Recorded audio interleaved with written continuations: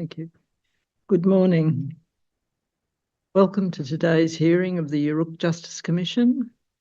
Today we continue our inquiry into ongoing historic and social injustice for Victorian First Peoples. This is hearing block 7. But before we continue, I'd like to invite Commissioner Hunter to give the welcome. Thanks, Chair. I'd like to acknowledge that we are on the lands of the Wurundjeri of my ancestors. Acknowledge my elders and my ancestors, past and present. Acknowledge all those ancestors that come before us and people that are still alive that fought for us to be able to have voice in this room today. May Bunja watch over us as we conduct Aboriginal business. Munjeka. Thank you. Council, may we have appearances, please? May it please the Commission, Chair. My name is McAvoy. I appear as a co-senior counsel assisting the Commission with Ms. Fitzgerald of Junior Counsel. I too acknowledge the Wurundjeri people and thank Commissioner Hunter for the welcome to this country. Thank you. May it please the Commission, my name is Gordon and I appear with Ms. Frederico on behalf of Ms. Atta and Mr. Fraser this morning. And in so appearing, I acknowledge the traditional owners of the land on which we meet, the Wurundjeri people of the Kulin Nation, and I pay my respects to their elders, past, present, and extend that respect to all First Peoples here today. May it please the Commission.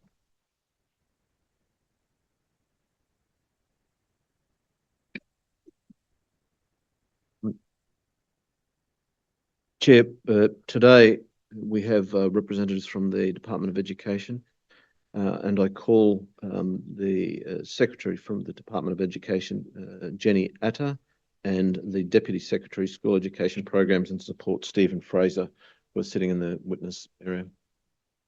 Welcome today to the hearing. Thank you, Chair.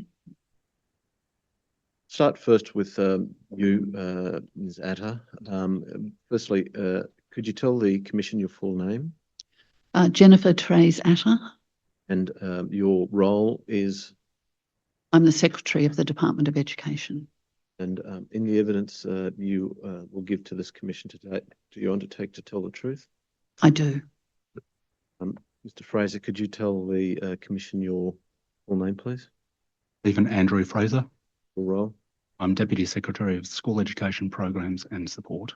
And the evidence you are about to give this Commission today, do you undertake to tell the truth? Thank you. Now, I understand, Ms. Atta, that you have an opening statement that you would like to make. That's right, Mr. McAvoy. Would you please proceed with that now? Thank you. And thank you, Commissioner Hunter, for that welcome to country. I acknowledge the Wurundjeri people of the Kulin Nation as the traditional owners of the lands that we're on today and the lands that I live and work on. I pay my respects to elders past and present, and I acknowledge other elders and First Peoples here today and viewing the broadcast of this hearing. I acknowledge the landmark work that you are leading through the Yoorrook Justice Commission, and I thank the Commission for the opportunity to engage directly with that work and to appear before you today. First Peoples were the first educators in this country, and I recognise the importance and the value of the knowledge that they hold and share. I also want to acknowledge the elders and First Nations people working in and with the education system across the state. I particularly acknowledge leaders of the Victorian Aboriginal Education Association Incorporated, VAI, the Department's principal partner in the development and implementation of the Marong Education Plan, as well as those who provide leadership and guidance to our school system through the local Aboriginal education consultation groups. And I thank the many passionate and committed staff working in schools and in the Education Department who every week and every day are working hard to bring to life the vision for change set out in Marong. I've held the role of Secretary of the Department of Education for the past 5 years. I've come to this role following a long career in the Victorian Public Service. I've worked as a public servant for more than 3 decades. I've held roles in a number of portfolio areas spanning both social policy and budget and financial management responsibilities, principally in health and human services, in treasury and finance, and now in education. As Secretary, I have responsibility for the education portfolio, inclusive of direct management and delivery of school education through the government school system.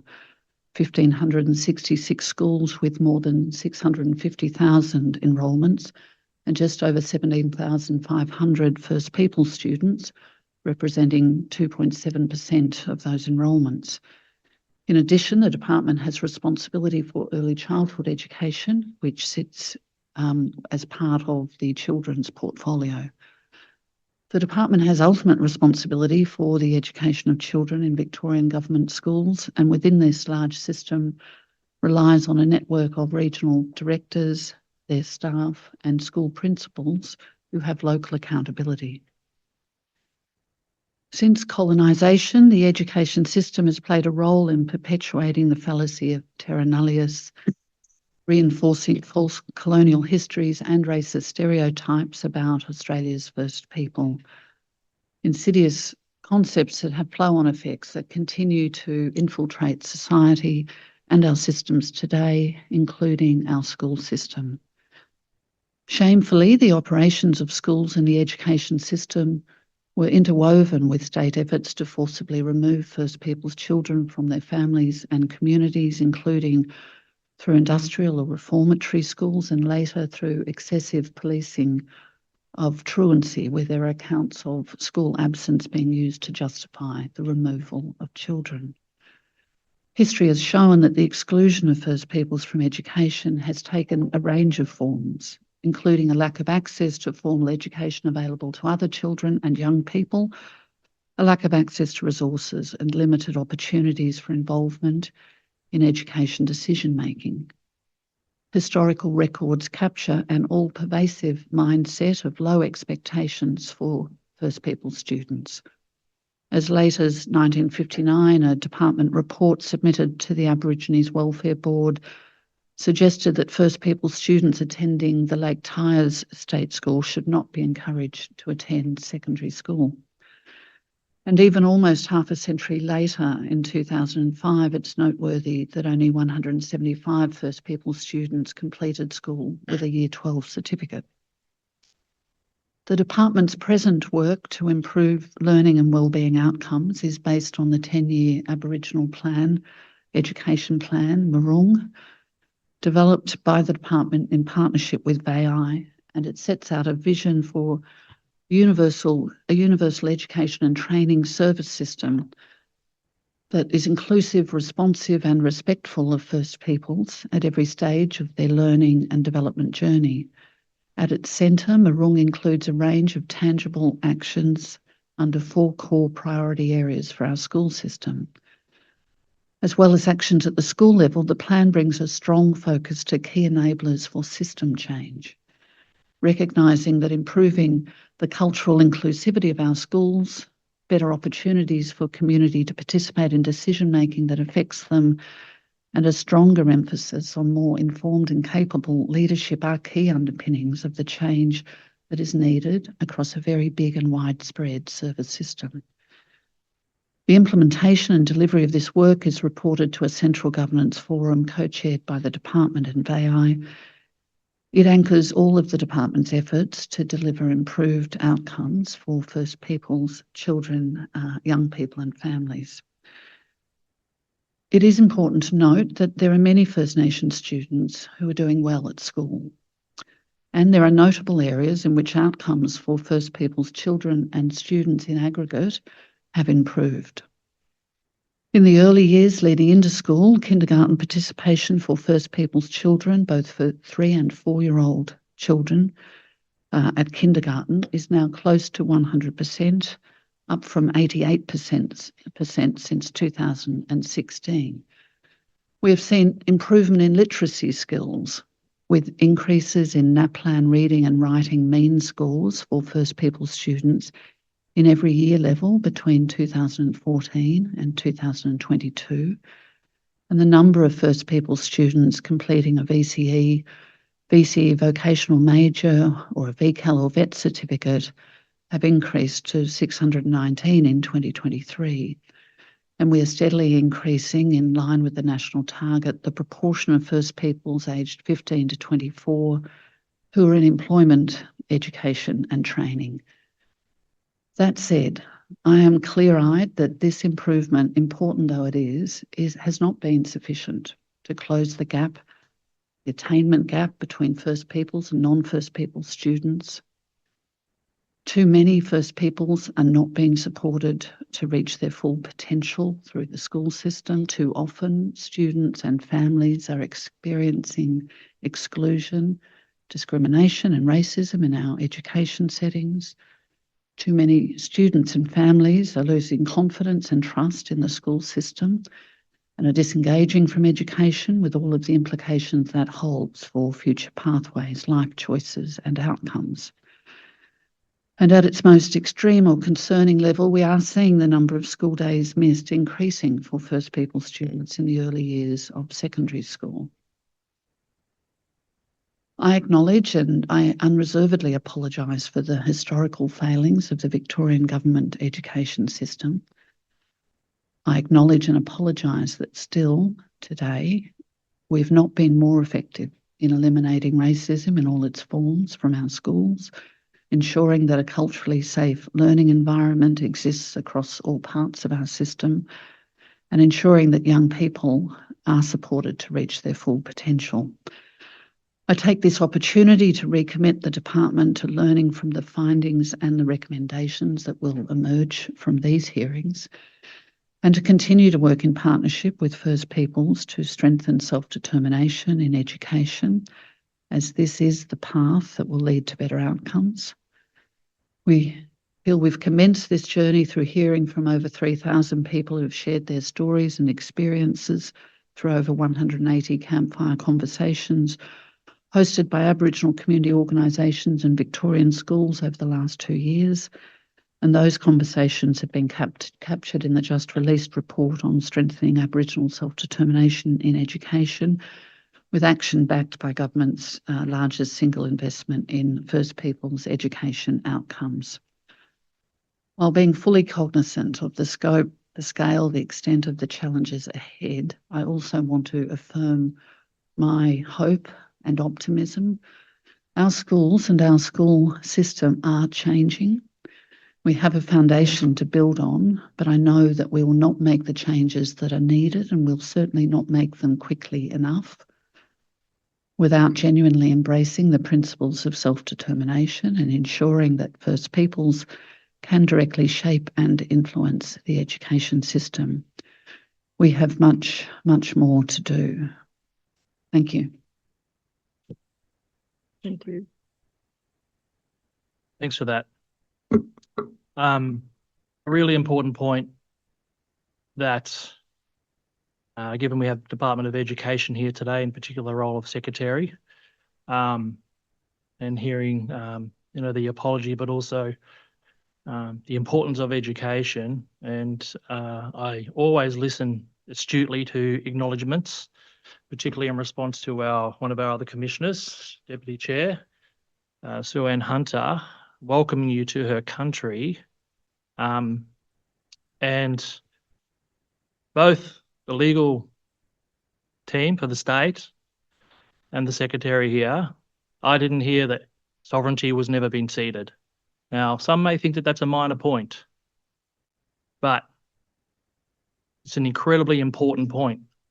And we talk about self-determination, and we come to the table to negotiate treaty and share our truths as equal to the table. So I just want to take the opportunity to remind the state that it's not just words we come and say, we say thank you for your welcome or thank you for your acknowledgement, but please, and this is for other people coming in the future, please think about what an acknowledgement is and what we're coming to do and what kind of business we're here to discuss. Our people have continually maintained that our sovereignty has never been ceded. And the state sometimes acknowledges that through their acknowledgements back to us and other times not.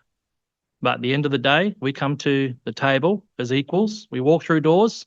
We bring our ancestors' strength, knowledge, wisdom and resistance to the table. And it's a really important point that I'm making. Our sovereignty has never been ceded. Thank you. And look, I apologise, Commissioner Lovett, and I do acknowledge that sovereignty has never been ceded. Thank you, Commissioner. Ms. Atta, I propose to ask some questions which I'll direct to you, but if it's more appropriate that Mr. Fraser answer the questions, I'll leave that to you to work out as between yourselves. Firstly, I propose to ask some questions about the legislative framework within which the topics we're discussing today exist. The Victorian Department of Education has responsibility for all government schools. That's correct? That's correct. But your department does not have direct responsibility for the two other school sectors, independent school sector and the Catholic school sector, but does provide stewardship. Is that? That's correct. We do support the Minister in broader policy settings for education that have application to other settings and with advice around the regulation of schools. And we can understand that the department also has responsibility for the broader regulatory and policy environment, even though it might not have line responsibility for all education delivery. That's correct. And so the chief piece of regulatory legislation is the Education and Training Reform Act 2006. Correct. That legislation, I'll try and just summarise some of the relevant provisions for you, provides for principles which underpin the delivery of education to children and young people in Victoria. It makes schooling compulsory. It provides for the establishment of and operation of government schools, oversight of non-government schools, teacher registration and training, and also the Victorian Curriculum and Assessment Authority. I don't say that's all of the things that the legislation does, but they are some of the aspects of that piece of legislation. Yes, that's right. As regards the Education and Training Reform Act, there has been. I ask whether there has been a review of the provisions of that Act since the adoption by Victoria of the self-determination policy in 2015.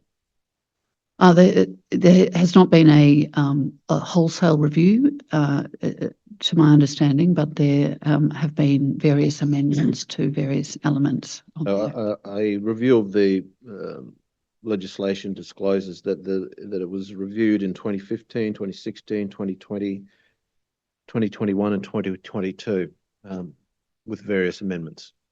Yes, that's correct. And those reforms are developed by your department and recommended by you or one of your deputies to the Minister. That's right. Back to Cabinet and then on to Parliament.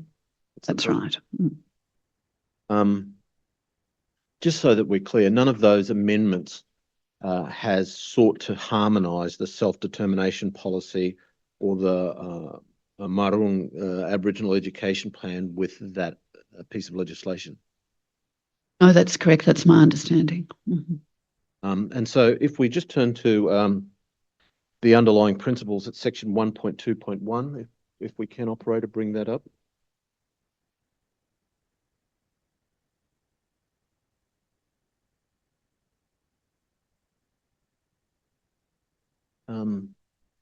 Can you see that? I might ask to zoom in a little. It's just a little, that would be helpful. I'll read the first part of it to you. It says that Parliament has had regard to the following principles in enacting and amending this Act. And if you can zoom in on part A, please. Thank you. It says all the providers of education and training, both government and non-government, must ensure that their programs and teaching are delivered in a manner that supports and promotes principles and practice of Australian democracy, including a commitment to 1, elected government, 2, the rule of law, 3, equal rights for all before the law, 4, freedom of religion, 5, freedom of speech and association, 6, the values of openness and tolerance. So you can read that. That's what the legislation says. Yes. those principles don't speak to First People self-determination, do they? No, there's no explicit reference there. Do you say that there's an implicit reference? No, I don't make that case. It talks to equal rights for all before the law, but no, I don't think you can read that there's a direct implicit reference. I don't think that there is, with respect, Secretary. There is no principle requiring providers of education to ensure that their programs and teaching supports and promotes the understanding that the lands and waters of the First People were taken unlawfully. None of those principles align. No, that's correct. I agree. Or that their lands were taken without their consent and that compensation has not been paid. And that those principles don't deal with that proposition, do they? They don't. That's correct. If there was equal rights before the law, for all before the law, compensation would have been paid. You accept that broad proposition? I understand it's a legal proposition, but I accept that. And that First Peoples were subjected to acts of genocide. Those principles don't align with the notion that there were acts of genocide committed in order to dispossess First Peoples of their lands. I agree. Nor that the First Peoples were subjected to cultural ethnocide and continue to complain about the failure to respect their cultural rights. Yes, I agree. There is no principle recognising that, notwithstanding the existence of elected government, that First Peoples have the right to self-determination. No, there is not. Is there any work being done at present relating to the principles set out in this piece of legislation to harmonise it with the matters that arise under the principles of self-determination? No, there is not a specific piece of work within the department. Is that something the department could do? The department in its regular review of the Act could do that, yes. Is it something that has come through in any of the reviews that the department has undertaken over the last 10 years in relation to its own operations? I'm not aware of any of those reviews pointing to that sort of change, that harmonisation with the legislation. Do you accept that harmonising this piece of legislation with the principles of self-determination is something that warrants action by your department? Yes, I would agree that there's a very strong case to be made that there should be that kind of review. Is it possible for you to explain to the commissioners how we get to a point this far down the track where this legislation still exists in that form and nothing has been done?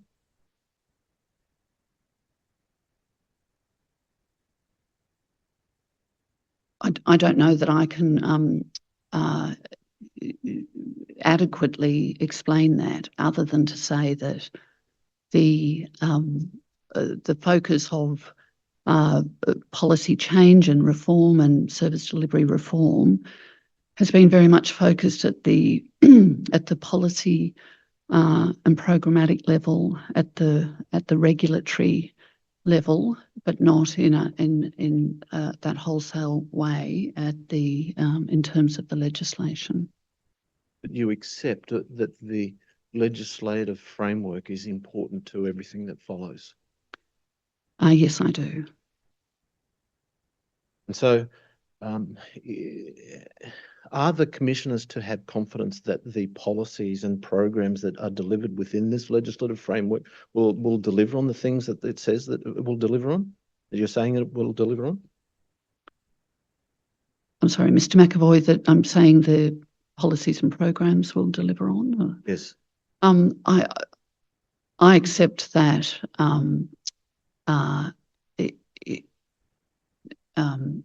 I accept that we could have fuller confidence in that if the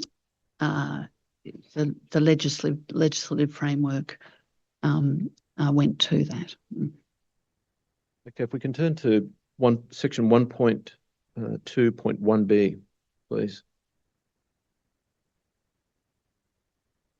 Okay. I'll just read it for you. It says all that there are principles set out at section 1.2.1 of the legislation.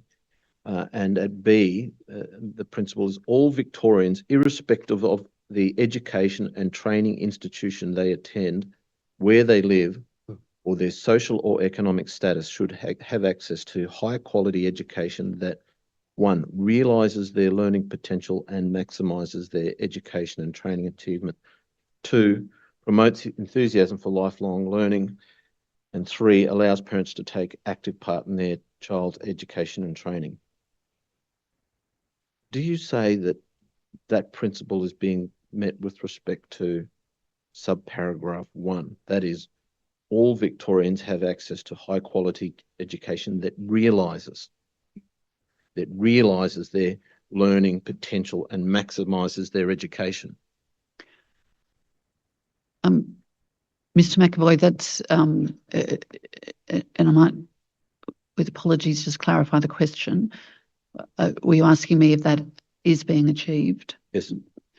No, that's not being achieved across the board for all students in our school system. The data which you spoke to in your opening reflect that. That's correct.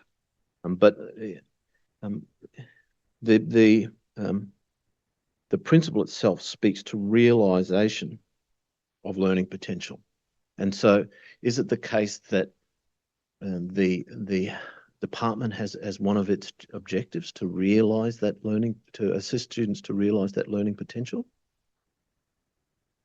Yes, that is an objective of ours. And to maximise all students' education and training achievement, regardless of their economic or social status?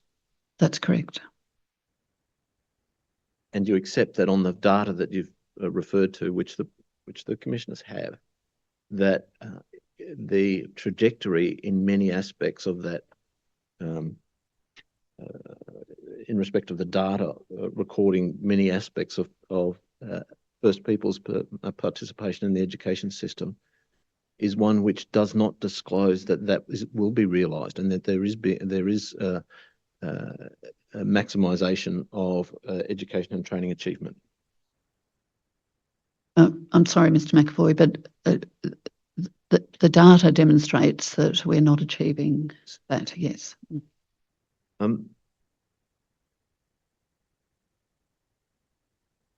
If we can just then, I'll just turn to subparagraph Roman numerals 2 there for a second, and just make the point that the system is intended to promote enthusiasm for lifelong learning. Correct. And we're in circumstances where school attendance rates are falling in First Peoples community in years 9 and 10, I think you referred to in your opening. It's 7 to 9 in particular. Yes. That's inconsistent with a system that is achieving or promoting enthusiasm for lifelong learning for those students. Very much so.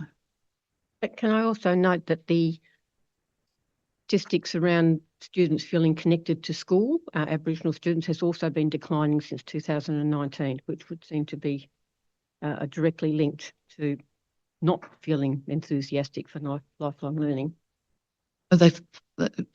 Yes, that data you referred to, that's correct, Commissioner. Yeah. Okay, so if we can just turn to section 2.1.1, please.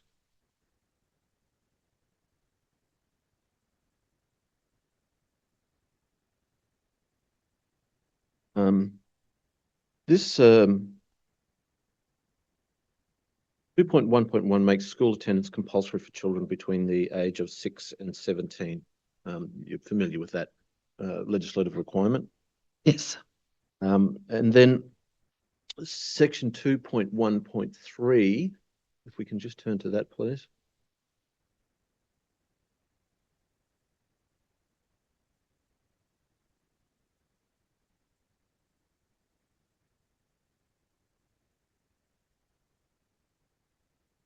Sorry, 2.1.3. Correct.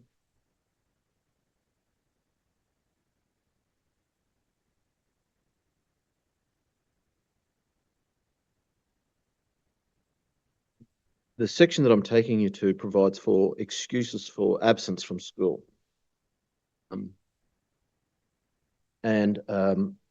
I'll read to you the excuses for absence from school. They include illness, accident, or unavoidable causes, requirement to comply with another law, but it's assumed that this doesn't include First Peoples law. It's speaking to other Western law, isn't it? Yes, I'm sorry, Mr. McAvoy. I didn't quite Requirement capture to the whole question. No.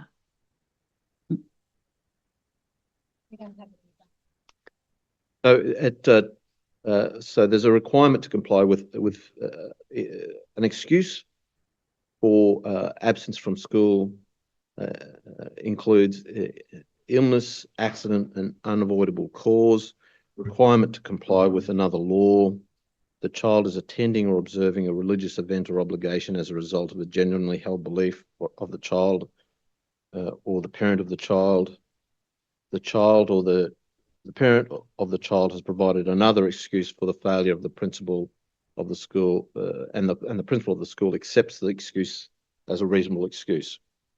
I don't expect you to be intimately familiar with those provisions, but they provide for what might be a reasonable excuse for absence from school. Yes, they do. And you're aware in that First People in Victoria have cultural and kinship obligations. That means it will be necessary to do things other than attend school, such as attending cultural gatherings or attending funerals. And on many occasions, it will be necessary for the child's cultural well-being that they attend such events in their school. Yes, I recognise that.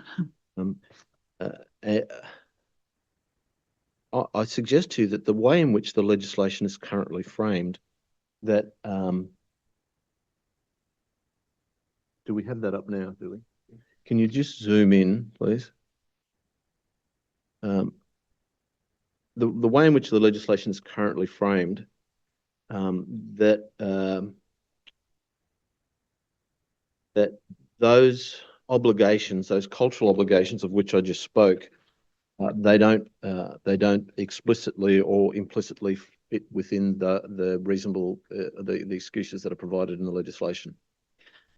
Yes, I agree. And I understand that we're talking about the legislation here. If it's helpful, we could talk to the policy that gives effect to that and the way that does go further.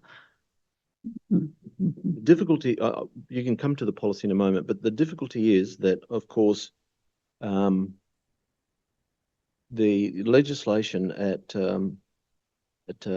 section, I don't want to change the page, at section 2.1.221 creates an offence for not complying with the school attendance notice, and section 2.1.22 creates an offence for giving false information.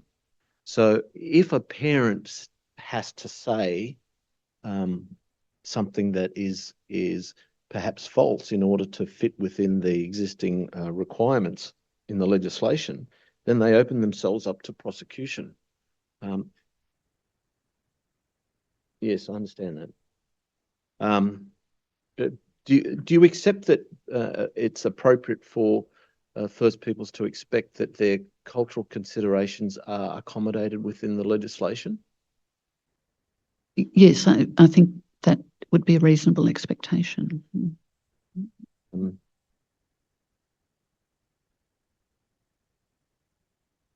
I just want to ask you some questions now on the Victorian Curriculum and Assessment Authority. Can I just ask one question? Is there anything in the legislation that specifically refers to the rights of Aboriginal children or parents in the education system? Commissioner, I would have to double check that. I'm not aware of a particular element. It would be appropriate that the legislation would contain a segment which talks about, given the long history of poor outcomes and continuing history of poor educational outcomes of Aboriginal children within the schooling system, that there should be something in the legislation? Yes, I accept that point. I don't know, Stephen, whether you're aware of. And before I say another word, can I also add my acknowledgement of country? I do acknowledge that we are on unceded lands, and I acknowledge the Wurundjeri elders, those elders who have passed, those elders who have given so much of their knowledge, their experience, their wisdom through their ancestors to those elders with us today, and whose knowledge we benefit from, and from all of our communities across Victoria where our schools are located. And I acknowledge those emerging leaders in our communities, those that we serve through our schools, to support them to develop that awareness, that wisdom, and that capacity to lead future generations. I also take this opportunity to echo the Secretary's comments and acknowledgements of the status of our system at the moment, and where we can do better, and the commitment to do much, much better. I'm not aware of any explicit reference to First Peoples' rights within the legislation. Those rights and the responsibilities that we have to give effect to those rights is enacted typically through regulations and through policy allowed through the Act. So the curriculum would be one example, the registration standards for being a school in the state of Victoria, and the child safe standards would be other examples where those rights are given life. Would you agree that legislation, having those rights in the legislation, would actually more likely give them effect, because we don't have a good history here? Agree with the Secretary. It's an opportunity that has not been taken, but I think there is huge opportunity there to ensure that the overarching legislative architecture that we operate under does give voice to those rights. We heard evidence yesterday that the Education Act of 1872 does not include any reference to Aboriginal children. And we're currently here looking at the Act of 2006, which again, and you've reviewed it, as you've said several times, and there's still no reference to Aboriginal children. And the original policy of exclusion seems to continue. Yeah, I accept, Commissioner, that as we've been discussing, that still today the Act doesn't contain those direct references. And I acknowledge the history of exclusion and the current day experience that is still reported to us. And so that does remain an issue for the education system. No, can I ask, Secretary, I assume you'd be across this, or the Deputy Secretary. When was the last time the Act was updated? So there's a Reform Act of 2006. How many times since 2006 has the Act been updated? I don't have the specific number, Commissioner, but there would be amendments that would go through for different parts of that Act every year or 2 years. So if I just go back, I think it was VAI presented to us a couple of days ago, and I think their first strategy was Yalka, if I remember correctly. And that was 2001, yeah? 2001. And you're saying that it gets updated every year, but there's still no reference or inclusion. And we've had Murung since 2016, and we're nearly at its lifespan. And yet, again, the policy is there, but legislation's not there. And I know you know this because you've talked about how long you've been a bureaucrat, and a very long time, very experienced. How you affect change is through legislation. We all know that. We've already heard that from community witnesses, but also from government in previous streams. It was only updated every year, and there's still no reference, not even self-determination, just the word Aboriginal. We know what policy feels like when Aboriginal Protection Board was put in place and all these other things that negatively impact our people. But when it comes to positively impact our people, it's just not present, not forthcoming from the state. I don't know if there's any comments about that. It's heartbreaking to hear. We update it every year, but still no reference. And the data's showing that we're declining, we're going backwards. And we hear partnership, we hear strengthening self-determination. You can't strengthen self-determination. Self-determination is you have self-determination or you don't. You can't get 3 of the principles out of the 6 principles of self-determination. It's either you have self-determination or you don't. I think we can strengthen self-determination. If I might continue on that point, Commissioner, within the department, it's a very large department. That's right. The scheme of things. Is there a legislative review division within the department? There is a legal division that has that responsibility. Mhm. And do they determine which areas of review come forward? They will provide advice. Other parts of the department may raise issues for consideration. There'd be work with the statutory authorities that come under the umbrella of the legislation. Discussions with ministers on key policy or other issues. So there's a range of ways that advice comes together around amendments to the legislation. But the point at which recommendations for amendment to the Act leaves the department is through you. That's correct. And it doesn't go any further without your minister's approval if it's this piece of legislation. That's correct. There would be advice through my office to the minister. And just so that we're clear, it's your understanding that in your time, and some 5 years as Deputy Secretary, there have not been any recommendations to you about inclusion of self-determination principles in the Education and Training Reform Act? No, no, I have not had a specific proposal about legislative change, and a lot of work at the policy and regulatory level, but no, there has not been a specific proposal about legislative change. And nor any ministerial request for that?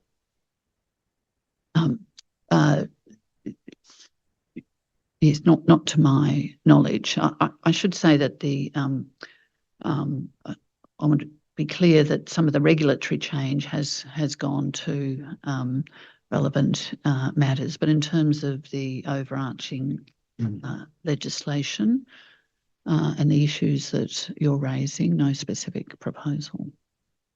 Can I just ask you to share any insights you have about how you feel about that? On a personal level and also a professional level, please, Secretary. Well, Commissioner, I recognise and accept that enduring reform and change is best supported through all of the levers that we have, all of the architecture, including legislation, policy, regulation. And I can only say that there's been a very significant focus on looking at the policy reform, service delivery settings, regulatory change, and how we used that part of the architecture to support and drive the changes that we are looking for, that successive ministers have been looking for. I do accept that all of that would be strengthened through looking at the legislation as well, in terms of that that harmonisation, that explicit setting down in the law, harmonisation with other law, but there's the explicit setting down in law what's required of education and training provision. I do accept that.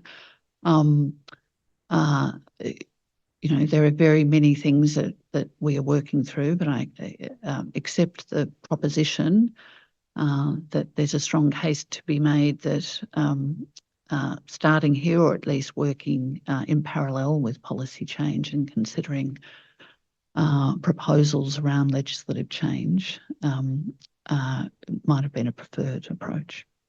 Would you accept that also, that given that the key indicators, things like Year 12 retention rates and absences are going backwards, that something desperate has to be done? That a same old, just continuing to move policy levers is obviously not delivering for First Peoples. And it hasn't been delivering for a very, very, very long time. Yet there doesn't seem to be any urgency or any dramatic movement from just putting in yet another strategy or framework. Commissioner, I completely accept the point around urgency. I'm strongly of the view that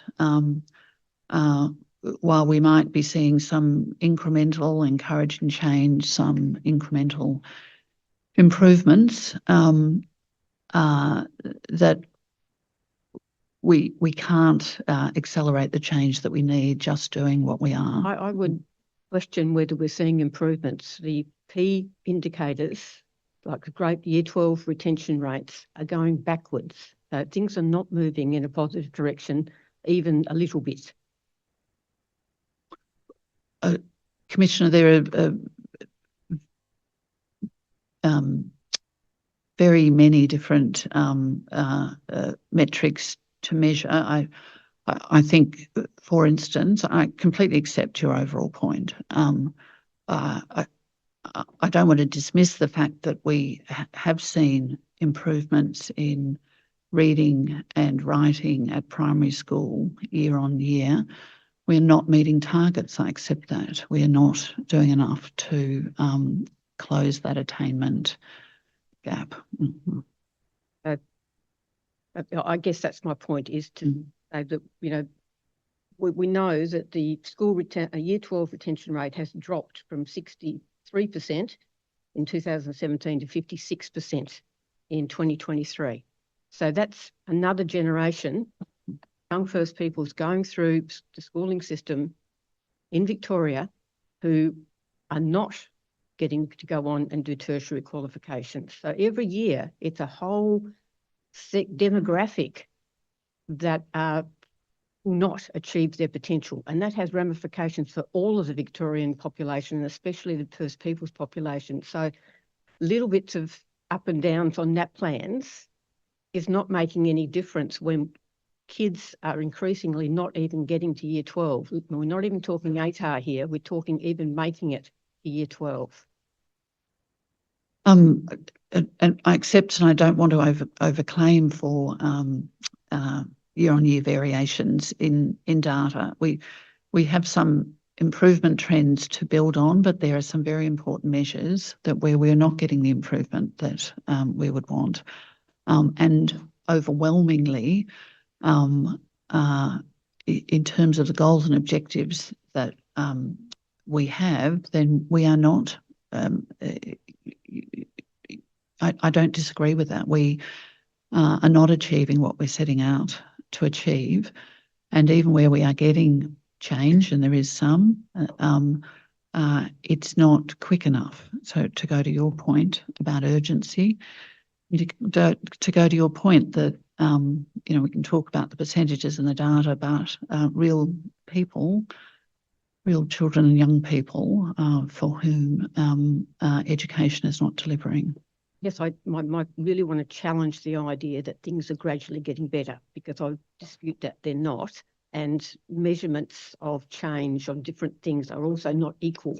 So a little bit of gain in a grade 3 NAP plan numeracy is not the equivalent of a reduction in achievement grade 12 retention rates. They are vastly different measurement indicators. So I just want to dispute the idea that things are gradually getting better. Yes, and there at that senior secondary level, there are a range of different data points that it is important for us to look at. It is a really important outcome. and we are not achieving enough there. I agree. Commissioner, Ms. Atta, this commission has heard evidence from numerous other departmental secretaries in your position, where there has been a presentation of reports and plans and frameworks and strategies, and yet a failure to deliver in the way that Commissioner Walter is referring to. There have been discussions about bureaucratic inertia. There have been discussions about simple failure to deliver on outcomes. In that environment, do you accept that having clear and firm legislative responsibilities is important to some attempt to make sure that things actually happen rather than are simply reported upon? Yes, I agree that the legislative architecture is central to the work, the focus, the strategic directions for the portfolio. So yes, I agree. One view of it might be that that there are biases against First Nations people that exist within the broader population and also within the government, and those biases come to play whenever there's any leeway or discretion in officers as to how they do their work and how they deliver their services, and the results of that discretion and the bias that might be brought to bear it can be seen in the failure to deliver to First Peoples in the state. Do you have any view about that observation? I understand the observation. I feel as confident as I can be that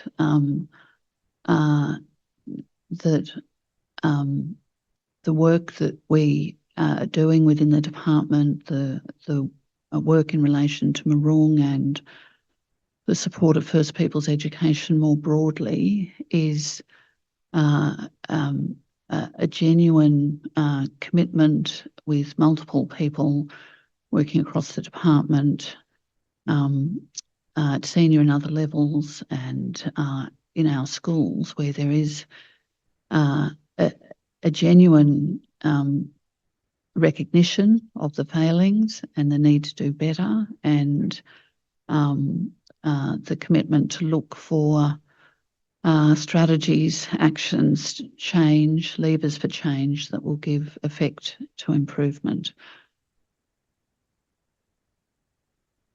I'll come back to that point a little bit later. I just want to take you now, unless any of the commissioners have one question on that. I did notice in the response from the department talking about systemic problems and discrimination and racism and all those other things, that your systems for managing complaints does not differentiate whether those complaints are made by First Peoples or not.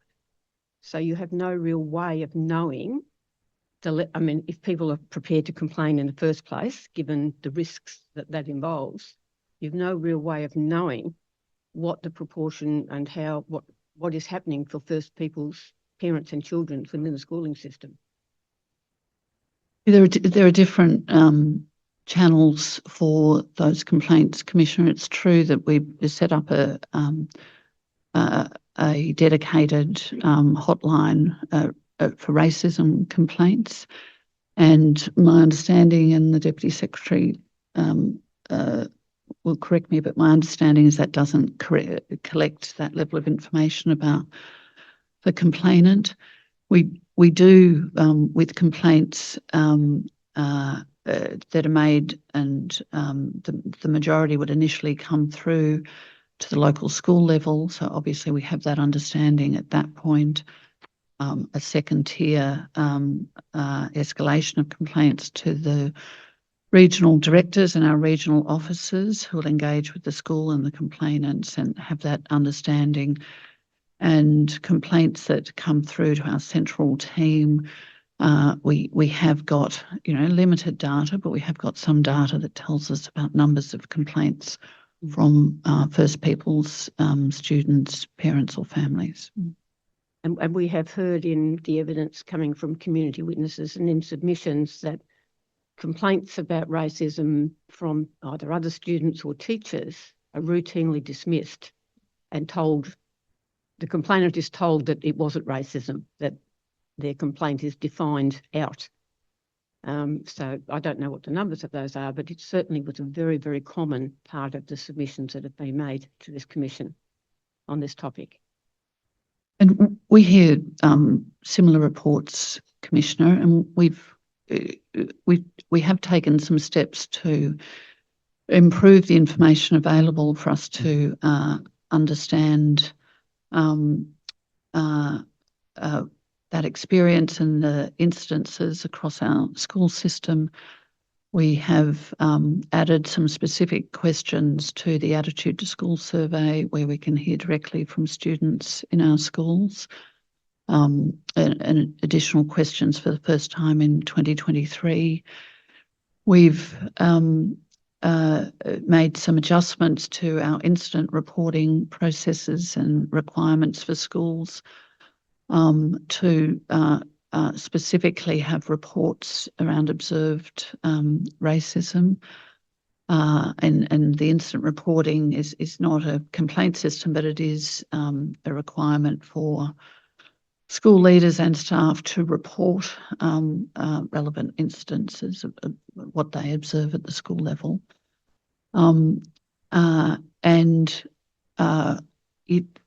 That feedback to us, and we also hear it comes through quite prominently through the campfire conversations work. It does go to the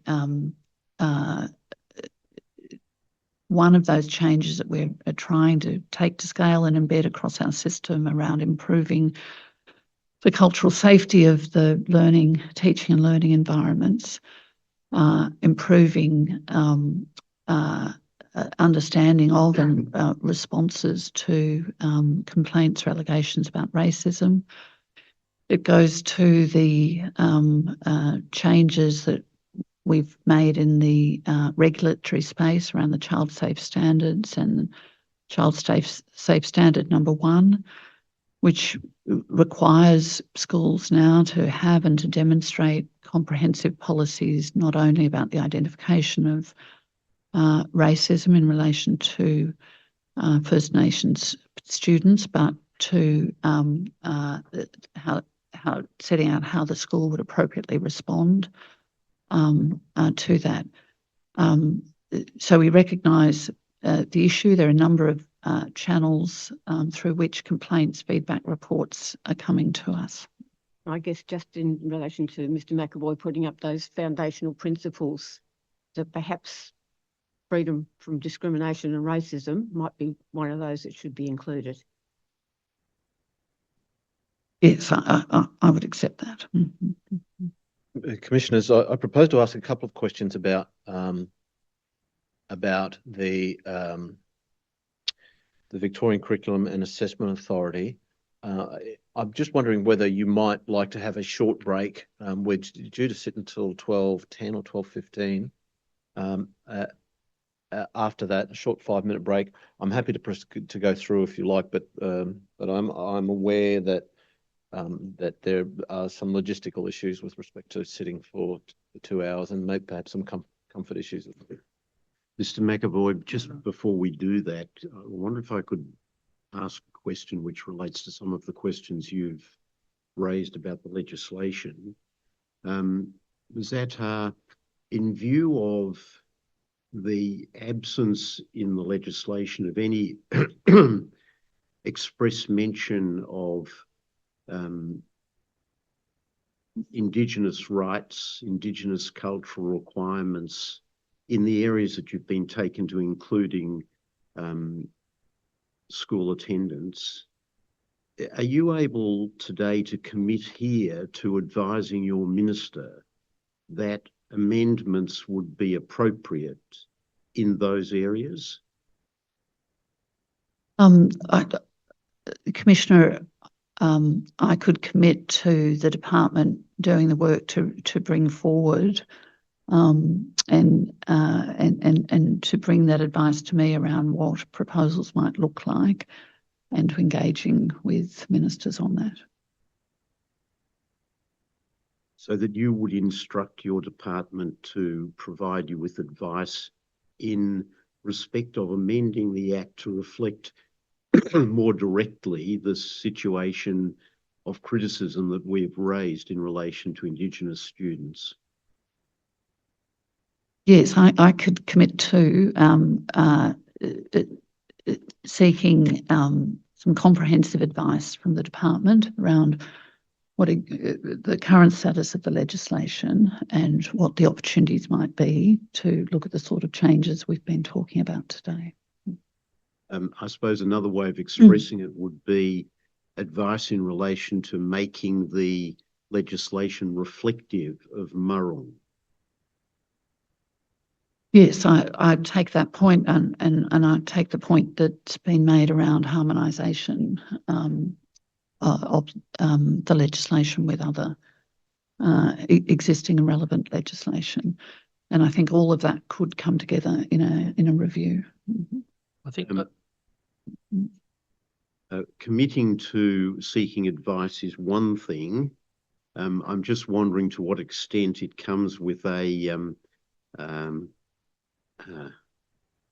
sufficiently strong arm to promote the sort of legislative changes that seem to be necessary. In other words, what I'm asking is about your personal commitment to having this piece of work done with a view to it actually being effective. I would certainly want to indicate my strong personal commitment to having such a piece of work done. And of course, I want to see that work, what it contains, what those recommendations are, in order to talk about what I could then take forward. But on the face of it, there seem to be obvious gaps. They do, Commissioner, and I don't disagree with that. And talking in the broad before we've got the specifics, yes, Mike, I think it would be important to have such a piece of work done, and my commitment would be to look at what would be the best opportunities or options within that to take forward and promote. Would it assist if a commitment to that sort of reform came from the minister? I'll ask that question, Mr. McAvoy, don't worry. I think what I can say, Mr. McAvoy, that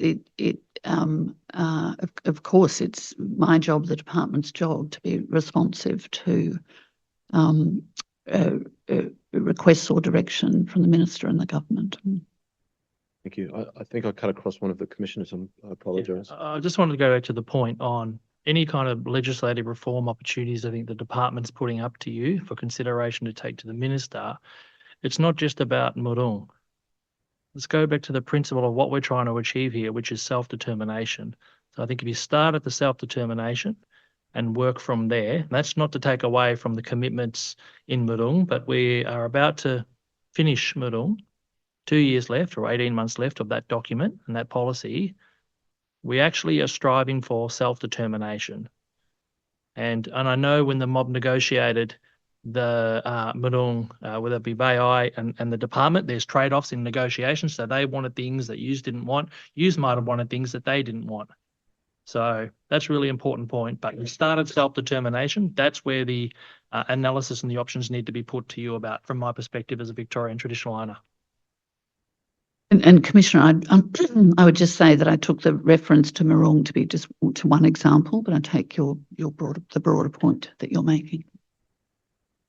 And just to reiterate, what we're seeing, the narrative of First Peoples education in the state schooling system is one of continued failure and going backwards, that there is an urgency to do things differently, and a continuation of, and I'm hoping we will look at Murrung after the break, Mr. McAvoy.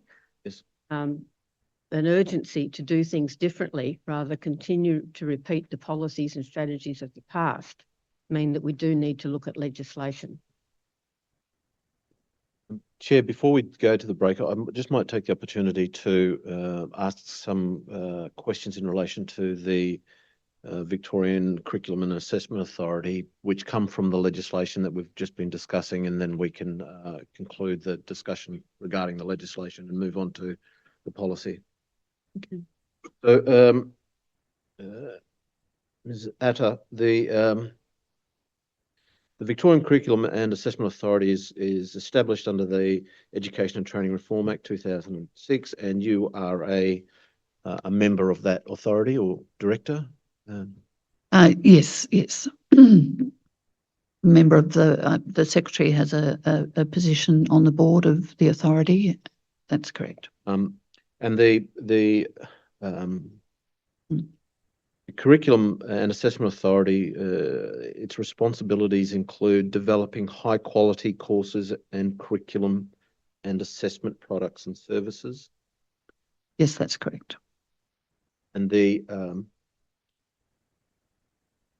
also has the functions which include developing policies, criteria and standards for curriculum, assessment and courses for school students. Correct. And to give advice or make recommendations to the minister. Yes. And it can commission or conduct research in relation to its functions. Yes. You're aware, I mean, it would be hard not to be aware that there was some great criticism about the levels of knowledge of Australians more broadly, the Australian community, following the unsuccessful referendum in 2023 in relation to First Peoples history in this country. Yes, I'm aware. Has the Curriculum and Assessment Authority considered the introduction of greater levels of First Peoples cultural and historical education in the curriculum? Yes, it has, and it is currently doing some work to strengthen that further. If it assists, Mr. Fraser is my delegate sitting on the board, and might be able to assist with some of the detail on that. Mr. Fraser? Yes. In current policy context within Australia is that the Australian curriculum has recently been redeveloped, and we're at version 9 of the Australian curriculum. And Victoria, as a state and territory that has committed to implement the Australian curriculum in a way that adopts it, but adapts it for the Victorian context, is currently in the process of reviewing that curriculum, particularly the Aboriginal Histories and Cultures cross-curriculum priority for version 2, what will be version 2 of the Victorian curriculum. So that work is underway and well progressed. And I believe Uncle Mark Rose spoke about that earlier this week, about his contribution to that work. And so is it the case then that the curriculum in relation to First Peoples culture and history is there's some consideration as to enhance or provide greater depth in relation to that, the education of those matters? That's right. That's right. The Aboriginal Histories and Cultures cross-curriculum priority, as a cross-curriculum priority, it means that expectations about the teaching and learning of First Peoples perspectives is embedded in each of the learning areas. So we have 8 learning areas reflected in the curriculum. Now, each of those, whether it's history, whether it's geography and the humanities, whether it's the arts, whether it's health and PE, there are opportunities to give effect and representation to First Peoples histories and cultures in each of those learning areas. And so that's the work that's being strengthened at the moment, being precise about what those reflections look like within each of those eight learning areas.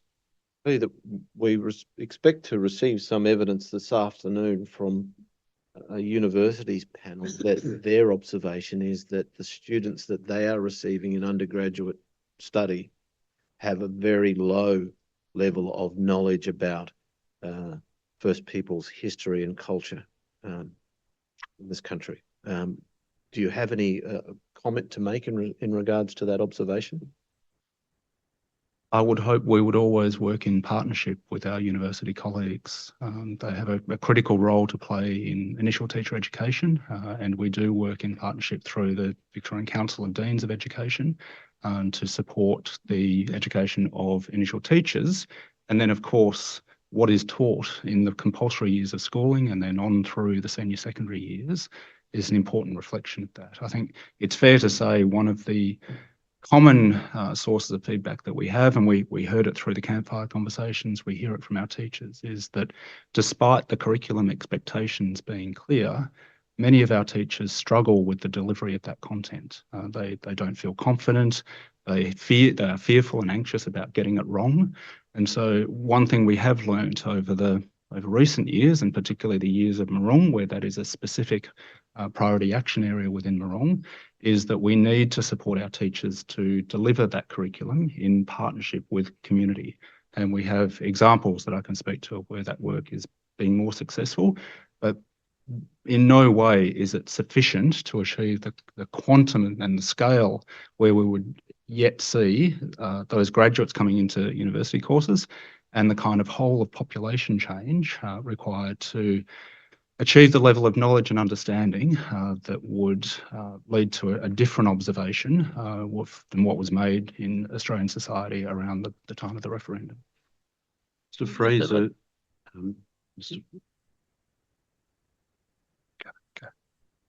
Mr. Fraser, I'm looking at the summary of the curriculum, the 8 areas that you were talking about.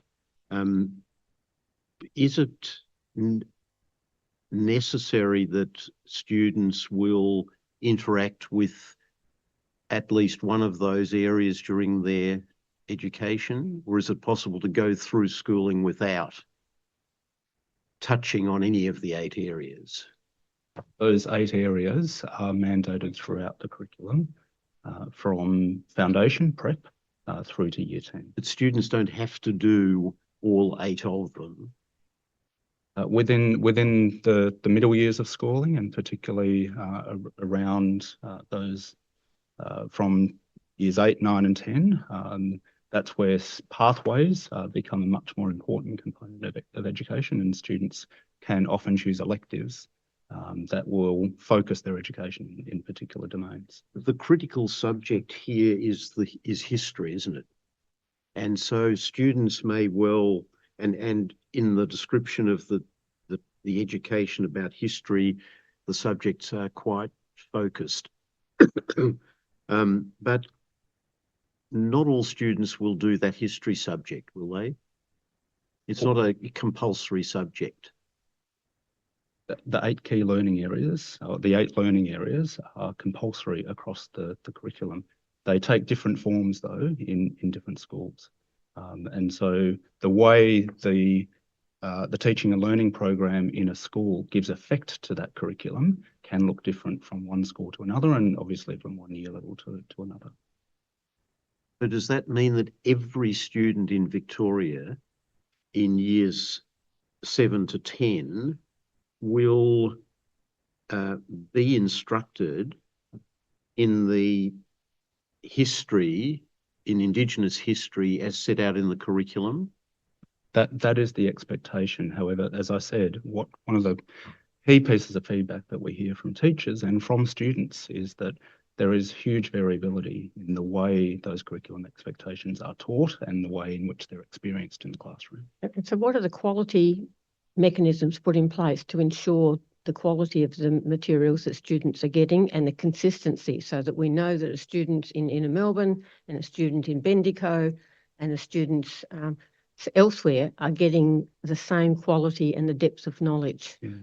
So one of the registration standards, and we talked about the regulatory aspects of the Education Training Reform Act earlier, one of the registration standards to be registered as a school in the state of Victoria is delivery of the curriculum and a documented scope and sequence of a learning plan or learning program for the school across those 8 learning areas. Now, those registration standards are checked when a school opens for the first time. A school cannot attain registration without demonstration of that documented curriculum. And then for all schools, government schools are reviewed once every 4 years, and the curriculum aspect of those minimum standards is confirmed as part of that school review at least once every. That's not quite making sense to me, because you're saying that a lot of teachers are not confident, and we've heard this repeatedly, and that there's a variability, and yet schools are being signed off every 4 years. So what does it take to fail? Schools are being signed off on the documentation of their teaching and learning programs. Now, So not delivery. Not delivery. Schools and teachers, classrooms are not inspected in the way that they might have been in the As long as past. somebody says, yes, we did it, that's good enough. An expert reviewer comes into that school, has a look at the documentation, against the expected standards and what's in the Victorian curriculum, and says, yes, I can see that you have a plan to deliver this content. Who's the regulator? Might sound like a silly question. I think I know the answer, but I want to ask it. Who's regulating who? The Victorian Qualification Registration Authority is the regulator of Victorian schools. And what's the role of the department in the regulation? The department has a role as a review body through a memorandum of understanding with the VRQA to undertake those regular cyclical reviews against the standards, with reporting up to the VRQA, and the VRQA will determine individual reviews that it, as it sees fit, it will undertake individual or deeper reviews of particular schools. Where does that, so who's the ultimate authority in education in the state of Victoria in the context of curriculum? Let's just go to curriculum. Who's the ultimate authority? Minister? Well, the Victorian Curriculum and Assessment Authority is the statutory authority as with that defined role and authority. It reports through a board to the minister in relation to the carrying out of its function, and the regulator both certifies particular certificates that the VCAA is responsible for, or accredits particular certificates, and sets the regulatory standards that must be assessed, including in relation to curriculum at the school level. And how much Aboriginal representation is in that hierarchy?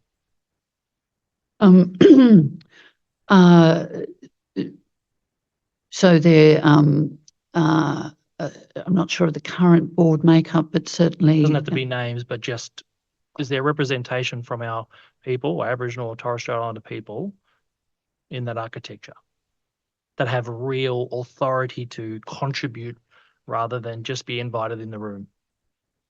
I can speak from my participation as the Secretary's delegate to the board. There is, I think he mentioned the other day, but Professor Mark Rose has sat on that board and chairs a First Peoples advisory group that has contributed. And obviously they play a really critical role in working in partnership both with the VCAA and the department and Victorian teachers to formulate that curriculum, and particularly the revisions to the curriculum that will come through in the next version. So won't mention names, but parties from VAI who have played a really critical role. And you both of you have articulated many times here today, and I just want to understand, can you both describe briefly what do you mean by partnership? Partnership. So it's, if I think about the partnership with VAI, it's a collaborative and consultative partnership. There are elements at times within that partnership of co-designing particular strategies or monitoring functions. It's a partnership under Yoorrook, for which we've established some formal governance arrangements. It's it's very much the case that the formal decision-making and authority sits with the department, with the statutory authorities such as the regulator and the VCAA.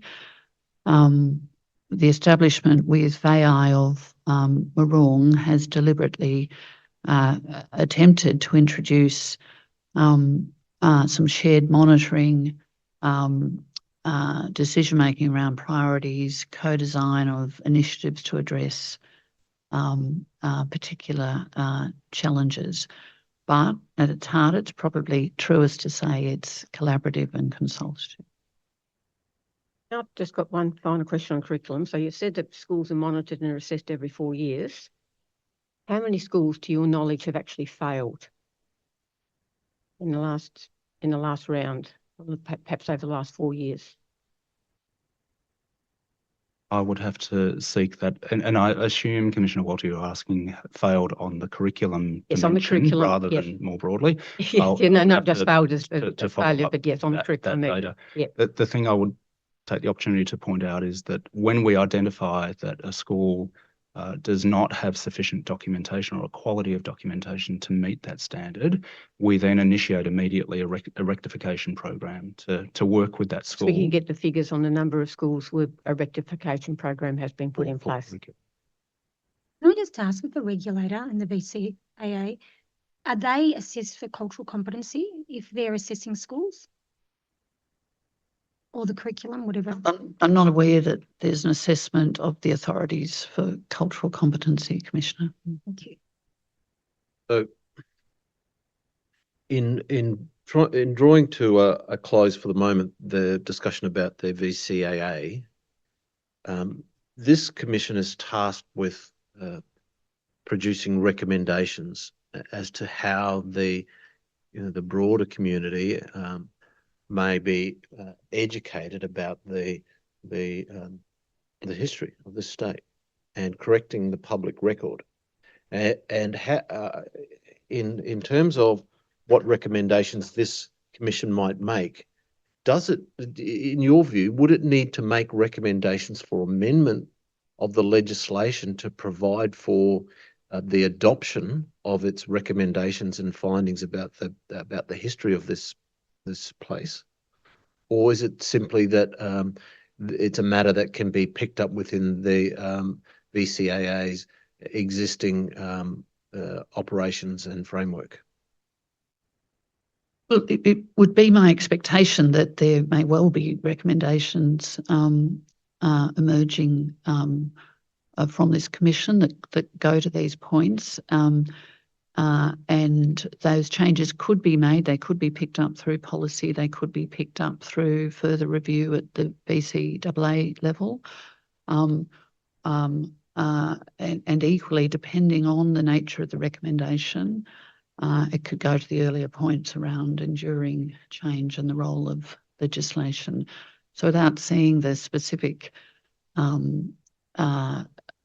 proposals, it's difficult to be more specific. I would just make the point that I think it's relevant, Mr. McAvoy, that the discussion around curriculum, which I agree is a really important one, it's both about, and I think we've drawn this out a little, it's about the content of the curriculum, but also the delivery of the curriculum and the curriculum resources and the quality of the curriculum resources that are available for the school system more generally, and then for local schools in their local context, drawing on local history. And this is what the part of what the new investment that we've received through the state budget will go to, working with traditional owner groups, Aboriginal community-controlled organisations and others, resourcing First Peoples to seek how they might assist schools with the development of high-quality tailored resources. So I think it's both about what's in the curriculum and then the delivery. Certainly, but you accept that in an environment where, as this commission has heard, there's slippage between policy and delivery, and you've referred to it yourself. There's much to be said for enshrinement in legislation. Yes, I could see, I can see the case for considering that. If we might take a short break, 5 minutes, commissioners. So if we return at 11:35, Thank you. Chair, is that suitable? Resume then. Thank you.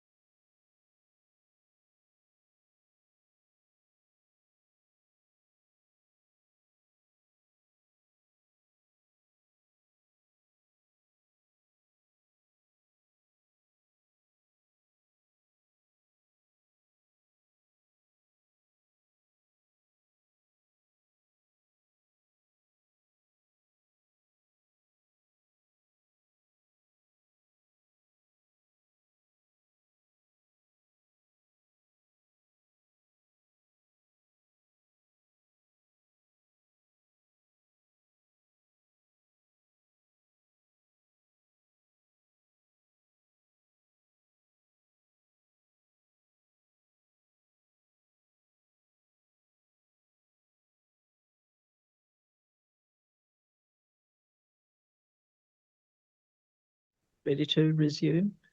Yes, thank you, Chair.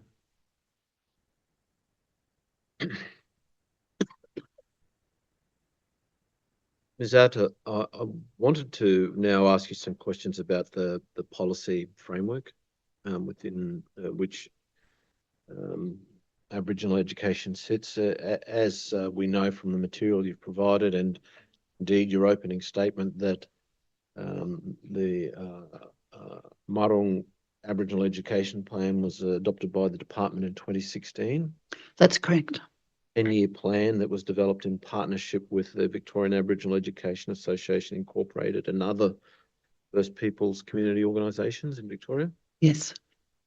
Is it fair to say that the plan is a high-level document? It's a high-level strategy document, but with tangible, more granular actions identified. So it sets out, I suggest to you, it sets out 6 objectives aligned with then outcomes expected against those objectives and actions to achieve those outcomes. I'm not sure whether we can, on the screen, have page 15 of the model plan.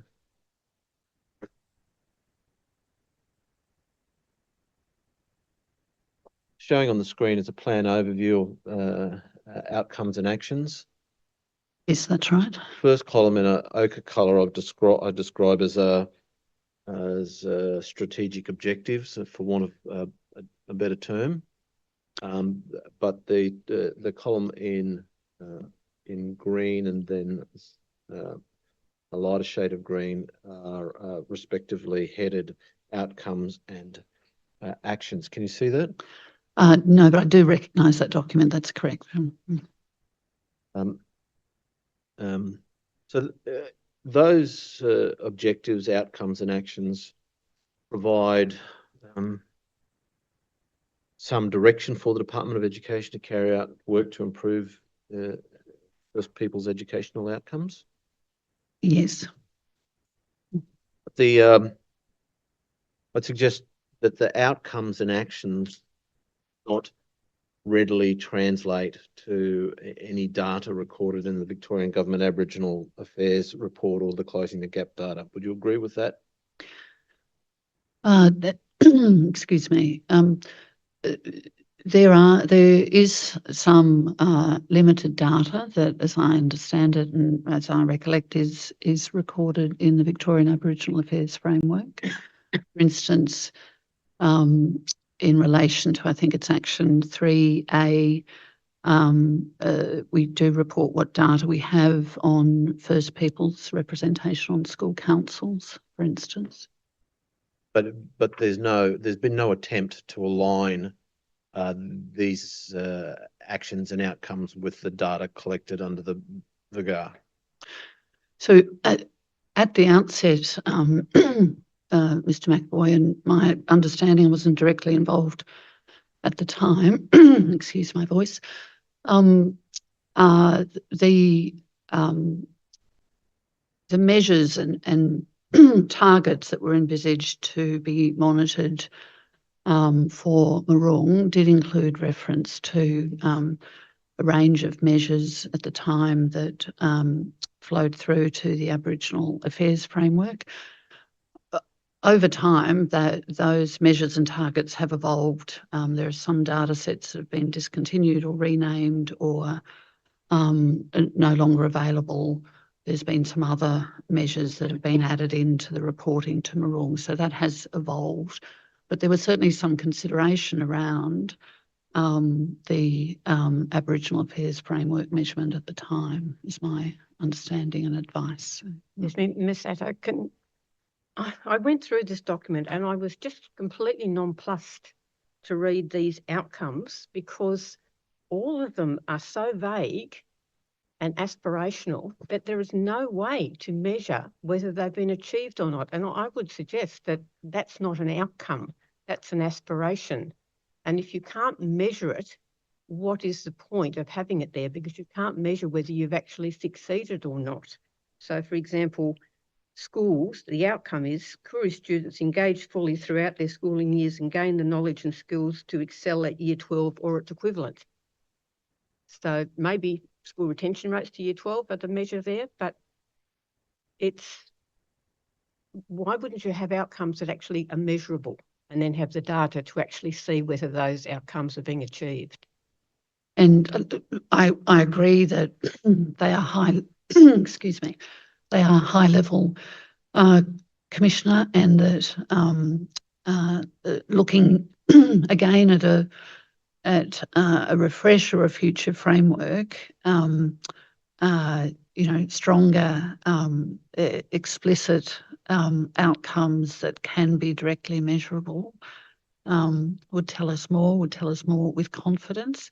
I understand that, and perhaps you're right, the outcomes are in some cases too high level or aspirational, and then the intent was to look at the data that could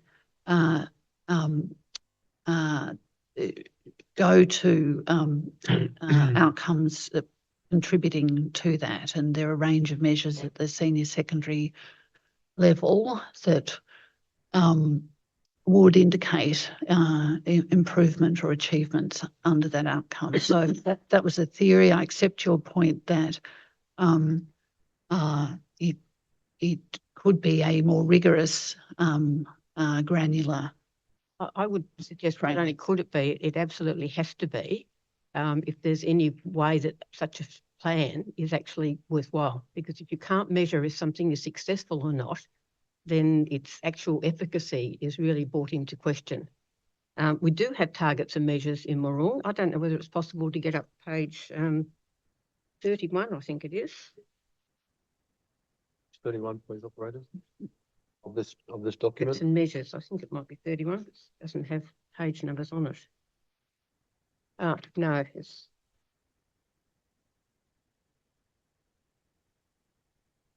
the page right at the back of the document, I think, yes. Commissioner. Page 34, Commissioner. 34, it is. Thank you. I again was nonplussed when I read these, because they say, like, over the next 5 years, 25% more Year 5 students will reach the highest levels of achievement in reading and maths. Well, the baseline is not set, so 25% from when, and highest levels is not set out. And a little bit further down, it just says more students will reach the highest levels of achievement in the arts. Well, what is more? Is it one more? Two more?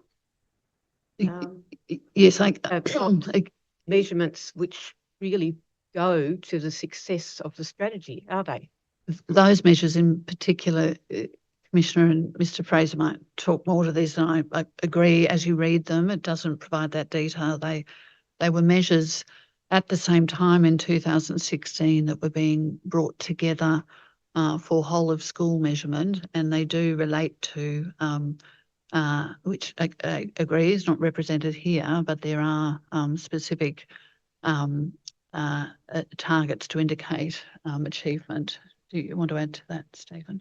Just to say briefly that there are some areas, actions and outcomes within Yoorrook that relate and translate directly, particularly to closing the gap targets. So if we look at the action on the previous slide, I think it was action 5, to increase participation, particularly in early years and supported playgroups and kindergartens, then obviously that translates directly to one of our closing the gap targets. Previously supporting engagement, and particularly parents as first educators of their children, and ensuring children are developmentally on track. Obviously that's again picked up in the closing the gap target, and the measure from the Australian Early Development Census that's used to monitor closing the gap. And then of course, I think it's action 8 around increasing First Nations students' pathways into further education and training. That relates again to the 18 to 24-year-old completion target in closing the gap. But you're absolutely spot on. There is no mapping document that says how these actions and outcomes translate into those other areas. And I think that would be, we have learned a lot, as mentioned through Yoorrook. Yes, I just can't understand how this is the third strategy on, and yet it isn't, whether it succeeds or not is still not measurable. Would it be fair to assume that performance plans of executives are also linked to aspirations, or are they linked to things that could be measured for delivery? The the intent and the better practice is to have a way of assessing a goal or a task in a performance plan, Commissioner. But, I mean, it's an aspiration. A lot of this is aspirational. I guess the link I'm trying to draw is I'm sure that senior bureaucrats have accountability in their performance plans to deliver on the expectations and commitments of the government, which this is a government strategy. And there'd be clear deliverables of one needs to achieve in order to, I guess, adhere to their performance plan. But yet we hear here that it's very aspirational. It's hard to reconcile, I think, is what I'm trying to say. Yeah, if I could make the point, Commissioners, that this particular group of measures that we have on the screen were the whole of school targets set out as part of the then education state targets. My advice is that they're included here with the intention of being able to analyse the data and look at the outcomes for First People students under those aspirational statements. They do, and other measures that we have relate to the what were then called the budget paper number 3 measures. Now, performance statement measures of the department that are where targets are set, and we can monitor and measure progress against targets. There's some of the targets that I mentioned earlier that we're falling short of. So I just don't want to leave the impression that there isn't rigour to being able to monitor and measure progress against certain relevant data sets. The department does have that capacity. We do report at a national and a state level in different ways. The targets and measures set out here in the original Murrung strategy have evolved and changed over time. Some of them are data sets no longer available to us, but some of those core measures that go to achievement and attainment and attendance, and more recently student satisfaction type measures and others that we've added in, are taken seriously, are monitored and reported on and discussed with at the governance. What happens in 2026? So on current trends with Year 10 retention rates going backwards, with attendance rates going back, absences, with expulsions and suspensions, First Nations children being vastly overrepresented in those, and those rates going up. What happens in 2026 at the end of Murrung? What repercussions are there for the department for Murrung not achieving its stated goals? Well, we are about to engage with VAI on how we take forward an evaluation. Can we just get another plan? Oh, well, I would hope that I do hope, and it would be our intent, that we would need another plan. It has been important to have a 10-year strategy. I take the points about the need for more rigorous measurement and to be able to be more granular in what we're setting out to achieve, so that we can be transparent about the success or otherwise of different elements of the plan.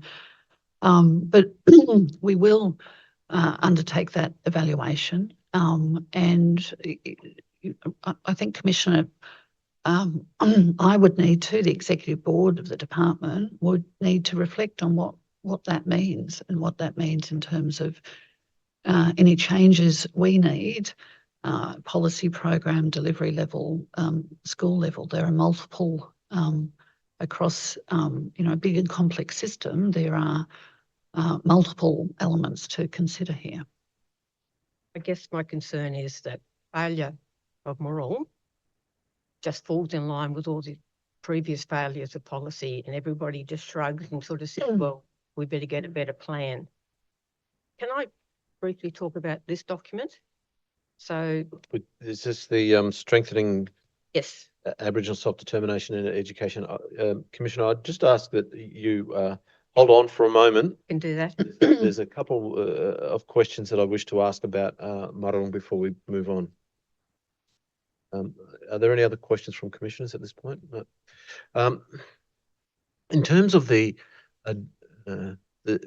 overall responsibility for the Marong Aboriginal Education Plan, that's your responsibility as departmental secretary? As a secretary, I'm ultimately responsible for all strategy, frameworks, policy. And the day-to-day oversight of the delivery on that falls to Mr. Fraser? Mr. Fraser is the relevant deputy secretary. Yes. And Mr. Fraser has within his ambit a division or unit known as the Koori Projects and Programs. Koori Outcomes Division. Koori Outcomes Division. Sorry for getting the label wrong. Is that division the division which has responsibility for delivery of Marong Aboriginal Education Plan?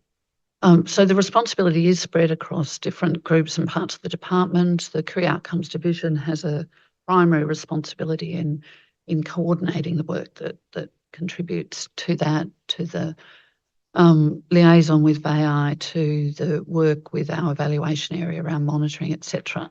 But there are very many different contributions across the breadth of the department that are reflected in the strategy. So the Career Outcomes Division isn't directly responsible for each of those.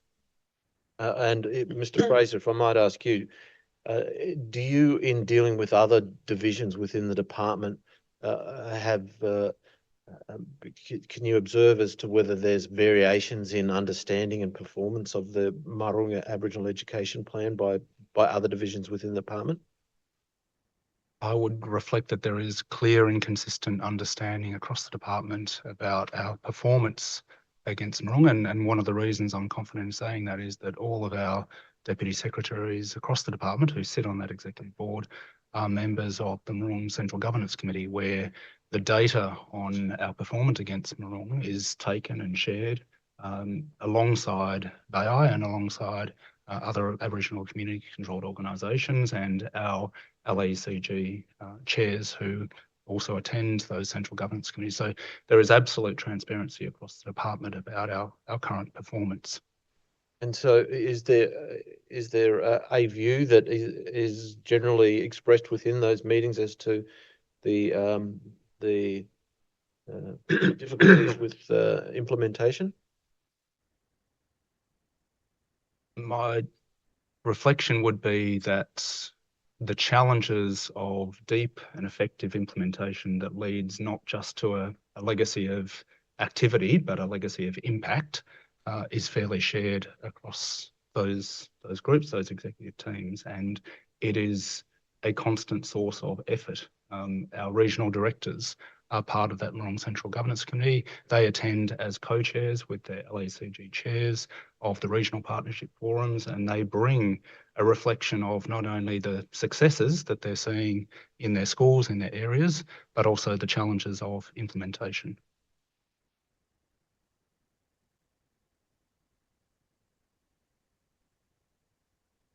One of the pieces of evidence that this Commission has heard is critical of Marong in the sense that it only approaches education from the narrow perspective of education provided or by the state. Or do you accept that? Do you appreciate that criticism has been made? Have you heard it before? I heard that criticism from co-chair of the First Peoples Assembly one of the co-chairs, obviously, last week, I believe it was. And I appreciate that Moorrook is clearly as it says, an Aboriginal education plan. It is targeted towards those areas from birth through to adult learning that directly affect what falls within the education portfolio. I think the comment that I would make is that we acknowledge, and there's no getting around this, the fact that those LACG chairs and the LACGs more broadly represent community voice means that it's impossible not to bring all of those areas that affect First Peoples' lives, and particularly First Peoples' children's lives, from outside the education portfolio. And that is reflected through the feedback that we hear from those regional groups, but it's also reinforced by inviting the co-chairs of the other caucus groups into the Moorrook Governance Forum. So we do have the Aboriginal Justice Forum, DELCJA, and other forums represented around that Moorrook Central Governance table. And just for the transcript, LAECG means Local Aboriginal Education Consultative Group. Thank you. But the question is raised then as to the very fundamental premise of whether educating, having compulsory education for children through state-provided education is appropriate for First Peoples on their own countries, and is there a role for greater support of independent schools, First Peoples independent schools in this state?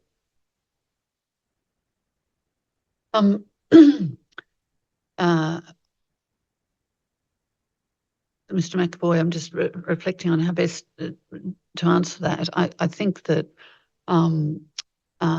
and recognise that we have dispersed and diverse Aboriginal communities across the state, and that one of the big dilemmas with a big mainstream school system is the work to try and have it responsive to all needs, different contexts, etc. Victoria has a significant non-government sector, independent sector, that provides a whole range of schooling opportunities. There's only, I think I'm right in saying there's only one independent First Peoples school, dedicated First Peoples school, governed by First Peoples. And I think it's principally a boarding school. So my view would be that there's a really interesting and important question around diversity of provision, about the importance of the critical importance of the government school system doing better. But I think it's a interesting and important conversation with community around, are there other provision models that should be considered in the broader parameters of an education system. Your knowledge, has the department had those conversations? So all of the conversations I've had through Moorrook and with our First Peoples workforce, with leaders at VI, with elders from the LACGs, etc., has been focused on improving the mainstream system. And I can't recall particular conversations about looking at different models of provision in the time that I've been there. I've certainly read about some of the thinking about that, and I do understand that there are different views on that. Are you aware that that there are many reports that the most culturally safe locations for Aboriginal people to work, employment environments, are in Aboriginal organisations? Yes, I'm broadly aware of that. And it follows that it's likely that having a independent First Peoples school might be the most culturally safe place for First Peoples children. Yes, I understand I accept that it is likely to be the case. I just wonder, Mr. Fraser, whether you've got any observation that might assist us. You've had some work internationally. You've worked in London, I think, with a philanthropic organisation working in various parts of the world. Do you have any observations about the provision of locally run and independent schooling delivered by the cultural the cultural group to whom the child belongs? There are many examples, and some of those were referenced in yesterday's evidence of First Peoples led self-determined forms of education, and limited evidence of the long-term impact of those models, and huge variation. I think enormous opportunity for research into the impact of those models. We also, of course, have some history here in Victoria of different models of delivering First Peoples education in more culturally inclusive ways. I think I would point out that and again, returning to the theme of the Education Training Reform Act, the Act requires us to make a form of education that adheres to those principles and hopefully others, make access available to all children and families in the state. And not only does the Act require us to do that, but the regulations in terms of the child safe standards and all of our employment obligations require us to continually work towards ensuring that all of our schools are culturally safe and inclusive and safe places for First Nations children to live and learn and grow. Thank you. I won't pursue that further, but can the commissioners take it that the department is not adverse to the discussions about independent First Peoples schools, but hasn't undertaken those discussions yet itself? Yes, that's correct. And considerations around provisioning within the government system as well.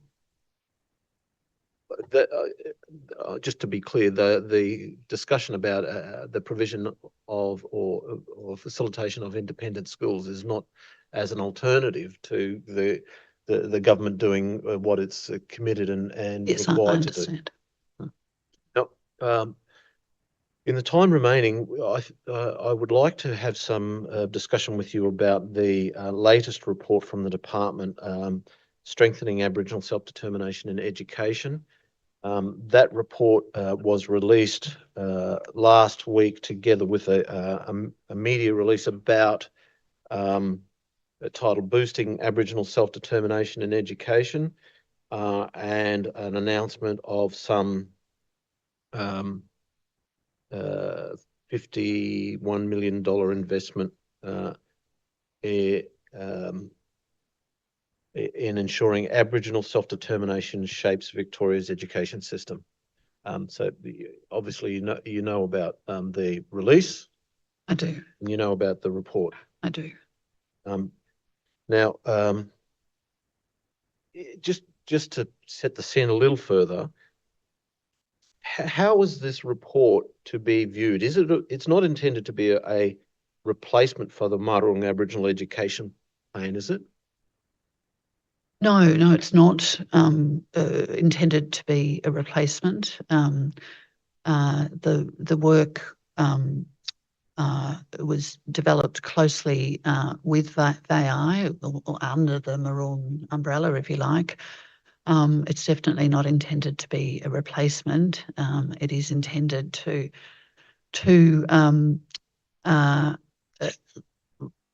really have a deeper opportunity to listen to and have a dialogue with Aboriginal communities around not only their experience of the education system, but what else and what differently is needed.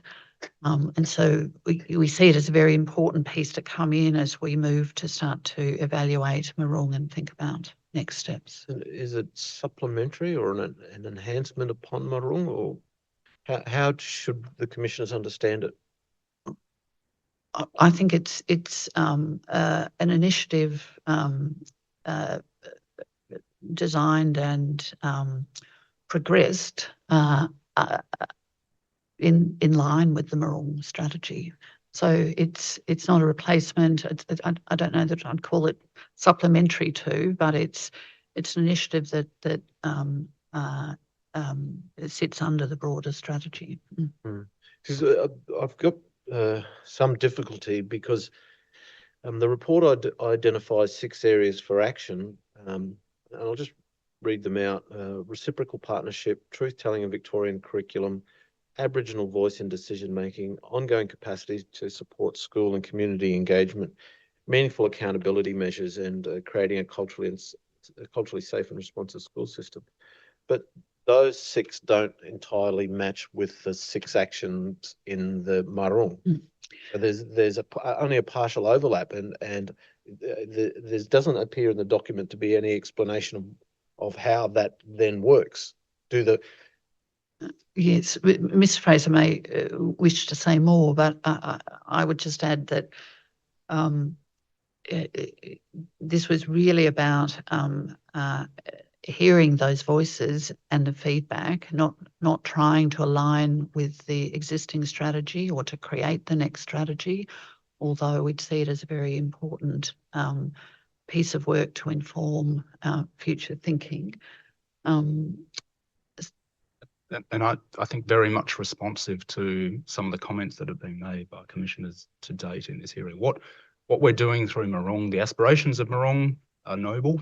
They're right in that they were determined in partnership with VAI, but we're not getting the progress that we clearly set out to achieve. And so we need to work in different ways. And so the self-determination reform program, the campfire conversations that were conducted across the state were really about how do we need to work differently, and government, the department, not assuming that we knew the answers to those questions, that we really needed to listen and then to enact what we had heard. And I think the investment that's been announced is the first part of that working differently. And you can see there, one of those strong themes that came through was about partnership. And coming back to the theme of curriculum, we know that we can't expect our teachers to work in isolation to deliver culturally appropriate First Nations knowledge and understanding. And so we have had a really strong history in Victoria of elders, community organisations, traditional owner groups working with schools, but often that's been unsupported, unresourced. It's been reliant on elders' generosity of their knowledge, their time, volunteering that. And so a big part of this reform is about acknowledging that, and I'll say appropriately, but resourcing it to a level that hopefully responds to what we heard through those campfire conversations. Mr. Fraser, your Koori Outcomes Division had carriage of this. Can I ask you, not in a pejorative sense, but was the release of this report rushed to get it out before before coming here to give evidence before Yoorrook? No. Because the failure of alignment between the document, the preceding document and this document seems to be something that might have happened as a result of trying to meet some time pressures or some other difficulty in ensuring that the document is as complete as it possibly can be. Mr. McAvoy, if I could, I'd just say it was genuinely never intended to seek to have a document that completely aligned with the Marong strategy or formed the next strategy. It was genuinely a document that was always about that listening exercise and being able to bring together the themes and the messages coming through that listening. And we'd certainly see it as and had always hoped it would be a really important piece to inform the forward thinking. But that alignment that you're talking about, that was genuinely not a consideration. Well, you may or may not be aware, Ms. Adder, but repeatedly over the life of this commission, witnesses from the government have attended, and press releases and announcements and reviews have been released in the days prior to the government witnesses giving evidence, and the release of this report cannot but be seen in light of what's gone before by the commissioners, I would suggest to you. I hear what you're saying, Mr. McAvoy. I understand Commissioner Walter has some questions.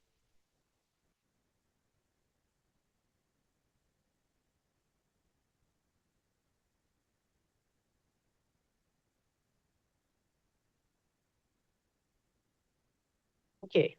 The 6 areas that you talk about in here were in the Yoorrook 2001 government strategy. They were in the Yoorrook strategy 2008. They were critiqued in the Auditor General's report in 2011, and they're certainly in Yoorrook. So given that all of these things that you've identified in this document have been 25 years now, a quarter of a century, have been identified as key issues in bringing Aboriginal children's education to actually the outcomes that we want. 25 years, we've known this. So a cynic might say, and I note at the end that it's possible actions are listed. There's no actual actions going to come out of this. It's just possible actions that are going to be listed. So on the basis of 25 years, at least, history of knowledge, why go out and find exactly the same thing that we've known all along? Why isn't there actual change to actually bring these things to fruition and actually address them? So, Commissioner, we didn't seek to go out and do a piece of work that we weren't necessarily assuming that those same themes would be replicated. So genuinely, we wanted to do this piece of work to engage deeply, have those opportunities to listen. We're trying to reflect genuinely what was said. And I take, particularly as we come toward the end of the Yoorrook strategy and think about what we will clearly need to do differently. I take your point that there are common themes that have been put to us for a number of years now, and it perhaps reinforces the point that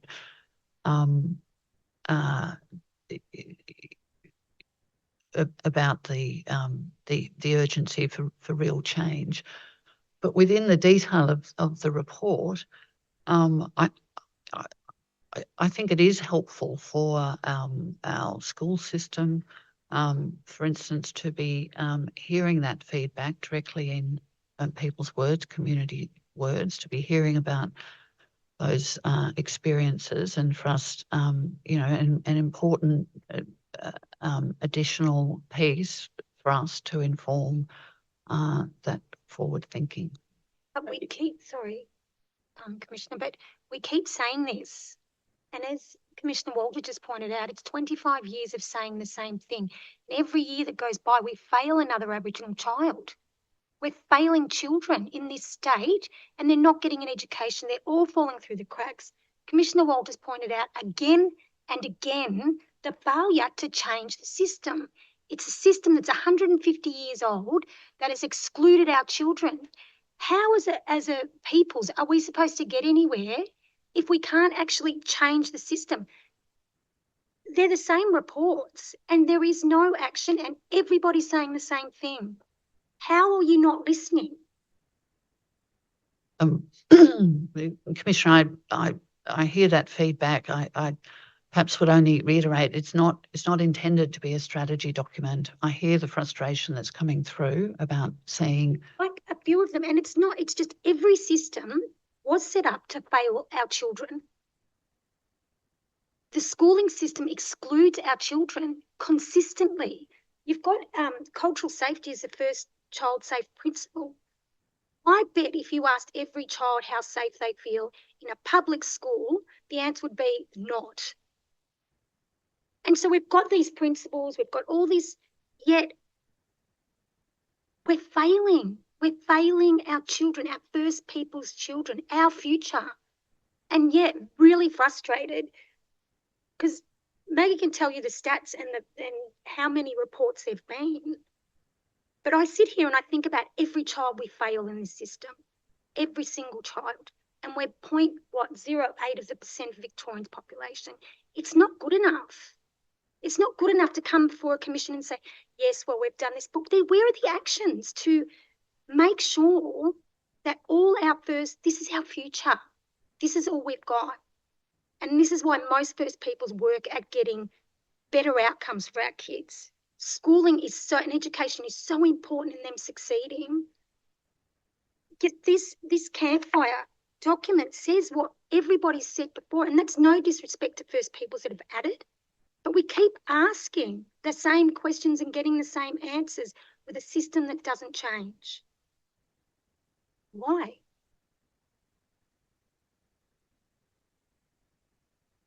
Well, I accept the point that the system has not changed anywhere near enough. I accept the point that we are not achieving what we're setting out to achieve. And we are at a, it is the urgency, the criticality of the next steps and the need to do something different. I completely accept that we can't just keep doing all of the same things. And there is a clear need for us to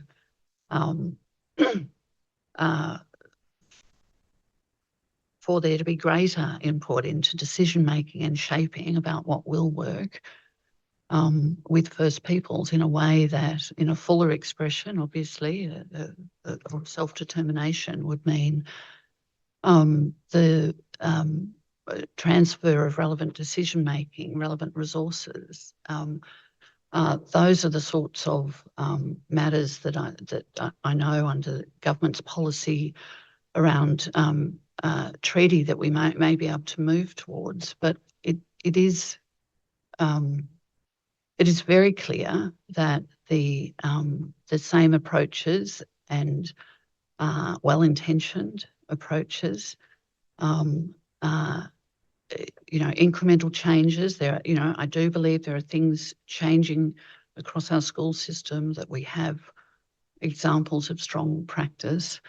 But the urgency, as you say, around the impact for every child and young person walking through the school gate is the critical thing for us to have at front of mind. So I don't have the clear answer for you here today, Commissioner. I know this next stage is absolutely critical in terms of next steps in a different future.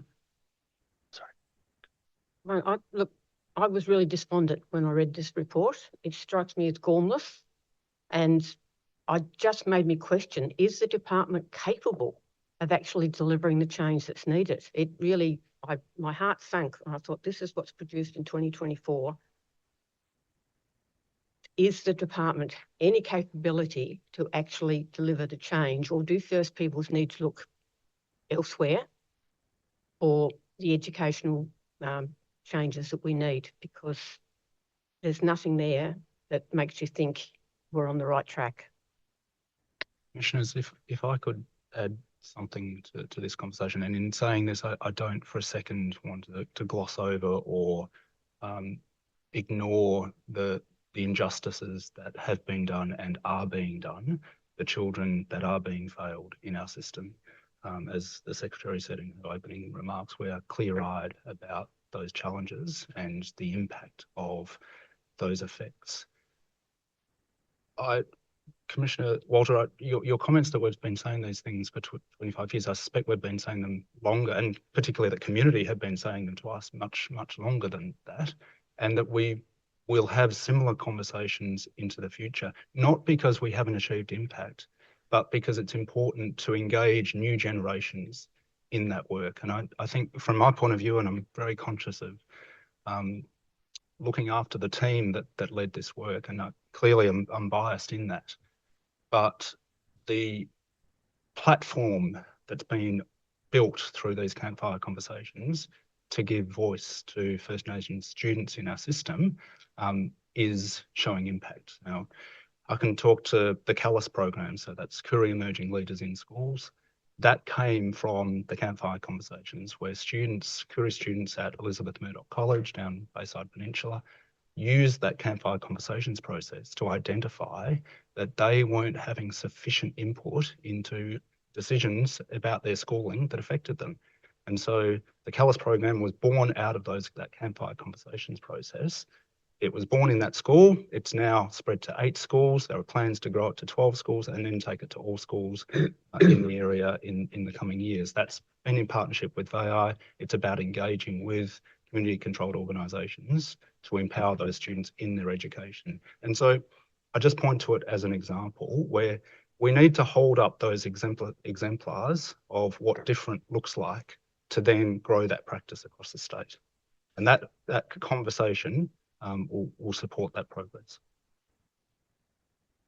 20 years ago, I worked at VAI. Probably wouldn't know that. And I was fortunate enough, early 2000s, to lead a project called Our Youth, Our Way. You may not be familiar with that, but all the things that you've just described have come up in those consultations. And we went right across the state talking to young people engaged in education around barriers, but opportunities for the future. So that was early 2000. We're now in 2024, so over 20 years ago. Coming back to the point as well, the voices of our people have been saying the same thing for over 20 years, and we're still not seeing the change we need. I want to ask the question of the Secretary. You've been Secretary for 5 years? That's correct. Yeah. Now, what leadership are you going to show in order to drive the change, but ultimately accountability for delivery of Murrung and whatever successive policies? What leadership are you going to show and drive, or continue to show and drive, to see change for our people? Commissioner, I can only say that it's hard for me to think of a more important priority for the department. There's probably, it's a department with very significant and broad responsibilities, but it is hard to think of another area that we'd feel as exercised about in terms of not shifting the dial in the way that we would want to. So I can only commit to the fact that it is an absolutely key priority for me. Thinking already ahead around everything from the next stage, the evaluation of Murrung, arrangements within the department, the work at the school level, and what we will need to do to give effect not only to change but to urgent change. And obviously as part of that, we will also look to the findings and recommendations that come out of this commission. You're committed to doing that? I'm committed to doing that. And we've got the Koori Outcomes Division that was mentioned before. And again, we've heard from a lot of particularly senior bureaucrats around a lot of the accountability sits with the Aboriginal unit, or the Koori Outcomes unit, for instance, in the department. How much authority and power and influence do they really have? Noting that you've referred earlier to them playing a coordination role, but how much real influence do they have given the outcomes that we're still striving to achieve? they're a very important division within the department and a very important source of advice, not only coordination on these matters. But the point I made earlier about the importance of this being everyone's business across the department, and that those groups that have responsibility for school programs, regional delivery, school workforce, policy and strategic policy, etc. All parts of the department have a role to play here and must, Moorrook has been, and I hear all of the criticism, but Moorrook has been a strategy where there are responsibilities that fall to all parts of the department. But I guess I'm trying to reconcile with the opening remarks to the remarks just there, Secretary, where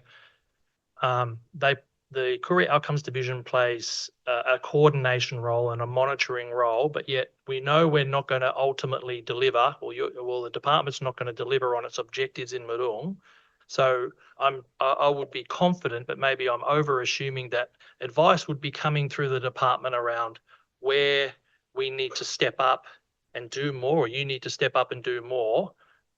I'm trying to understand how much real influence they have when they're actually coming forward and saying, hey, these targets are off track. This is what we need to do about it. I don't feel that there's any authority there. I don't want to suggest that the Career Outcomes Division don't have a role, and a very important and central role in providing advice on all of those matters. I'm trying to convey that it can't just be one division's responsibility. Clearly, they are central to this, but we have very many levers and areas of responsibility across the department, all of which have responsibility here. Yeah, but I guess I'm trying to understand where the responsibility sits. So by no means am I saying that the Career Outcomes branch should be accountable. I'm trying to understand who's ultimately accountable to delivering on Moorrook. So when at the end of it, when it's reviewed and we say we did well in this, but then what are we also thinking about the people that we've let down in the system, the targets that we haven't been able to achieve? Who's ultimately responsible? Well, ultimately, myself as secretary and the executive board will have the task of looking at that advice, looking at that evaluation, and considering exactly those points. And what is happening across the department to ensure that our Aboriginal workforce, there's meaningful professional development for them, but also they are able to operate in a culturally safe environment? We have an Aboriginal inclusion plan, Delquucan, which contains a range of actions that we are taking to try and increase and improve cultural safety within our department, but also with regard to schools. And as part of that, an Aboriginal employment plan that goes directly to actions around professional development, progression, recruitment and attraction, cultural safety. So we have, taken a very deliberate step around that inclusion plan, and that is something that is the governance around progress under that plan is chaired by a subcommittee of the executive board with reports to the executive board. So it is an issue that we are taking seriously. And yet the numbers of Aboriginal education workers within the system has declined over the last couple of years, and the numbers of councils with Aboriginal board members has also declined over the last few years. The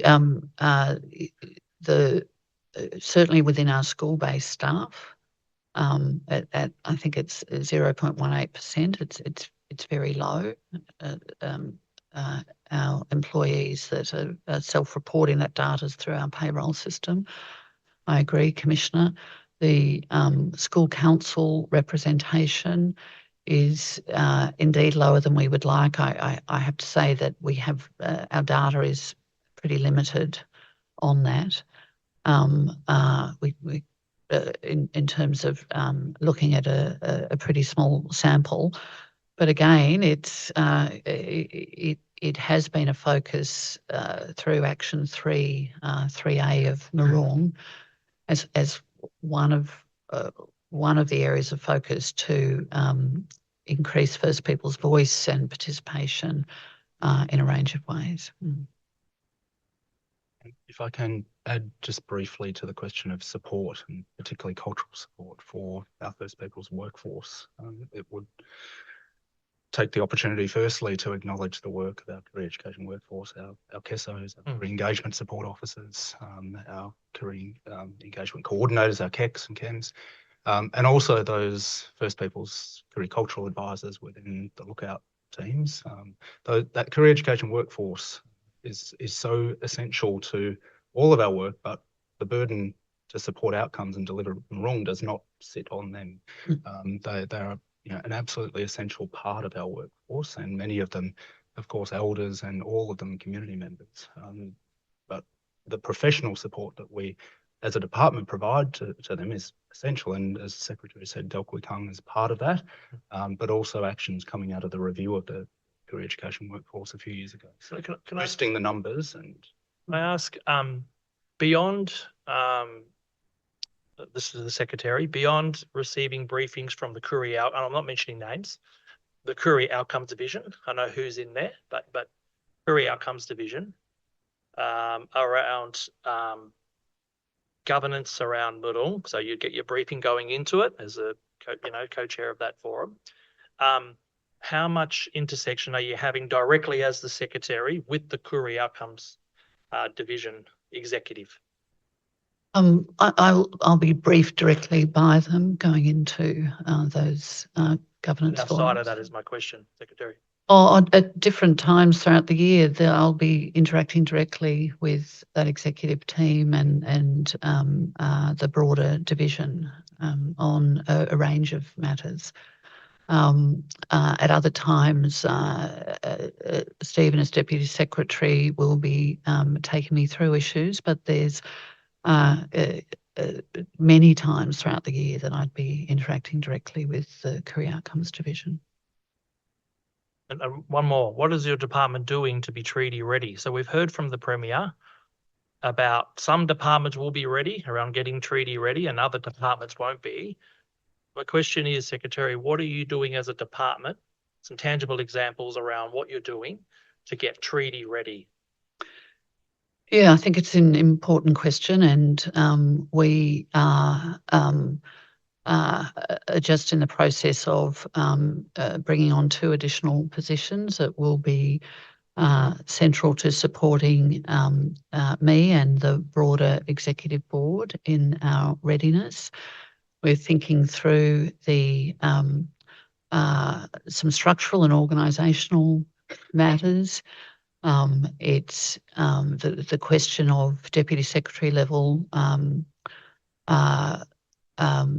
leadership on First Peoples matters and treaty has been one that I've been actively planning for some time, and as part of in the coming months, looking at a piece of work with our executive board and looking at how we might best have that facilitated to ensure at that leadership level that everyone is fully cognizant and understanding of the policy objectives, the opportunity and the important role that all senior public servants across the Victorian government need to play, indeed have a solemn duty, I would say, Commissioner, that we must play in relation to that.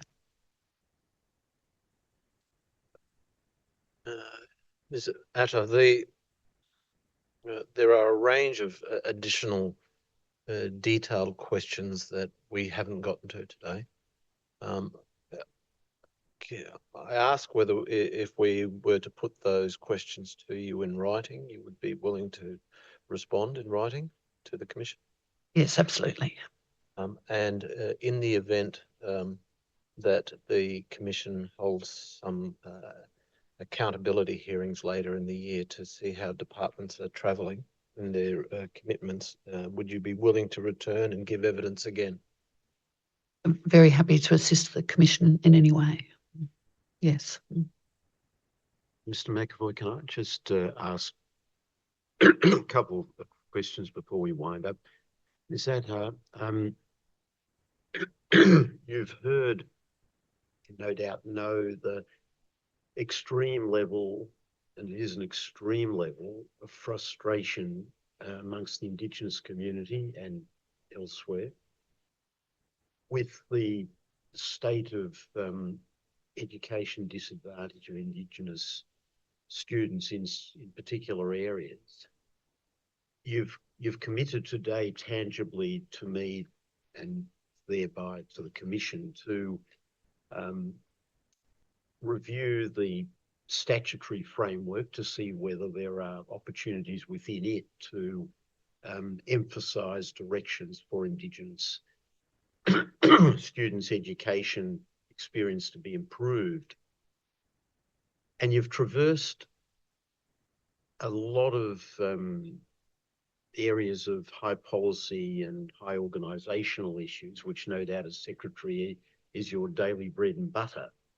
But I'm interested to hear what you say against that background of extreme, not only frustration, but the effect on the daily lives of Aboriginal people, the students, their families, of what it means to be disadvantaged in a system. That's an everyday experience of life, as we've heard. It affects people, their mums and dads, the students. It affects them in a way that is tangible. I wondered if you could just tell the Commission given that you've said that these issues are of high priority to you in your role as Secretary, can you give me, say, 3 or 4 examples of tangible outcomes that you as Secretary would aim to achieve, say, in 12 months' time, so that when you look back in 12 months, you would be able to say, well, I set for myself that these would be improvements which are significant, not these airy-fairy, waffly, non-concrete sort of outcomes that Commissioner Walter has pointed you to, but actually tangible, life-changing differences that you as Secretary would like to see within, say, a 12-month period.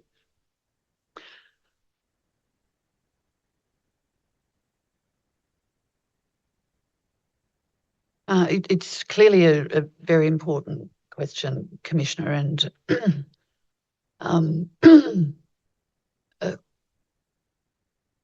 one that within a 12-month period, I probably would want to give some more thought to life-changing changes within a 12 months. Will take 2 years. The point I'm getting at is that there are people looking here, looking at the live stream, talking in community, and they want to know what changes are really likely to happen. Is school attendance going to be improved? I mean, there must be a few things that leap into your mind to say, I want to achieve these. I'm not saying that they will be achieved, but this is what I aim to do in my vision of Indigenous education. Yes, there are very many things that I would want to achieve, but I was referring to the, I was conscious of your original reference to a fairly short time frame. then I would absolutely want to see that a change that demonstrated that we have schools across our system that First People students and families want to engage in, have trust and confidence in. And one measure of that is that they want to be there and are supported to be there. And that's important for learning attainment and social support and all sorts of other reasons. So if we've made some progress at the primary school level, but in those lower years of secondary school, it's it's genuinely in that space of one of the things that keeps me awake at night. That How do you do it? well, I think we need to all of the discussions I've had, all of the advice I've had, is that there's not one thing that will do it, but it is critical that we have teaching and learning environments that are experienced as being culturally safe and where people feel encouraged and where they want to attend. It's critical that the curriculum is taught in such a way that we have much higher quality teaching of Aboriginal perspectives and history, that our students, particularly those students in those early years of, well, perhaps not particularly, but also those students in those early years of secondary school, feel that respect for their communities, their history. They see it reflected in the curriculum. They have that, feel that greater connection. There, I think you've dealt with two already, but let's look at the practical ways you achieve it. Take the second one, the upskilling of knowledge about Aboriginal history. I mean, what are the tangible steps you're talking about taking? So one is about quality tailored curriculum resources that are more readily available to teachers in our schools, and publications and lesson plans and resources that they can use in the teaching of history, for example. Are they being developed now? There are some that have been developed, and we've had a pilot program, curriculum program, doing some of that work, and with community, the additional investment just announced is very much focused, a large piece of that, on this work. But we would also want to progress work with initial teacher education providers, and there's work happening nationally at this level, coming out of the teacher education expert panel, to increase the quality. Teaching teachers to teach Indigenous history. Indeed, teachers emerging from their training, feeling more confident, well-resourced, understanding about how to teach that content of the curriculum, and indeed how to work with students in a culturally inclusive and sensitive way. So, teachers, it goes without saying, have a absolutely central role to play in all of this. But the point, that point around attendance is a really critical one for us, both in terms of the conversation with community to understand what absence does and doesn't mean, what's to make sure that we're looking at the barriers to attending, changing that. We see changes at individual school levels, but all of this is about taking that change to school and in an enduring way across our system. So what are you doing about that, again, on the ground, tangible? We want to be able to say to people who are listening to this, well, these are the actual steps. I think you've taken us somewhere on the discussion just now, but in relation to attendance and perhaps more widely, your first point about making people making Indigenous people feel comfortable going to school. And I think, again, is it engaging the ACCOs to assist in a particular way, or what is it on the ground that looks like? And on the ground, Commissioner, and the Deputy Secretary referenced this before, we have a lot of very strong place-based work where our regional career education workforce, our school principals in particular areas, are working with traditional owners, with community, with ACCOs, with other organisations. Some work in the Wimmera Southwest that I would point to, very dedicated focus on improving both attendance at school and outcomes, and identifying the foundational or enabling elements of that, the things that have to change, not at one school, but across that area, the sharing of practice, the examples such as engagement of First Peoples family liaison officers in some schools. They do.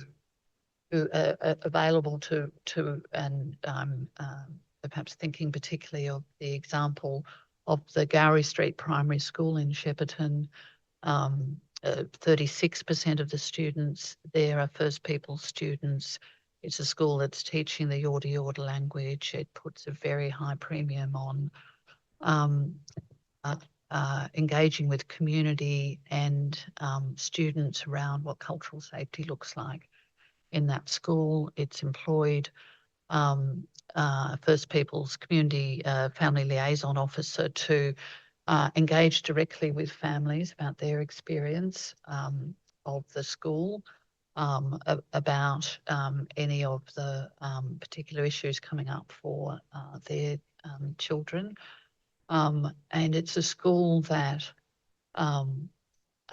is driving better outcomes, and their advice to me is that the feedback they get from the secondary level is that those children are generally making a very strong transition.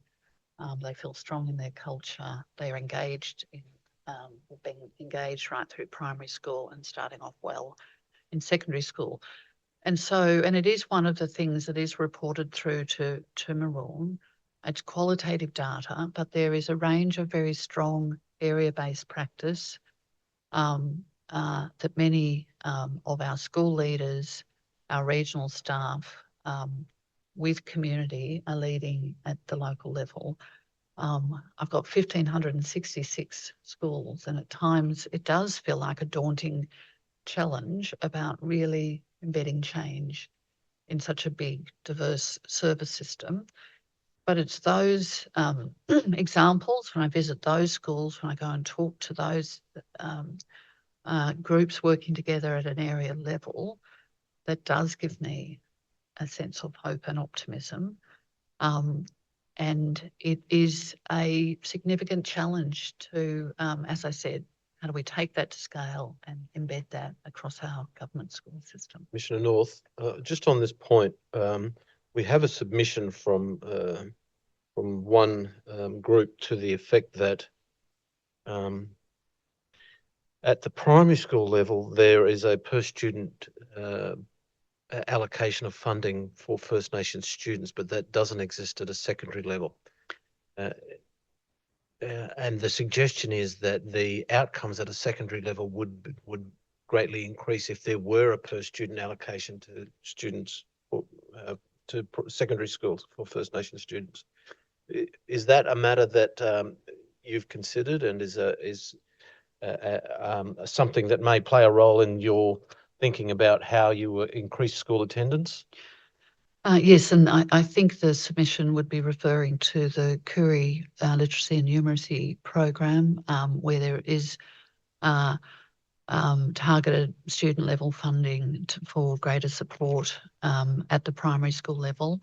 And yes, in the broad, of course, funding and resourcing the way that it's targeted is the other lever that's very important in this space. I got one question. Had more, but I think we'll just in the interest of time. Language. All students, Aboriginal and non-Aboriginal students, can go to a school, primary, secondary, and learn any other language. Spanish, Greek, Italian, French, German, I can keep going on. And that's like embedded across schools and I guess across the curriculum, and you have to achieve as you are attending these classes to be able to pass the classes. But our language is very it's not across the system. Certain schools, you mentioned a little bit earlier in the previous response about Yoorrook language being taught in that particular school. We're hearing some really great things out of Thornbury Primary around some of the amazing work that they're doing there. And other people and other cultures get to teach their language, which is an important part of identity. I mean, they're all paid roles. But what's the commitment from yourself and the department around embedding languages, our languages, in schools throughout the state of Victoria? Commissioner, we have made some progress there, and I accept that it is still fledgling. And there has been some investment to support it. I think we have moved now to 37 schools that are teaching an Aboriginal language. It is consistently part of feedback from community, going to the importance of that. So it absolutely needs to be on the table as one of the issues for us to consider. How can we take that further? In terms of current effort, Stephen, is there anything that... How many schools was there? Just 37, but 37. But how many schools are there? 1,566. Yeah, as I said, Commissioner, I recognise that this is fledgling. And there is work underway, and part of that investment in registered Aboriginal parties, traditional owner groups, and community controller organisations is about where community make that choice that language is the way that they wish to partner with their local schools in delivering the curriculum, that is supported. And as the cultural custodians of those languages, absolutely right that that's where the decision is situated, but that it's supported appropriately. And we acknowledge the work of VACL and Auntie Vicky in this work and enabling that in partnership with traditional owners. 37 is a small part of the system. We have funding available to support Certificate 3 and 4 courses in teaching Aboriginal language that is delivered through the department, TJ Sir, and that is supported through our registration authority, our regulatory body for the teaching profession, with granting of permission to teach for those elders and community members who are able to partner with schools to deliver those languages. So there is a range of activity underway, but the challenge is to grow and support that nurturing. And I think you'll find that there's a lot of non-Aboriginal people who are teaching language. So they might have gone through the certificate, but the point is that our people should be teaching our languages. And just another point, I do want to draw your attention to Auntie Vicky Cousins' evidence. Please do go back and watch it if you haven't already. One particular point that she made was there's no Victorian government investment in VACL. So do you make a commitment here today to meet with VACL to talk through aspirations and expectations from VACL? Very, very happy to. I sit alongside Auntie Vicky on the policy partnership group for closing gap target 16. Yeah. Good to see some tangible change there as well. Zero investment, and I understand you're not ministers who make the decisions at Cabinet about investment and where the budget goes, but zero investment from the Victorian State Government in Aboriginal languages. And I think Murung is a language word, right? Yeah. I can carry on and name a number of others, but just, I think, points made. Thank you. Thank you, Chair. I think that concludes the oral examination of these witnesses, noting their undertaking to provide further answers in writing and perhaps come back if recalled.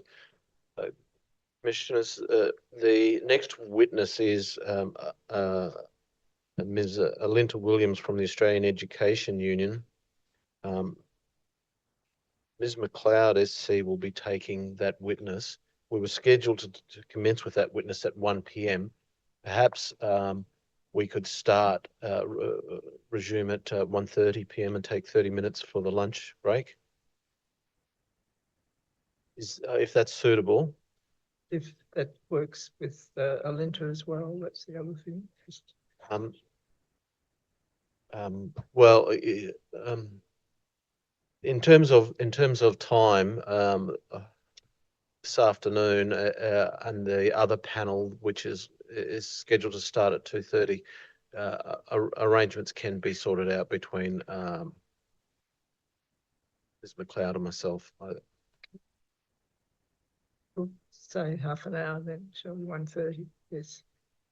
Of you, course, Chair. we've got the biggest group at last. Sorry? We've had the biggest group last. Yes. But, Yes.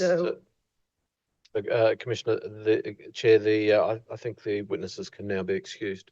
Thank you. Thank you. Thank you very much. Thank you. Thank you. Thanks very much. Adjourn till 1:30. Thank you.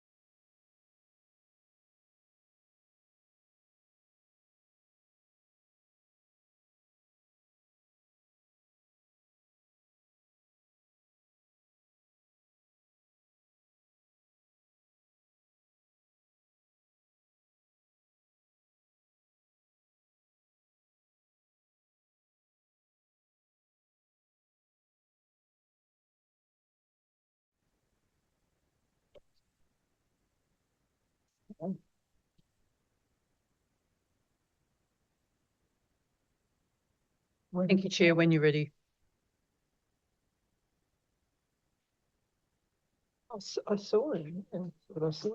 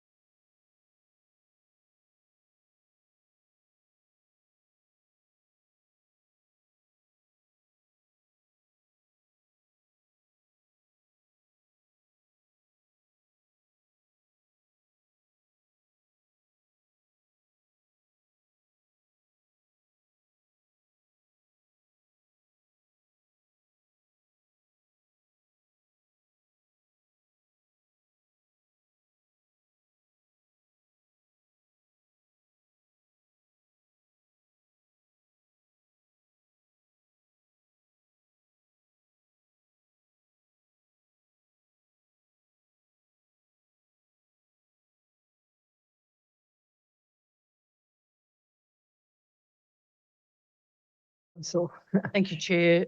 Chair and Commissioners, I appear to lead the evidence from Ms. Williams, who's our next witness. I would like to offer my respects to country and acknowledgement of elders past and present, and invite Ms. Frederico for the state to announce her appearance as well. Afternoon, Chair, Commissioner. My name is Ms. Frederico and I appear this afternoon on behalf of the State of Victoria. I acknowledge the traditional owners and custodians of the lands on which these important hearings are taking place, and I pay my respects to their elders past and present, and extend that respect to all First Peoples here today and watching online. On behalf of the state, I acknowledge that sovereignty has never been ceded over these lands. Thank you. thank you, Ms. McLeod. Thank you, Chair. We have this afternoon Alinta Williams, who's the First Nations organiser for the Australian Education Union Victorian branch. Welcome, Ms. Williams. Just for Commissioner's reference, the AEU have prepared a submission to the Commission. The reference is NUT 0001.0500.007. Ms. Williams, welcome. Could you state your full name, please, for the Commission? Sure, it's Alinta Marjorie Iddles Williams. And do you undertake to give truthful evidence to the Commission this afternoon? Yes. Would you like to make an opening statement and introduce yourself? Yes, please. Thank you. Thank you, everybody, for having me here today. And can I also acknowledge that we're on unceded Wurundjeri land and pay my respects to elders past and present, and to all Aboriginal people in the room and also those who are online. Sovereignty was never ceded, always was, always will be Aboriginal land. I also want to acknowledge First Peoples as the first educators on these lands and pay my respects to that continuing education that is happening today. I am a Ngunnawal, Ngambri woman from ACT in New South Wales. I am the youngest of 8 children. I have 2 young children myself. I grew up with a strong connection to my identity, to my family and country, living with my Anglo-Celtic mother, who's also a high school teacher, and Aboriginal father, and many siblings, cousins, aunties, uncles, and extended family members. The intersections of my blackness and whiteness have defined my personal experience of education. I have been a primary school teacher for over 15 years in several schools and states. I hold a deep sense of pride in my Aboriginal identity and acknowledge all of my Aboriginal elders and leaders in education and the practitioners who endure with strength in the face of the colonial project. I have seen firsthand the inequality of opportunity for mob, the injustices my father and the community has faced, and this has compelled me to seek social justice through resistance, pursuing educational justice for First Nations students and teachers, and it drives me to make change. I currently work as one of the First Nations organisers at the Australian Education Union Victoria branch and have been there 2 years on this very day, so this is a great way to celebrate that. As a unionist, I am here as part of a collective of people who want to see transformative change in the system for themselves, for their students, and for their own children. I want to acknowledge their experiences and thank the First Nations members for their trust and their solidarity. In my opinion, which is based on many experiences and interactions, First Nations people intrinsically value education, even though colonial educational experiences have been harmful and continue to be unjust. I see this process of truth-telling as an opportunity to explicitly name the institutionalised injustices and to call for Aboriginal and Torres Strait Islander educational sovereignty as the foundation for all future work. Thanks. Thank you, Ms. Williams. So, could you start perhaps by describing the work of the AEU First Nations Forum and the work that's been conducted since 2021? Yes, so the AEU First Nations Forum was a group of Aboriginal and Torres Strait Islander members that came together to talk about their experiences in education, to think about change that was needed, and it was supported by the AEU. That was a process that happened with members coming forward and saying that this is what we need. We want to see representation for mob in union.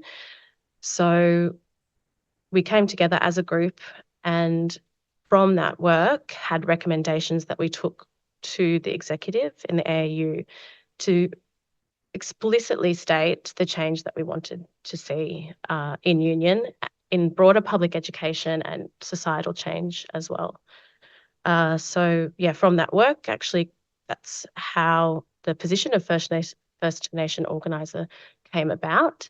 And part of that was that members felt that there had to be two people in the position, so that we weren't put in a place where there was one Aboriginal person doing that work, because as I will talk about further into this hearing, that's often where teachers and educators find themselves in a very isolated position of working to make change for mob, and it's really, really difficult to do that when it's just the one of you. And so it's 1.6 is the full-time equivalent between the That's two right. of you. Yep. I should ask you to indicate you're here supported by other officials of the AEU. Yes. Do you want to identify those people in the room? Yes, I can. So there's Deputy President Justin Mullally is here. My recruitment training and campaigns lead, Kate Wiggins, the early childhood organiser, Shannon Burke, and the other First Nations organiser, Frank Gaffer. Thank you. Could I ask you to turn to your submission? The reference is NUT.0500.0007. If we turn to the second page of that submission, you have an introduction. Could I invite you to indicate on behalf of the AEU its reflection on solidarity with First Nations members of the Union? Would you like me to read that? Yes, please.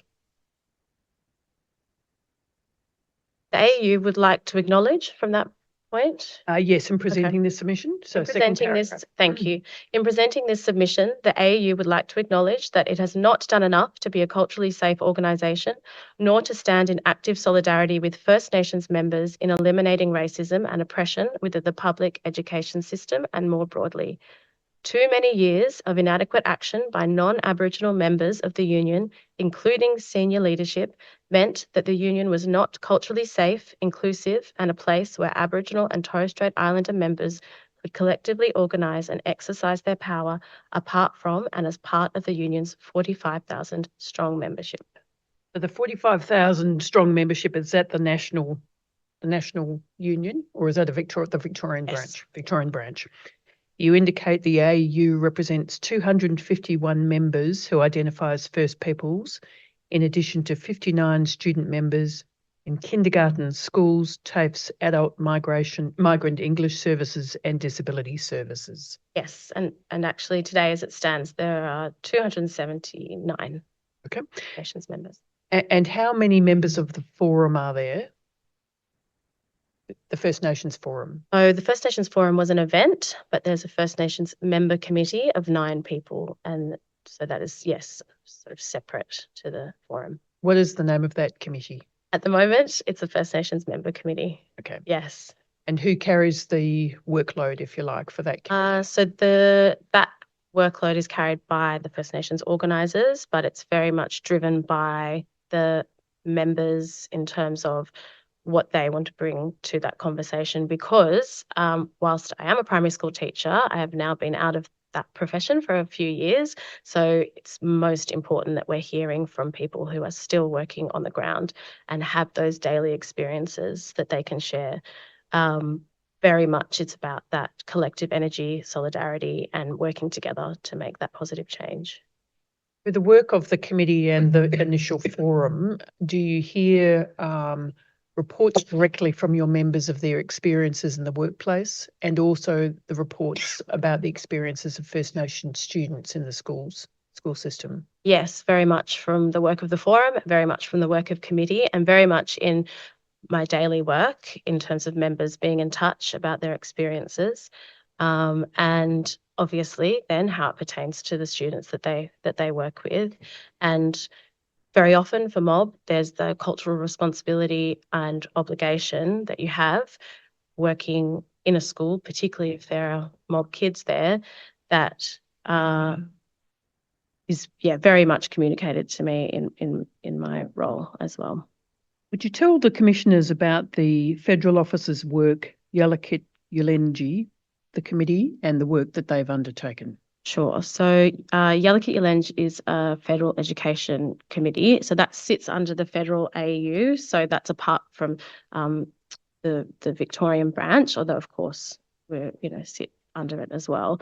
And Yoorrook has representatives from all states and territories in lots of different sectors, and they work collaboratively on anything that pertains to Aboriginal and Torres Strait Islander policies, programs, and the specific work that we are now currently using at the Vic branch is the Jumbunna report, which is titled Making Our Words and Actions Meet, the Experiences of Aboriginal and Torres Strait Islander Educators.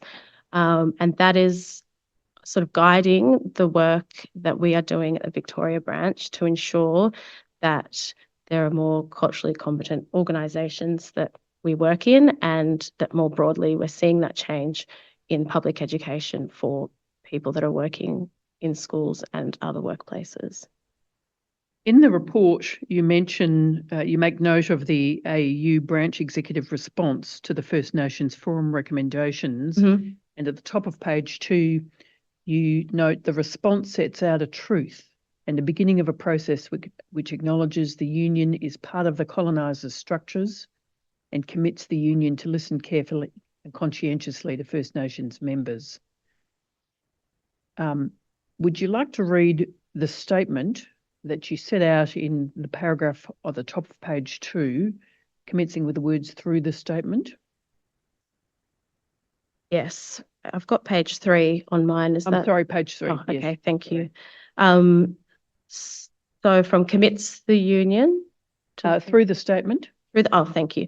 Through the statement, we acknowledge that the union has not done enough to be a culturally safe organisation and to stand in active solidarity with First Nations members, to raise our voices together, to address the dispossession and alienation experienced by Aboriginal and Torres Strait Islander peoples. This includes the racism, prejudice and other oppressions faced by First Nations educators in the union. Within public education and in society more broadly, we acknowledge that the absence of action reveals an absence of respect for First Nations members and contributes in its own way to entrenching the effects of colonisation. We take responsibility for our inaction and we are sorry. Would you like to expand on that statement at all to explain the ways, in a broad sense, that the union acknowledges it has not been a culturally safe organisation? I suppose just to say that I've been a member of the Victorian branch for coming on, I guess, 8 years before I started my work there. And so a lot of this work, while we're involved as First Nations members in taking the recommendations to executive and leadership, the work I suppose, that has happened since I've been there, I can speak to, but the absence and the lack of, as it states, that the inaction, all I can say is that as a member, it was something that we noticed and we wanted to see change, but I can't, I suppose, comment on why they had not engaged previously, except to say, you know, there's something that we call in education the Great Australian Silence, and perhaps it had something to do with that. Is the union consulted in the development of government policies and plans? I believe so. You mean Department of Education? Yes. I might have to take that on notice. I think yes, but I'm unsure. On page 3, you talk about the AEU development of a process for cultural safety and anti-racism, guided by the recommendations outlined in the Jumbunna Institute report, making our words and actions meet, understanding the experiences of Indigenous educators in the workforce. And I just want to turn to that report for a moment.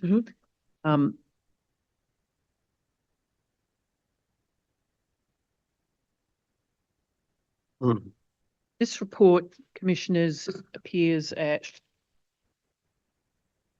I don't have an ID for that, but I'll find one. Tab 23. Thank you. Jumbunna. Yeah, thanks. So could you tell the Commissioners what this research was undertaken by the Jumbunna Institute and the National Survey Garyella that is described in that report of the Jumbunna Institute? Yes, I can speak to the ways in which we've interacted with it since. I was not involved in the early days of the report and the report writing, but sure, I can speak to the Garyella report as being the first sort of comprehensive report capturing the experiences of Aboriginal and Torres Strait Islander people in the workforce. Okay. And perhaps if I invite Commissioners to turn to the second page headed Executive Summary, we'll just describe what the report is. So the Jumbunna Institute, in partnership with the Diversity Council of Australia, conducted a national survey of over 1,000 Aboriginal and Torres Strait Islander people and their experiences of work. That report was entitled Garyella, Meaning Speak the Truth in Wurundjeri. The report detailed racism within the workplace, cultural load and identity strain faced by Aboriginal and Torres Strait Islander staff, and the impacts of this for Aboriginal and Torres Strait Islanders, employees and their employers. And if I could just highlight the findings under the heading, under the paragraph, what we found was consistent. Just bring those up on the screen. Do you happen to have that report handy? no, If but you I have don't, it. I'll bring it up on the Oh, screen. okay, thank you. Oh, yes, There we go. thank you. So consistent across the survey and the AEU survey is how culturally unsafe workplaces are. 28% of Garyella respondents noting this, 25% similar percentage of AEU respondents, 44% of AEU respondents felt they were responsible for Aboriginal and Torres Strait Islander issues in the workplace, higher than the Garyella cohort of 39%, feeling a high cultural load. And the next paragraph, perhaps the most concerning trend from the AEU results, the inherent finding other educators provide the most racist burden to their Aboriginal and Torres Strait Islander colleagues, more than students, parents, and the community. So is that consistent with the reports you're hearing from members and anecdotal evidence you're aware of subsequently? It is consistent with the anecdotal evidence and, yes, conversations that I'm having with mob educators in schools and other workplaces. I think it's important to sort of have some context around this, which is that historically, we've heard this throughout the week, you know, we've been excluded from educational opportunities and marginalised by institutional racism. So we continue to be impacted by that in our capacity as teachers and education support staff and in other school-based roles, such as the Koori Education Support Officers or KESOs. And I think what's very alarming in this is that while the Aboriginal and Torres Strait Islander student population grows, First Nations people are drastically underrepresented in the education workforce, and that this disparity is by design. It's rooted in the colonial foundations of so-called Australia. So all of these things that now mob contend with in their everyday work comes from that, I guess, historical context of being marginalised in the system, and also comes from assumptions, bias, and other sort of racist institutional structures that happen within learning systems. So yeah, there are plenty of examples from members as to how that plays out in their everyday. As a teacher myself, it used to be just because I was the Aboriginal teacher, you are organising NAIDOC events, you are organising the Reconciliation Week events, you are organising any community events, facilitating students in whatever special programs might be happening. And this is all on top of your role as a classroom teacher or as an education support staff member. So you're going above and beyond, and there is little to no value seen in that. Could we perhaps bring up image 7, which is on page 12 of the document?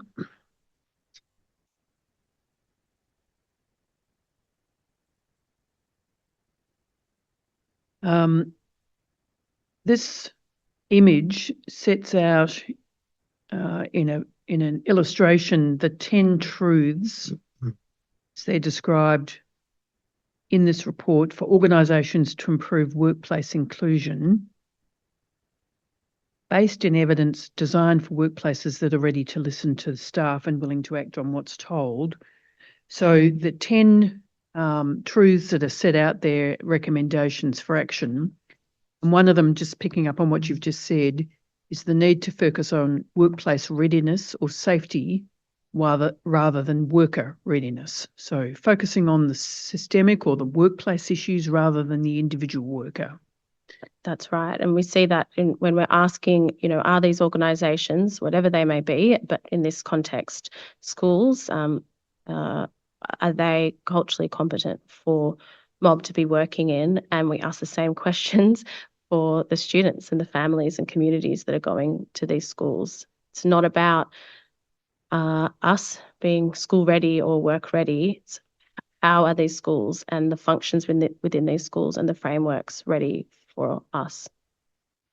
If we turn back a page to image 5, there's a heading, the state of workplace racism.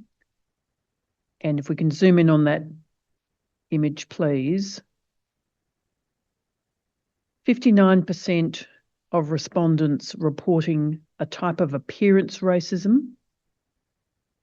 And an example given, I've had fairer skin, so it's assumed I'm not truly an Aboriginal person.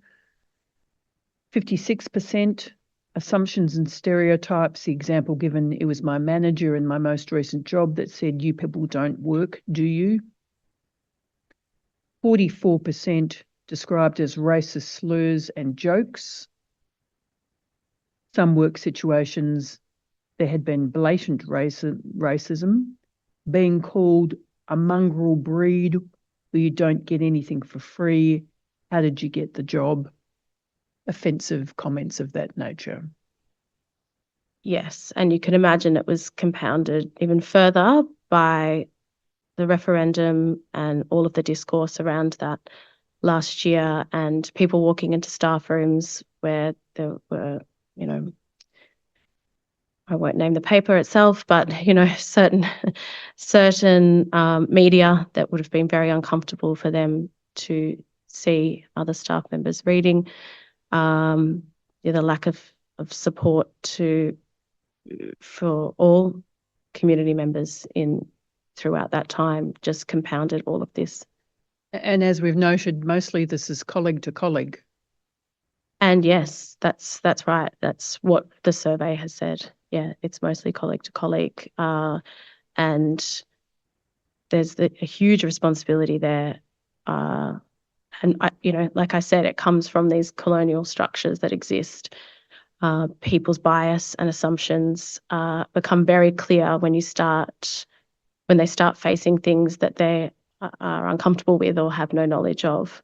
And that's where people say things that they often are not understanding why it could be hurtful to their colleague. But they should understand, and there's no excuse for it.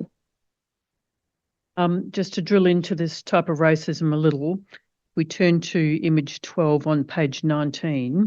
There's a bar graph there identifying the types of racism that are experienced by workers.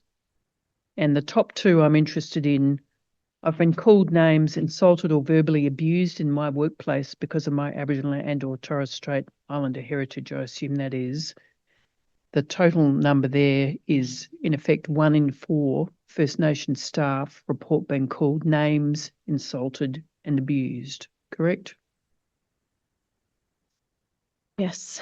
And is that consistent with the reports you're hearing directly as well? Yes, although I will say that often it's sort of under the guise of it. Perhaps it's not always that explicit in being verbally abused or overt. It's often, again, that sort of the assumptions and bias of people that plays out in these workplaces, and that sort of, which is what happens with students as well, the racism of low expectations. And when you see an Aboriginal person perhaps stepping out of what you imagine they should be enacting or doing or playing to, which is an inherent bias, people, they'll say things. And unfortunately, that adds to that burden of being an Aboriginal person in these spaces. And it's often why a lot of Aboriginal and Torres Strait Islander educators don't last in the profession. The second line there is, I've been put down intellectually in my workplace because of my Aboriginal and or Torres Strait Islander identity. And that amounts in the left-hand columns to about a third of all workers, First Nations workers, put down intellectually because of their identity. Yes, again, the same kind of experiences are coming from other people's lack of education, other people's lack of knowledge, other people's racism, that they hold within themselves. And unfortunately, it is colleagues. And where is the acknowledgement of Black excellence? Where is the acknowledgement of Black knowing, of Indigenous knowledges of ways and being and knowing as being important and of being vital to the learning systems in which we work in? We're not seeing the high expectations for mob. We're seeing some mob in leadership positions, but often it becomes untenable. You're often doing it solo and you're sitting with a group of people that do not have the same understandings as you. How did that impact on you when you experienced It's that sort of treatment, and how does it impact on your members? Personally, I found it really difficult to be the only Aboriginal person in a room full of leadership, because there were things that I would want to prioritise or embed in learning that were obviously not a priority for some people in that room, not all. And I see it with members in the same way, is that we've got very, very, very high knowledge of how we need to work with our students, particularly Aboriginal and Torres Strait Islander students. And so we're just asking people to listen to us, to ask us, what do you think? And often you're not asked, or your input is not valued. And that's what I hear from members, is that either they're not asked, or when they give input, it's not listened to, or it's seemingly listened to, a nod of the head, oh yes, I will take that action, I will, look into that, and then nothing happens, and the same outcome again and again. Same outcome of low expectations driving these interactions. And we're talking about perhaps multiple events over a period of time. Does that have the effect of 1,000 cuts that? Exactly. So again, that's when I was talking about Aboriginal and Torres Strait Islander educators not staying in the workforce. It eventually, if that is happening every day, sometimes we call it microaggressions. They build up and they build up, and it means that you are questioning yourself, your self-worth, your own knowledge, who you are as a person, and why would you want to stay in that situation? Why would you want to put yourself through that again and again? There's also the burden of extra responsibility you've mentioned. If we could turn to image 14, 2 pages over. The first line is around 56% of respondents agreeing with the expectation they speak on behalf of all Aboriginal and Torres Strait Islanders, and 44% being asked to be responsible for everything to do with those issues. Yes, and I think I spoke to that before in terms of my experiences of having to lead the way, and it feels like if I don't do this, then no one's going to do it. So I have to do it. It's my cultural obligation and my cultural responsibility to ensure that students are seeing themselves reflected in their schools and have a sense of identity and belonging. So you feel driven to do this, but what happens is you become, I think I've heard Dr. Melita Hogarth speak to it as being like the all-knowing Aboriginal person. Even though, as we all know, we're not a homogenous group of people, you're asked again and again for what do you think about this as an Aboriginal person, and it becomes really tiresome and really frustrating. It's not sort of overtly racist, I guess, in being verbally abusive, but it is that, again, other people's assumptions and bias which are driving these conversations where you're asked continuously for your opinion on an Aboriginal Torres Strait Islander thing, whatever that might be. That might be curriculum, it might be an event.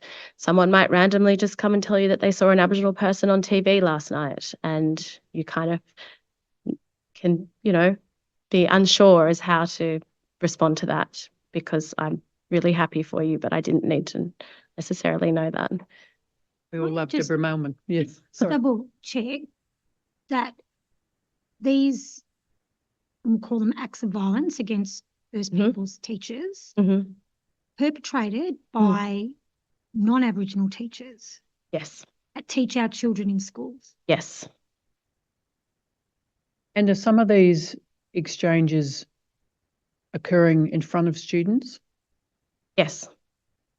And are some of these type of exchanges occurring with First Nation students? Yes. In this report, just before I leave it, Appendix 2 is headed Enterprise Bargaining Clauses. Is this work the union has done to draft model enterprise bargaining clauses to ensure First Nations people's safety? That's right. And again, that came from members and working with members. That came from union asking members and involving members in the conversation. And whilst it's not perfect, it's been and it has only been in place for the last couple of years. So it still feels like it's that testing period where we're seeing how people use it and engage with it. It's something that didn't exist before around cultural responsibility, cultural leave, leave for NAIDOC week, kinship care, things that pertain to us as mob. And I think we have the opportunity now that we've seen sort of how it's played out and to work with members further to make it even stronger. Because what can tend to happen with something like this is that members are still having to advocate for themselves to use such entitlements because there's that lack of broader education around why it's important to value Aboriginal and Torres Strait Islander educators and people within the learning systems. So that there's sort of the education phase that needs to happen, through the Department of Education and through principals and leadership in schools and workplaces so that they have an understanding of what this means and why it's important when a member comes to you and says, I'm using cultural leave, for them to understand what that means and its importance and not question it. So just to understand, these provisions have been implemented in teachers' enterprise bargaining agreements for approximately 2 years across Victoria public schools? Yes, the 2022 VGSA, yes. Okay. And do they apply to other institutions of which your members work as well that we mentioned at the beginning? No, but there is a lot of work happening in the early childhood space to ensure that it can apply, and in other spaces like in TAFE and disability, where we also represent members. So these are your entitlements, and yet do I take it from what you're saying is that when members seek to take those entitlements for cultural responsibilities or health and wellbeing or whatever other requirements they may have, there's sort of a negotiation going on within the school as to whether or not they should have that? Yes, that's still what I'm hearing from members and what I talk to members about, and why it's so important that our roles exist at AU Vic branch, because people are then able to talk to us about what it means for them when they are having to negotiate it, and we can sort of guide and help members through that to make sure that they can sit within their power within the system. But I would say that I hope to see the next iteration of it being even stronger in its wording, and I think that's what will hopefully come from members as well in terms of how they're using it. And again, because it is new, we are still very much sort of in the testing phase of it, in terms of people seeking to use it and us hearing about how they're using the entitlements. And has the union been involved in negotiations directly with schools that appear to be ignoring these mandatory provisions in the workplace agreements? Yes, in a sense, in that, well, we work directly with the members, obviously, and sometimes those members are, of course, principals and leadership. So there are conversations that happen. Yes, we work directly with schools. There's lots of different ways in which that's enacted. But I guess short answer is yes. Yeah. And do you have any input from government to restate the seriousness of these provisions and the fact that their schools, public schools, should be implementing them in full? Are they helpful? The Department of Education, do we have feedback from them? Or are they helping? Are they helping with the schools? I would say that I haven't seen an active communication around these entitlements for the educator workforce coming from them. Just to go back a step, these enterprise bargaining agreements are negotiated between the union and the government, correct? And then it's up to you and the union to make sure those obligations are upheld in the workplace. You're not currently receiving any assistance from the Victorian Government, Department of Education, to ensure that their principals and leaders of schools are properly implementing these agreements and the requirements? Currently, no, although one example of how we would be hoping to work with the department is when the Yoorrook submission was open for education, we negotiated with them around Aboriginal and Torres Strait Islander members having some leave to complete submissions. So I would say it's probably more reactive at this point rather than proactive. Have you had any experiences of people wanting to take advantage of those provisions and being denied, or having to have big arguments? Yes. So it's somebody, and it's a big risk to take, because if you're a junior person in a school, Yes, that's right. Yeah, so it can be that if the impetus is on you to approach, leadership and a principal, and they may not have the understanding of why the entitlements are in place or why it's important, then yes, it can be really tricky to navigate for members. But I would say that as union, we are very, very supportive of members and work with members at all different levels to ensure that we get to a point where they're able to access it. But yes, sometimes it's not as easy as we would hope. We're in 2024 and you've got no adverse action against a Aboriginal or Torres Strait employee because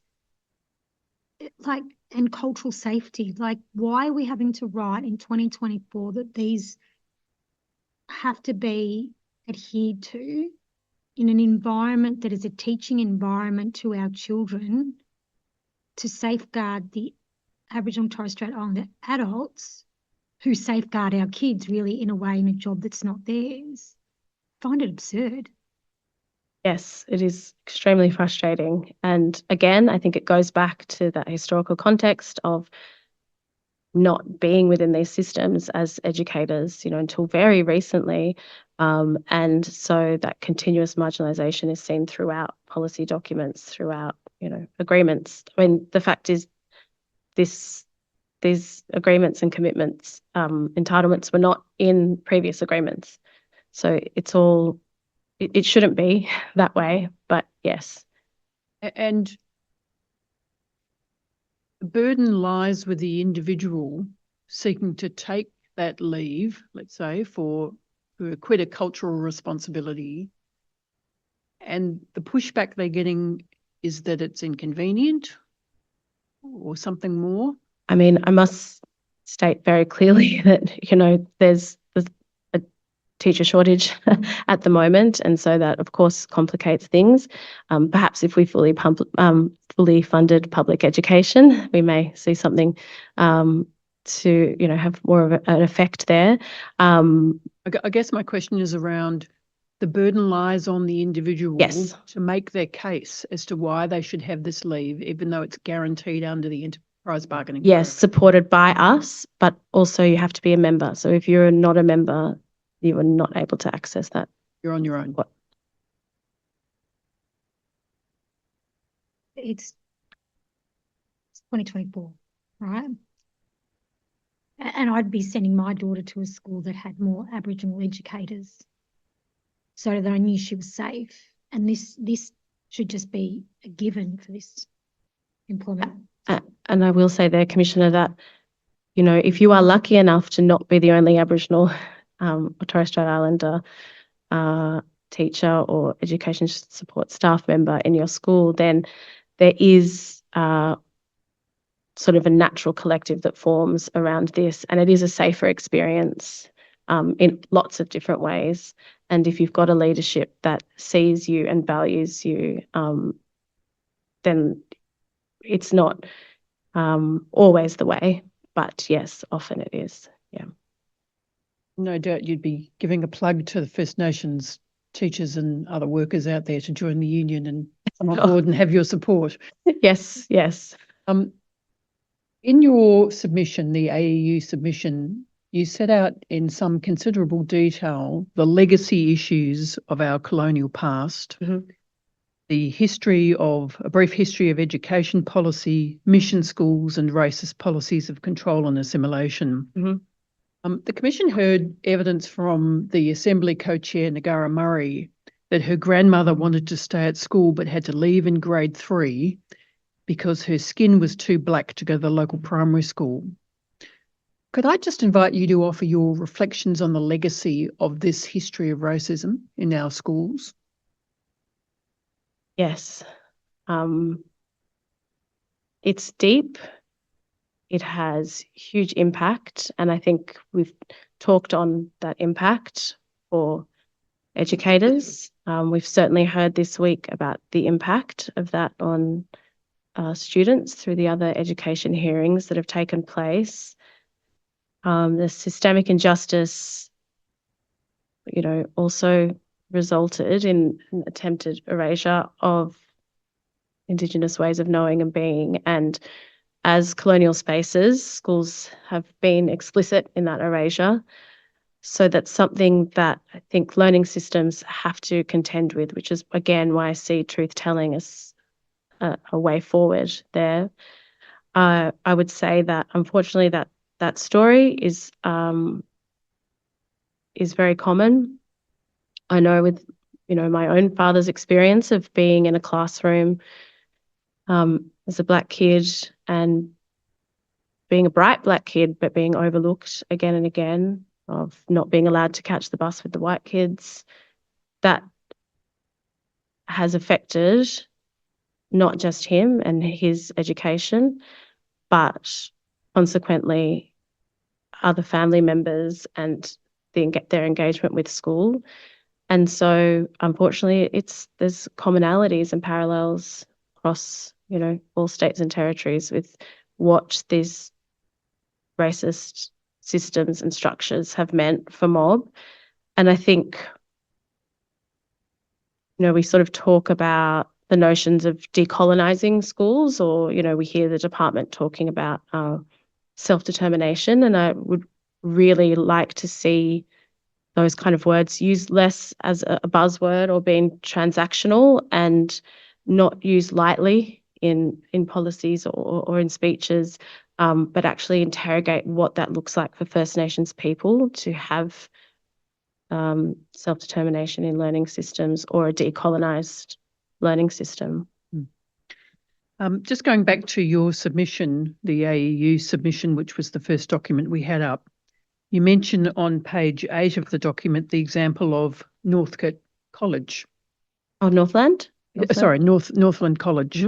Yep. And the success of that program and then the closure of the program. Could you tell us briefly about that and that outcome of the closure? Sure. And as I said, I'm not from Victoria. I have been here in Naarm for the last 9 years, but what I've heard about the Northern Secondary College is basically about the strength and resistance of mob. And what we saw there was, a closure of a school that was direct discrimination against Aboriginal and Torres Strait Islander people, because that is where mob felt safe to learn and to be. And ultimately, they fought back and had the rebel schools and then had the school open again.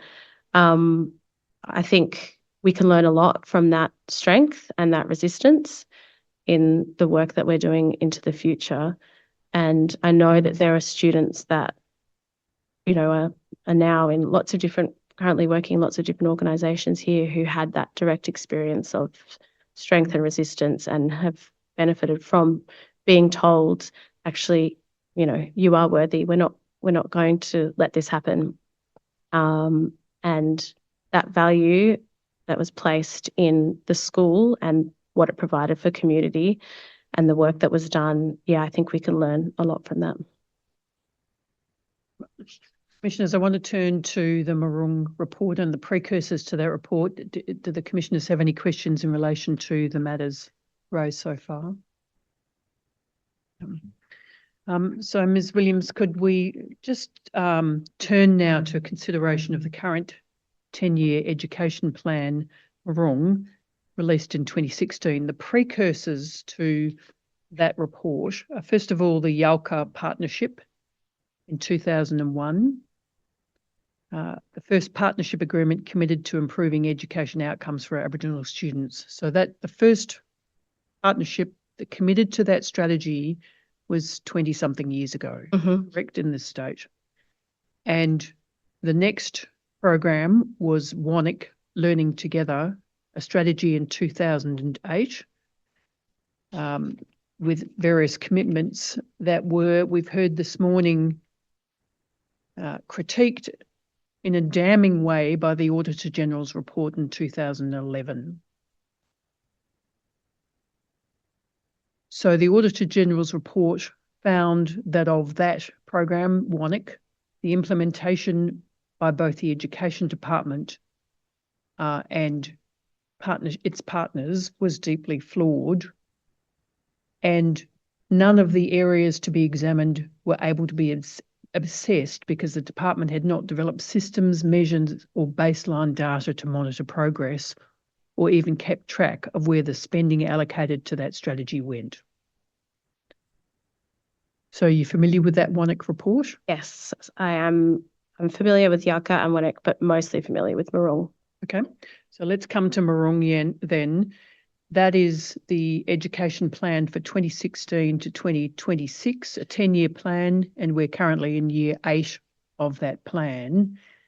And as Commissioner Walter asked the department officials this morning, it was acknowledged that the goals and aspirations were very woolly, which is my word. For example, 25% more students reach the highest levels of educational attainment.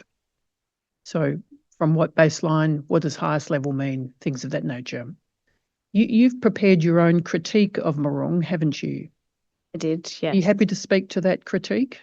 I'm happy to speak to it, or I did it as part of my Masters of Education Research a couple of years ago. So it's probably been a little while since I've engaged with that. But I suppose I would be asking the same questions as the commissioners did today, which was why, if we've had these things in place for so long, have we not seen transformative change in this space? And when they talk about system-wide change, what do they mean? And who is that coming from? And where is that? What is the consultation process to come to the words and the language that they're using in these policies? Because I think, as was discussed earlier, we are seeing the same thing done again and again. And we know that if we do the same thing again and again and it makes no difference, then we're not going to see any change. So whilst I respect the work that has been put in to Yoorrook by the Aboriginal and Torres Strait Islander people who were involved, of course, I see it as, unfortunately, on the ground, not prioritised or not embedded across the board. I know there are Yoorrook leads in some schools, in some regions, who try and push that work. They're often non-Indigenous people who have taken on this role as an extra responsibility in their school. So I know that some people are trying to push that work forward on the ground, but I also would question where the policies sit in school workforce planning, in their daily curriculum reflections on how they are, how they talk about Aboriginal and Torres Strait Islander people and learning systems that are important to us. My question would be, what does that look like on the ground? And I'm often hearing from people and from members that that schools are not engaging with these policies. Can I just summarise some of the criticisms you make and ask you to reflect on those? First of all, your comment is around the intention the intention to engage with system-wide issues, Mhm. and you ask the question, what are they? They're not identified. Yes, and I imagine, and again, I'm making assumptions about it because they're not explicit, but my reflection would be, are the system-wide issues that are talked about the same issues that maybe Melbourne community and people who are living this every day would have? I wonder that because I truly don't know. And I see it sitting in a deficit model in that it's always about black fellas catching up to white fellas. It's the same thing with closing the gap, is that we see, oh, we've got these measurements like NAPLAN or these other standardized tests that aren't actually telling us anything about the students in our classroom. It's not telling us that, I had a student in prep who, maybe he didn't want to sit down and get ready for NAPLAN, but he could go out on country and he could tell you about the plants, he could tell you about the animals, he could, speak in language. Where's the value of that in these policies for Aboriginal people? That's missing. Can I just sorry, can I just ask, in those, NAPLAN and all the assessments and your experience as a teacher, are they culturally appropriate and do they take into account culture? No. I might also add too, I think those measurements are actually measurements of the system, but the system interprets them as measurements of the child. I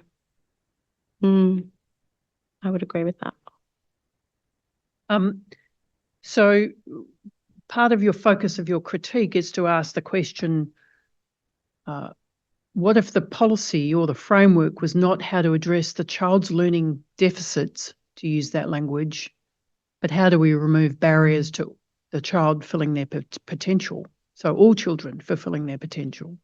So the focus being on systemic barriers rather than deficits of the child. That's right. So that would be things like standardized testing. It would be things like when you finish your early childhood education, you then come into a classroom and you must sit at desks and a teacher must be at the front, and this is how it works because suddenly you've moved into the next stage of education and you can't explore outside anymore, or you can't, have a sense of belonging or place. You must adhere to this curriculum. What ways can we learn, I think, from the early childhood system about the whole child and knowing the child? And that's going to benefit everyone, not just mob kids, but it's going to benefit all students within the learning systems. Would you take into account how you assess a child's development? That's right, yes. So why are the measures, why are there standardized measures that do not show a child's strength in other learning areas? And I appreciate you've got to assess in some way, and there's parent expectation involved in that. And and this is also to say, there's this myth around mob parents not caring for their child's education. We, very, very much do. But if I'm going to go to, a local community event and my child's going to learn from being there, then I'd much rather the teacher be celebrating, acknowledging that, not questioning it. Just different ways of thinking. Why are we so committed to, not questioning systems or, following status quo without being critical of that? I would really ask all educators what is so important to them about these assessments and what do they actually need to know about their student, and what will it mean to build that relationship with your student. And I can tell you from the experience of having students that have come from having an Aboriginal teacher in kinder, coming to me then in prep, and then having an Aboriginal teacher in grade 1, those kids and their strength in identity and sense of self, they were fully engaged in their learning in all capacities, but it came from having someone who listened to them. And you're emphasising there the importance of protective factors like culture in the learning. That's right. Pathway. Yes. I want to ask you about, is there anything else you want to say about Moorong and how the department's tracking against that generally? No, I think earlier has probably captured most of it. I want to ask you about curriculum now and the content of the learning. Commissioner Lovett asked you before about language. I have here a book called Landmarks, a book by Blackmore, Elliott and Cotter, A History of Australia to the Present Day. Now, apparently this was the standard history text for Year 9 students from 1969 as the first publication, reprinted 7 times, last reprinted 1988. So for a generation of students, this is the historical text that they are being offered in school. And to read you this page, we could bring it up on the screen, please. Landmarks, the book. There's a section on, I want to go to page 80 on the screen. There's a section on under Victoria and the settlement of Victoria by the illegal occupiers, the Henties. We turn to page 80 on the left-hand column and just read this to you and invite your reflection.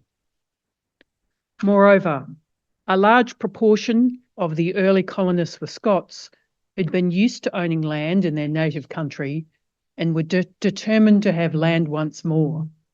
Their task was made easy because the land was readily occupied. Often no clearing was needed and droughts were not a problem. The Aborigines proved to be no problem either, for they were simply killed off or died as they came into contact with the white man's diseases.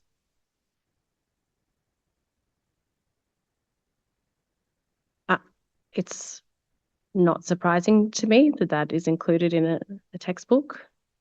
It's also a really clear indicator as to why many people, not just educators, but particularly educators, do not have an understanding, even a superficial one, of the colonial project. Because if you're reading that, you're going to become desensitized to what it truly means or what it truly reflects, which is settler colonial violence, which has continued and continues today here and in other places. So I would say that if that was your experience as an educator of these being your textbooks, then you have a responsibility to use that, to acknowledge it, and to understand your privilege to stand in solidarity with First Nations educators, with First Nations students and communities. And you have to make a commitment to changing that and to ensure that this is not perpetuated, whatever that might look like in your classroom or in your school space or in your workplace. White settler teachers happen to be the majority, and they really need to take on this challenge of shifting racist narratives by facing this kind of thing. So, I think it's really hard because we do get stuck in the sort of deficit and disadvantage, but I want to be clear that there are a lot of people that are trying to make change, and they're not all Aboriginal people. There are people who work in schools that are they're committing themselves to seeing this shift in the narrative. And it's happening at one high school where they completely, did a whole process of decolonizing the library. So they would have looked at texts like this, acknowledged that there wasn't a place for texts like this anymore in the library. They didn't throw them away because it's also something that we need to have and reflect on and understand. But they're providing these sort of things as a learning opportunity now. And now the school library is more reflective of Black excellence and celebrating Black knowledge. But is it any wonder that many teachers, current teachers, do not feel able to teach Aboriginal history when this casual callousness and cruelty and the complete indifference to First People's lives? Well, listen, it's not even indifference. It was, well, they were no problem because we just killed them or they died from our diseases. As if it's just a fact of nature, like that they struggle, and they might not remember being taught this, but it's in there. And the fact that it was a text for 20 years and nobody said, this is horrific. Yes, This is genocidal, that's right. celebrating genocide. Yes, I agree that there's no wonder that people find it hard now to be proactive in their solidarity. But I would also say that there are a number of excellent and fantastic resources available. One of them that's based here is Aboriginal Change Makers, and it's about the strength and resilience of mob historically. And I think I've seen teachers engaging with that in really, really productive ways. So I understand that there is that lack of education, but I think now, if you are teaching now, you have to have this as a priority. You have to prioritize this because we can't keep perpetuating this callousness. What's needed in terms of the retention and recruitment of the First Nations workforce to teaching? It's a good question because it's a big question. In that, of course, when there's not one answer, I think we need to see significant change in learning systems so that they better reflect Aboriginal and Torres Strait Islander peoples, cultures, histories, perspectives.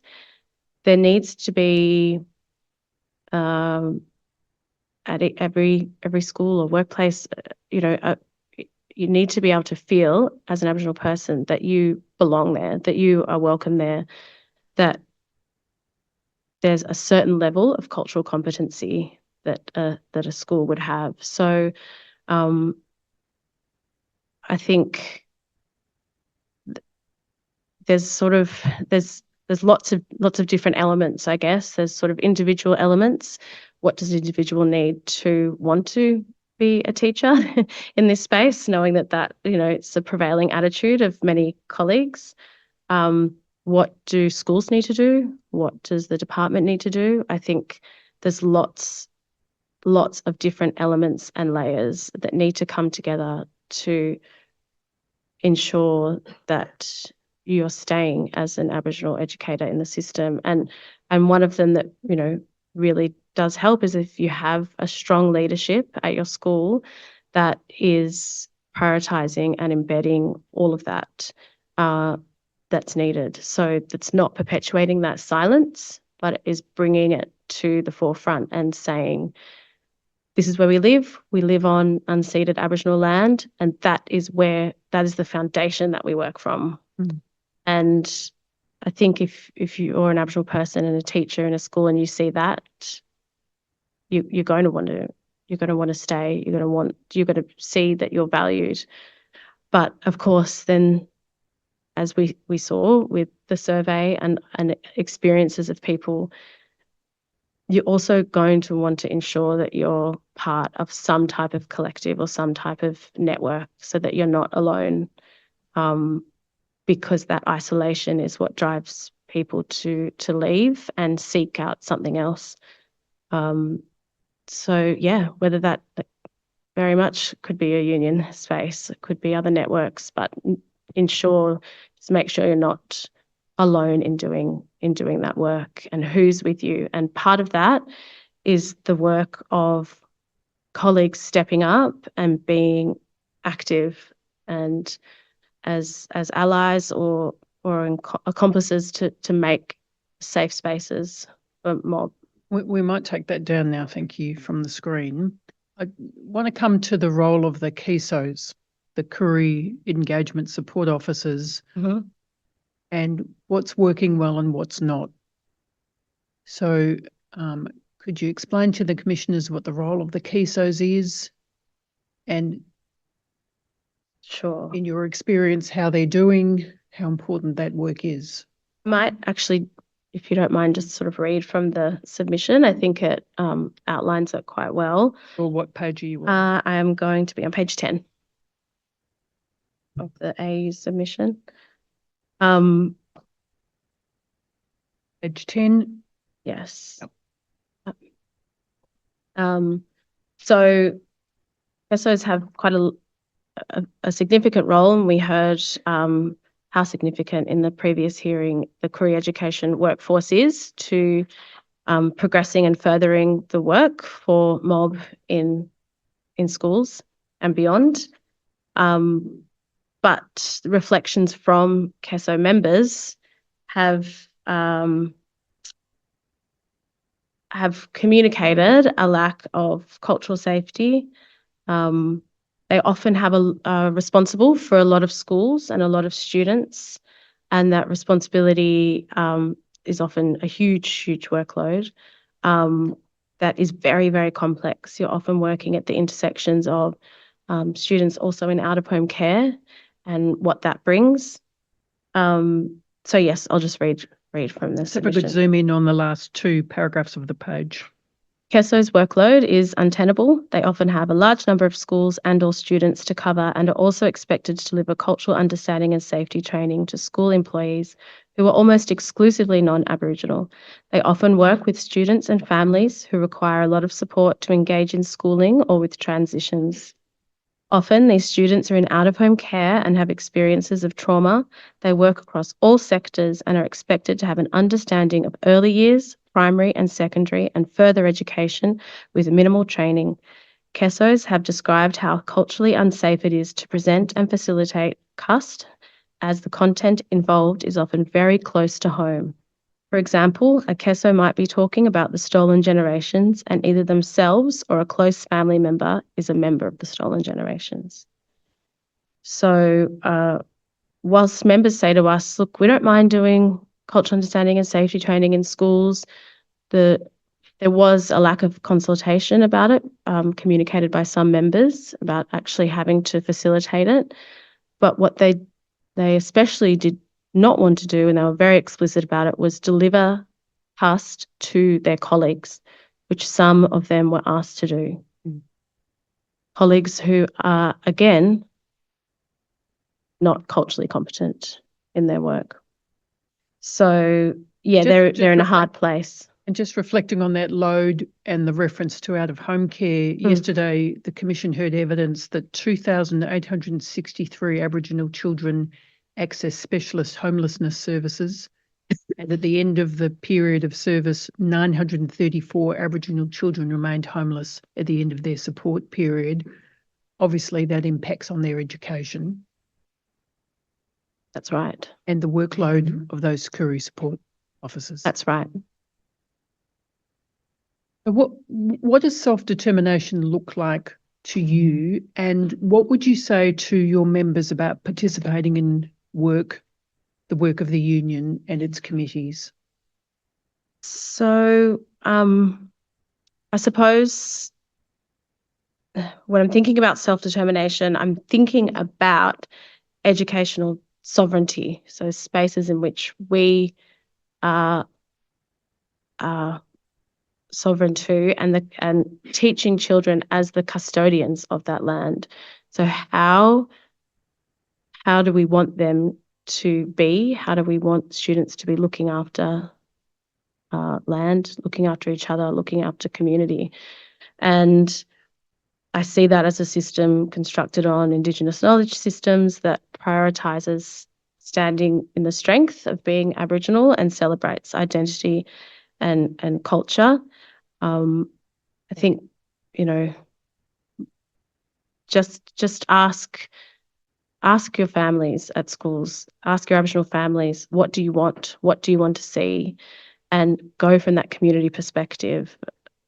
I see it as, I have that experience of going in as an Aboriginal parent and saying, oh, look, I'm really willing to come and share some knowledge, whether that be around an event and then sort of saying, oh, it's not really part of the curriculum, So self-determination has to be that we are not seeing that kind of devaluing of Indigenous knowledges and understandings, and that we can, we have that right to maintain identity and exercise choice.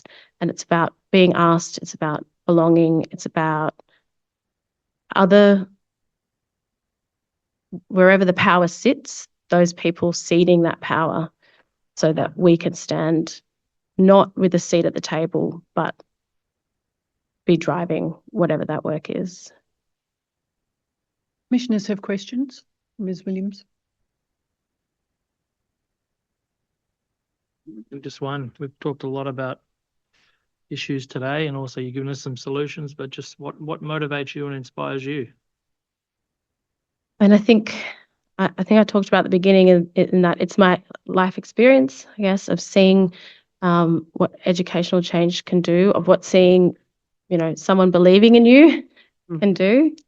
I think of wanting to see all of the things that we've talked about enacted and being committed to that. I want to see that through. Like, I really want to see an understanding of that cultural and colonial load in, within frameworks. I really want to see everyone understanding that, education it's not a privilege, it's a human right. And we need to ensure that every student is going to school without being discriminated against, and every person who's in the workforce is not being affected by any discriminatory practices. And I just want to see, in my lifetime, a consistent approach to, self-determined principles, sort of disrupting these dominant power structures. And everyone needs to do that. It can't just be on mob to do that work. That needs to come from everyone, but from listening to us first. Thank you, Commissioners. Thank you, Ms Williams, for your time this afternoon. Thank you. Thank you for having me. Yeah, thank you. Commissioners, I'm going to suggest a short break while we get ready for the next panel. Yes. During the break, we'd like to show a short video prepared by Yoorrook, which showcases the work of Reservoir Primary School. So if we could play that in the break, it's about 6 minutes, and hopefully by the end of it, the next panel will have convened. Yeah, Councillor. Thank you, Chair. We'll take that break now.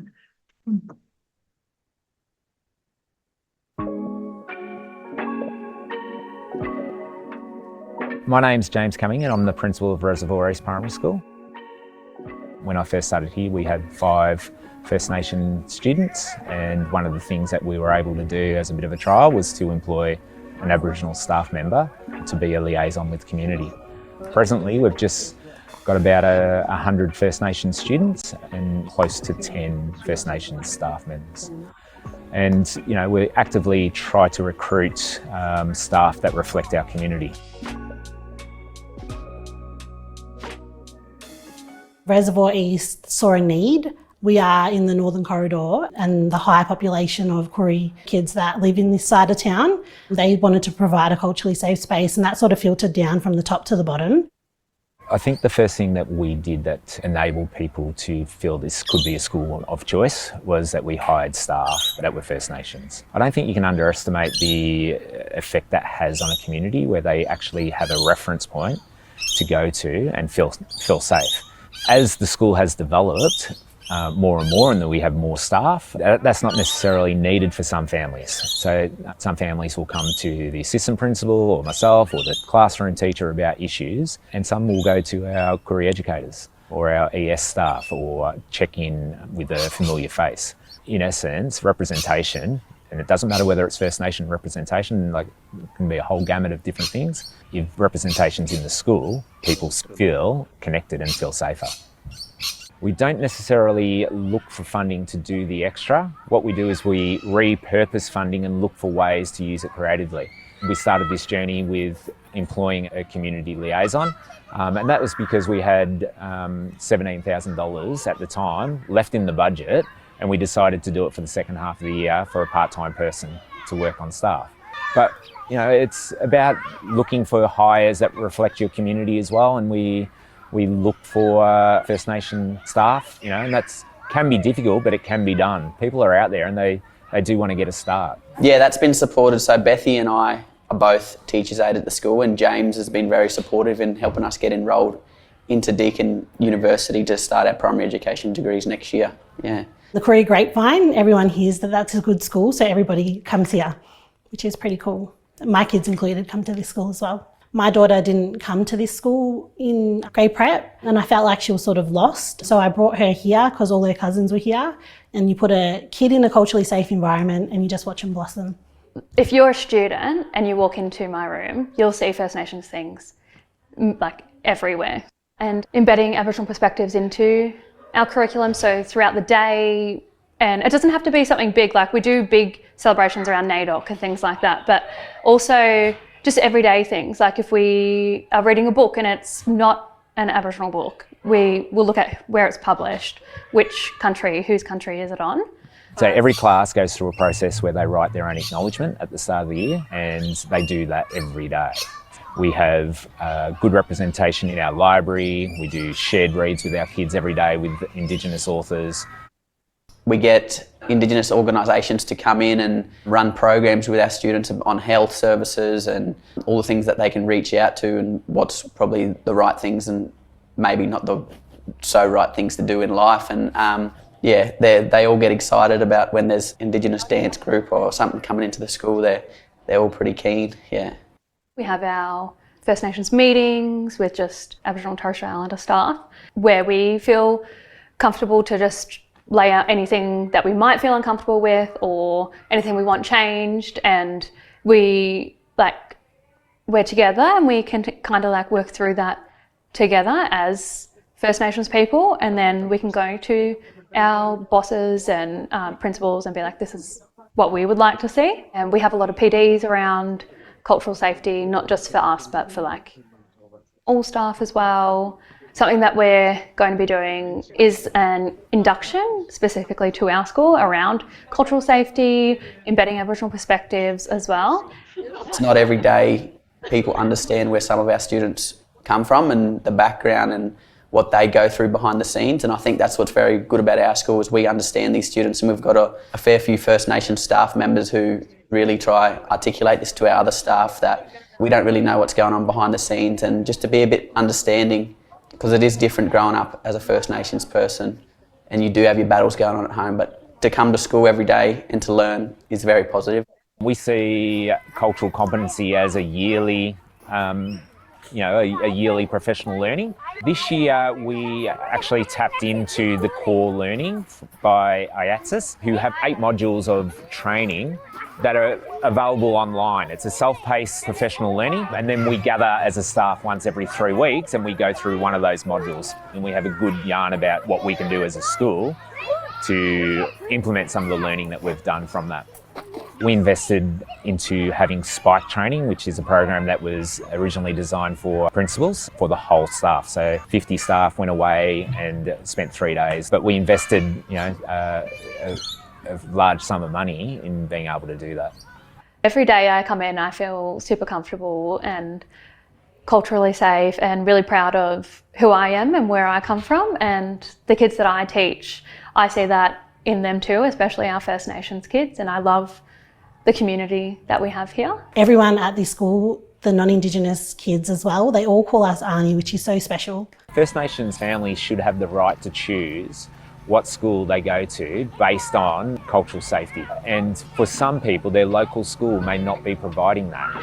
And I think that there should be some self-determination in school choice. I mean, I know that that's not where we're at the moment, but certainly families should be able to choose a culturally safe school for them and their kids. Every school is not a culturally safe school, but every school has the potential to be. And it's about creating the will within our system to do that.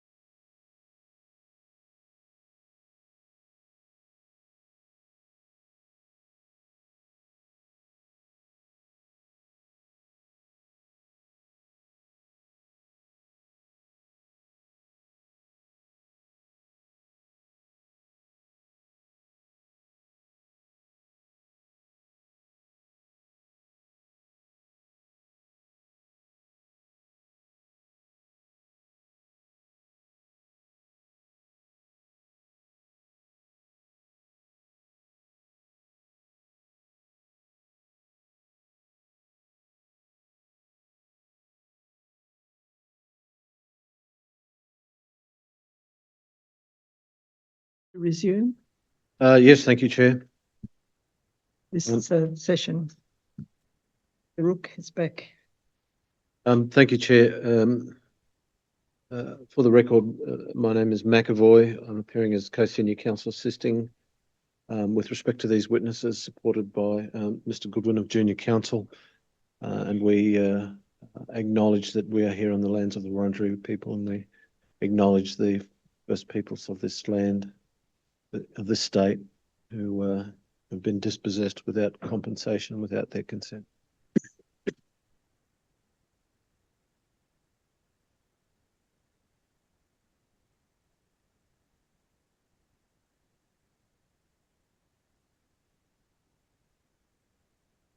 Commissioners and Chair, again, Ms. Frederico, I continue to appear on behalf of the state this afternoon. And again, I'd like to acknowledge the traditional owners of the lands on which these hearings are taking place. I extend that respect to First Peoples here today and online. And on behalf of the state, I acknowledge that sovereignty has never been ceded over these lands. Thank you. Thank you. Chair, this afternoon's panel is a panel of representatives from 3 universities, from Monash University, the University of Melbourne, and from Deakin University. In person, we have Professor Barry Judd from the University of Melbourne, Professor Ian Martin, who's the Vice Chancellor of Deakin University, Professor Liz Johnson from the Deakin University, Jamil Tai, Executive Director, External Community Engagement and Impact from the Monash University, and Professor Tristan Kennedy, Pro Vice Chancellor Indigenous from Monash University. On the screen, we have Professor Sharon Pickering, who's a Vice Chancellor of Monash University, Professor Duncan Maskell, Vice Chancellor of the University of Melbourne, and Professor Mark Rose, Pro Vice Chancellor, Indigenous Strategy and Innovation, Deakin University, who was with us on another panel earlier in the week. Welcome all. Welcome. Thank you. I'll just go through each of the witnesses and swear them in, if that's convenient, Chair. Starting, I think, from right to left, Professor Judd, could you just tell the Commission your full name and position? Barry Allen Judd, Deputy Vice Chancellor Indigenous at the University of Melbourne. And do you undertake to tell the truth in the evidence you're about to give to the Commission? Yes, I do. Next, Professor Tristan Kennedy. Yeah, Tristan James Kennedy, Pro Vice Chancellor Indigenous at Monash University. And do you undertake to tell the truth in the evidence you're about to give to this Commission? Yes, I do. Mr. Jamil Tai. Yes, Mr. Jamil Tai, proud Yoorrook man. I'm the Executive Director of External Community Engagement and Impact. And do you undertake to tell the truth in the evidence you're about to give to the Commission today? I do. Professor Liz Johnson. Elizabeth Dyer Johnson, I'm Senior Deputy Vice Chancellor at Deakin University. Do you undertake to tell the truth in the evidence you're about to give to the Commission today? Yes, I do. And Professor Ian Martin. Ian Gregory Martin, Deakin University Vice Chancellor. And do you undertake to tell the truth in respect to the evidence you're about to give today? Okay, on the video screen, Professor Sharon Pickering. Sharon Joy Pickering, Vice Chancellor and President of Monash University. Do you undertake to tell the truth in the evidence you will give to the Commission today? Yes, I do. Professor Duncan Maskell. Duncan John Maskell, University of Melbourne, Vice Chancellor and President. And do you undertake to tell the truth in the evidence you're about to give to this Commission today? Yes, I do. And Professor Mark Rose. I'm Markham John Rose, Pro Vice Chancellor, Indigenous Strategy and Innovation at Deakin University, and yes, I do. We'll take that as an extension of your former oath, Professor Rose. Thanks, Tony. Now, you've each been in preparation for today's evidence. You've each been asked whether you might like to make some introductory comments. On behalf of Monash University, are there any introductory comments or opening remarks that would like to be delivered? Thanks very much, Council. I would like to take this opportunity, if I may, and I am aware that we shared a written copy of these remarks with you ahead of today's session. I'd really like to thank the Commissioners and indeed the welcome here. I also would like to acknowledge the Wurundjeri and the traditional owners on whose unceded lands the Yoorrook Commission hearing is taking place today, and I pay my respects to Aboriginal and Torres Strait Islander peoples present. I also would like to acknowledge the First Peoples Assembly of Victoria, instrumental in the establishment of this Truth-Telling Commission. The land on which Monash University stands is and has always been the country of the Eastern Kulin people and the clans of the Boonwurrung people and their neighbours, the Woiwurrung. Monash recognises that there is significant work to be done to understand our past and to realise Indigenous self-determination. We continue to pay attention to our history, listening and learning deeply, redressing wrongs where practicable, and always engaging open-heartedly in truth-telling. We are committed to realising the possibilities that meaningful Indigenous self-determination will bring, and we are especially dedicated to working with and for Indigenous young people and the futures they will create through education and research. I would also like to acknowledge Commissioner Eleanor Burke as the first chair of Australian Indigenous Studies at Monash University. It might not be known to everyone in the room that in 1964, Monash established a Centre for Research into Aboriginal Affairs just 3 years after the university admitted its first students. Now known as the Monash Indigenous Studies Centre, it is celebrating its 60th anniversary this week at the IATSIS conference. The centre was designed to lead a greater knowledge of Australian Aborigines and the relations that exist or should exist between them and the rest of Australia. In 1977, Professor Colin Burke became its first full-time Aboriginal director, and Commissioner Burke held the dual roles of Chair and Director of Aboriginal Programs. In the 1990s, the review that both Professors Burke undertook was instrumental to Monash's approach to working with Indigenous students, academics and professional staff. It is the touchstone that we still use today. Today, the Centre leads critical work on promoting Indigenous studies as core to the undergraduate curriculum. It's enjoyed outstanding leadership for many years for Sir John Monash, Distinguished Professor and Australian Research Council Laureate Professor Lynette Russell AM. The current Director of the Centre is Professor Kylie Cripps, an expert in violence against Indigenous women and a proud Monash alum. Monash University is committed to fostering a society that recognises, respects and includes Indigenous peoples, cultures and knowledge. The university supports treaty discussions in the state of Victoria, the Uluru Statement of the Heart and the work of the Commission. These commitments are foundational. Indeed, they are the opening page to the university's strategic plan, Impact 2030. They reflect the university's understanding and acceptance of the principle of self-determination for First Nations people. Monash's Pro-Vice-Chancellor Indigenous, Professor Kennedy, who's with you in the room, is leading a specific and critical piece of work on governance and Indigenous self-determination at Monash, with direct support from myself and the University Council. This work is committed to realising meaningful Indigenous self-determination and is being built through careful examination and evaluation of best practice from around the world. The outcomes of this important work will be brought to Monash University Council later this year, which I expect will result in consequential change. Before I make some brief comments about Monash University's relationship to Indigenous people, I'd just like to explain quickly how the university is structured because it may well be relevant to a number of your questions.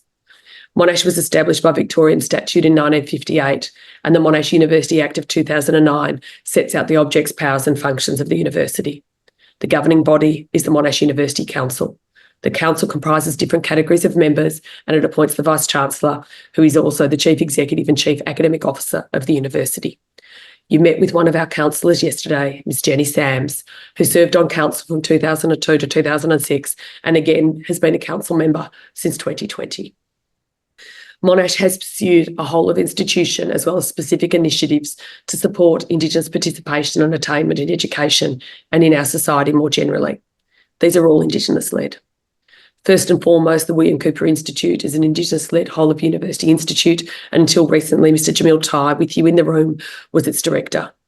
The Institute supports all Indigenous students at Monash, leads education policy and practice, and provides a physical space for Indigenous students. It has been the vehicle by which we have sought to implement the Monash Aboriginal and Torres Strait Islander framework, and to which has been instrumental to the increase in Indigenous students, not just enrolling, but also completing their studies at Monash.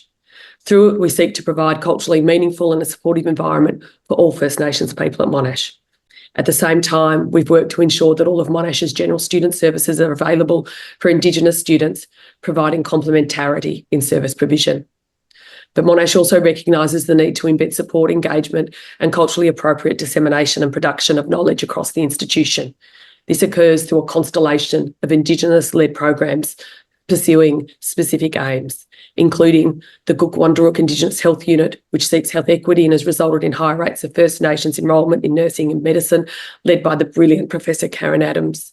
Wominjeka Jambana, which focuses on creative practice and cultural knowledge exchange for all First Nations people globally, led by Professor Brian Martin. The Mara Bung Alambi Indigenous Psychology Group, which leads wellbeing and psychology work among Indigenous peoples, led by Dr. Cami Murrup Stewart.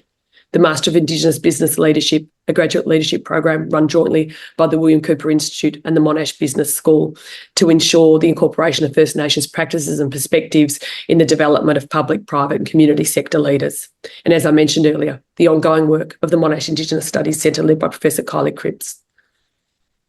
Building on the work at Monash, the university appointed its first PVC Indigenous in 2018, with Professor Kennedy the second person to hold this role since December 2022. His office began work early last year with Associate Deans Indigenous and Indigenous Education champions, and cascading out through leadership across the university to identify communities of practice. These communities focus on innovative activities to contribute to embedding Indigenous perspectives across curriculum, cultural competence across the Monash community, the recognition of cultural load on Indigenous colleagues, as well as the development of responsible research frameworks. This work is always ongoing. Nawi Professor Carolyn Briggs reminded me last year that authority and respect is both inherited and earned. As Vice-Chancellor, I am personally committed to ensuring, in relation to our past and to our future, we work tirelessly with earned authority and deep humility in realising our responsibilities and in achieving tangible, life-changing benefits for our Indigenous students, for our colleagues, and indeed for our communities. I'm so sorry I am not there in person today. I've got COVID and you wouldn't want to sit next to my barking cough, but thank you so much for your time. Thank you, Vice-Chancellor. I'll next turn to the University of Melbourne and ask whether there's any introductory remarks from that university. Yes, Council, I'd like to make some remarks. Thank you very much for the opportunity to participate in this very important, crucial truth-telling process. I also apologise for not being there in person, but I've also come down with some unpleasant respiratory virus. I don't know whether it's COVID or not because I haven't tested, but whatever it is, I wouldn't want to bring it in there. So apologies. I will begin by acknowledging the traditional owners of the unceded land upon which this hearing takes place, the Wurundjeri Woiwurrung people. I also wish to acknowledge the Wurundjeri Woiwurrung people, the Boonwurrung people, the Yorta Nation and the Dja Dja Wurrung people as the traditional owners of the unceded lands upon which our university campuses are located. And I also acknowledge and thank the traditional owners, elders and knowledge holders of all Indigenous nations and clans who have been instrumental in the University of Melbourne's reconciliation journey. The university recognises the unique place held by Aboriginal and Torres Strait Islander peoples as the original owners and custodians of the lands and waterways across the Australian continent, with histories of continuous connection dating back more than 60,000 years. We also acknowledge their enduring cultural practices of caring for country. I pay my respects to elders, past, present and future, and I acknowledge the importance of Indigenous knowledge in our academy. As a member of the university community of researchers, teachers, professional staff and students, I am privileged to work with and learn from Indigenous colleagues and partners every day. Last week, the university published and launched Dumbak Gubagwana, A History of Indigenous Australia and the University of Melbourne, Volume 1, titled Truth. The university was founded in 1853, so there's a very great deal of history and a very great deal of truth to be told. Dumbak Gubagwana means truth-telling in the Woiwurrung language of the Wurundjeri Woiwurrung people, and we're grateful to the elders for gifting us that phrase, that word, to describe the book and entitle the book. It's a scholarly work commissioned by the university, but with no influence whatsoever over the content of the book coming from the university. And it attempts to document the long, complex and very troubled relationship between Indigenous peoples and the university. It details some of the worst failures of the university's leaders, such as the promotion of eugenics and scientific racism, and the enrichment of the university through benefactions of stolen land, stolen wealth and labour. The book recognises the strength and resilience of Indigenous people, the importance to the university of Indigenous knowledge, and the influence of those who shared their expertise without acknowledgement. The university today acknowledges the place of Indigenous knowledge in the academy and is making serious attempts to incorporate Indigenous perspectives into all aspects of the institution. However, there is a very great deal more to be done, and much of this vital work lies ahead of us. The publication of the book is a landmark moment for the University of Melbourne. I think it's an opportunity for the institution to begin a process of reckoning, true reckoning with the truth of its past. In February 2008, then Vice-Chancellor Glyn Davis recorded the university's, and I quote, deep regrets for the injustices suffered by the Indigenous people of Australia as a result of European settlement. And he committed to using the University of Melbourne's wealth of expertise and resources to make a sustained contribution to lifting the health, education and living standards of Aboriginal and Torres Strait Islander Australians. In 2021, the university formally apologised for the historic and current injustices that have been and are to the detriment of the health and well-being and education and living standards of the Aboriginal and Torres Strait Islander peoples of this country. Before this commission, I acknowledge the injustices perpetrated upon the Aboriginal and Torres Strait Islander peoples of this continent by the university since its foundation in 1853.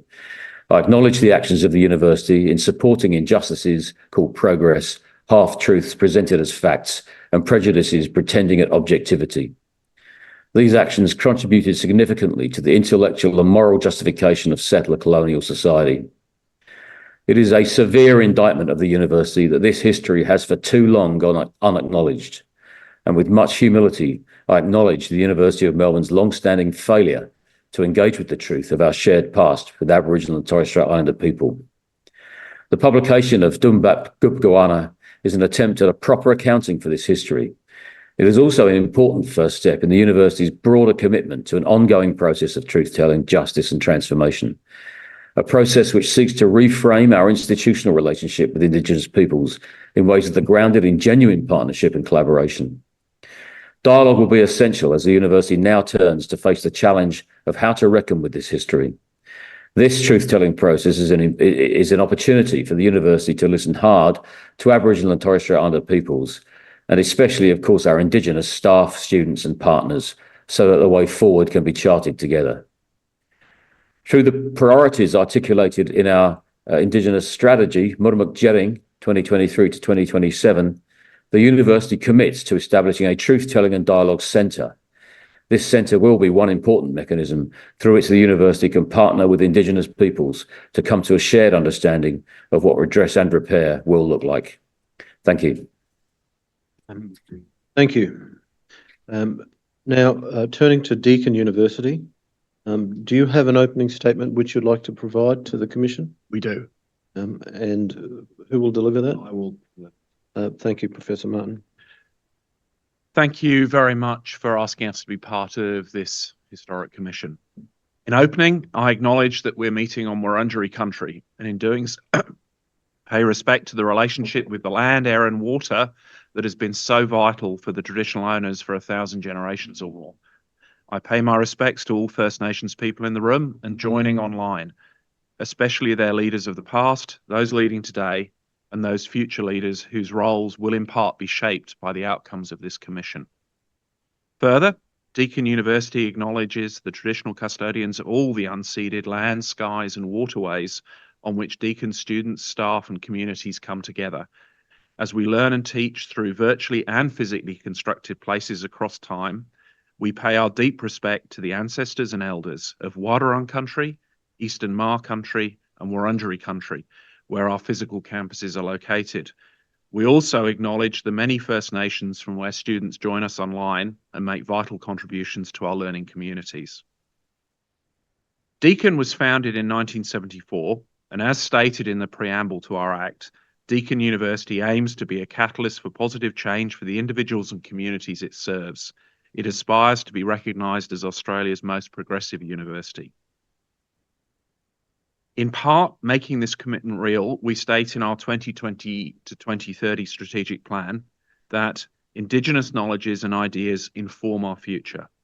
Deakin is committed to reconciliation and treaty, advancing the educational aspirations of Aboriginal and Torres Strait Islander peoples, and moving Indigenous knowledges into the mainstream of Australian life. All our endeavours will reflect on Australia's full history and seek to build an inclusive future. However, in making this statement, we must accept, in telling and reflecting on that full history, that education and the many benefits that flow from it has been far from equally available to First Nations peoples, and that consequently the system has systematically disadvantaged many for many years. We must also accept that the knowledge base held within First Nations communities has not held the place it should in defining curriculum and the understanding of our country. From soon after our establishment, Deakin University began to consider how it could best help address these deficits. The desire to foster Indigenous participation in higher education led to the establishment of groundbreaking programs through the Koori Teacher Education Program, its successor, the Institute of Koori Education, and its latest incarnation, the National Indigenous Knowledges Education Research and Innovation Institute, which are still treasured.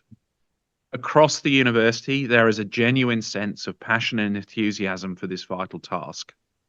The way in which we go about it continues to develop and evolve, driven by both our own understanding and partnerships, but also wider societal change.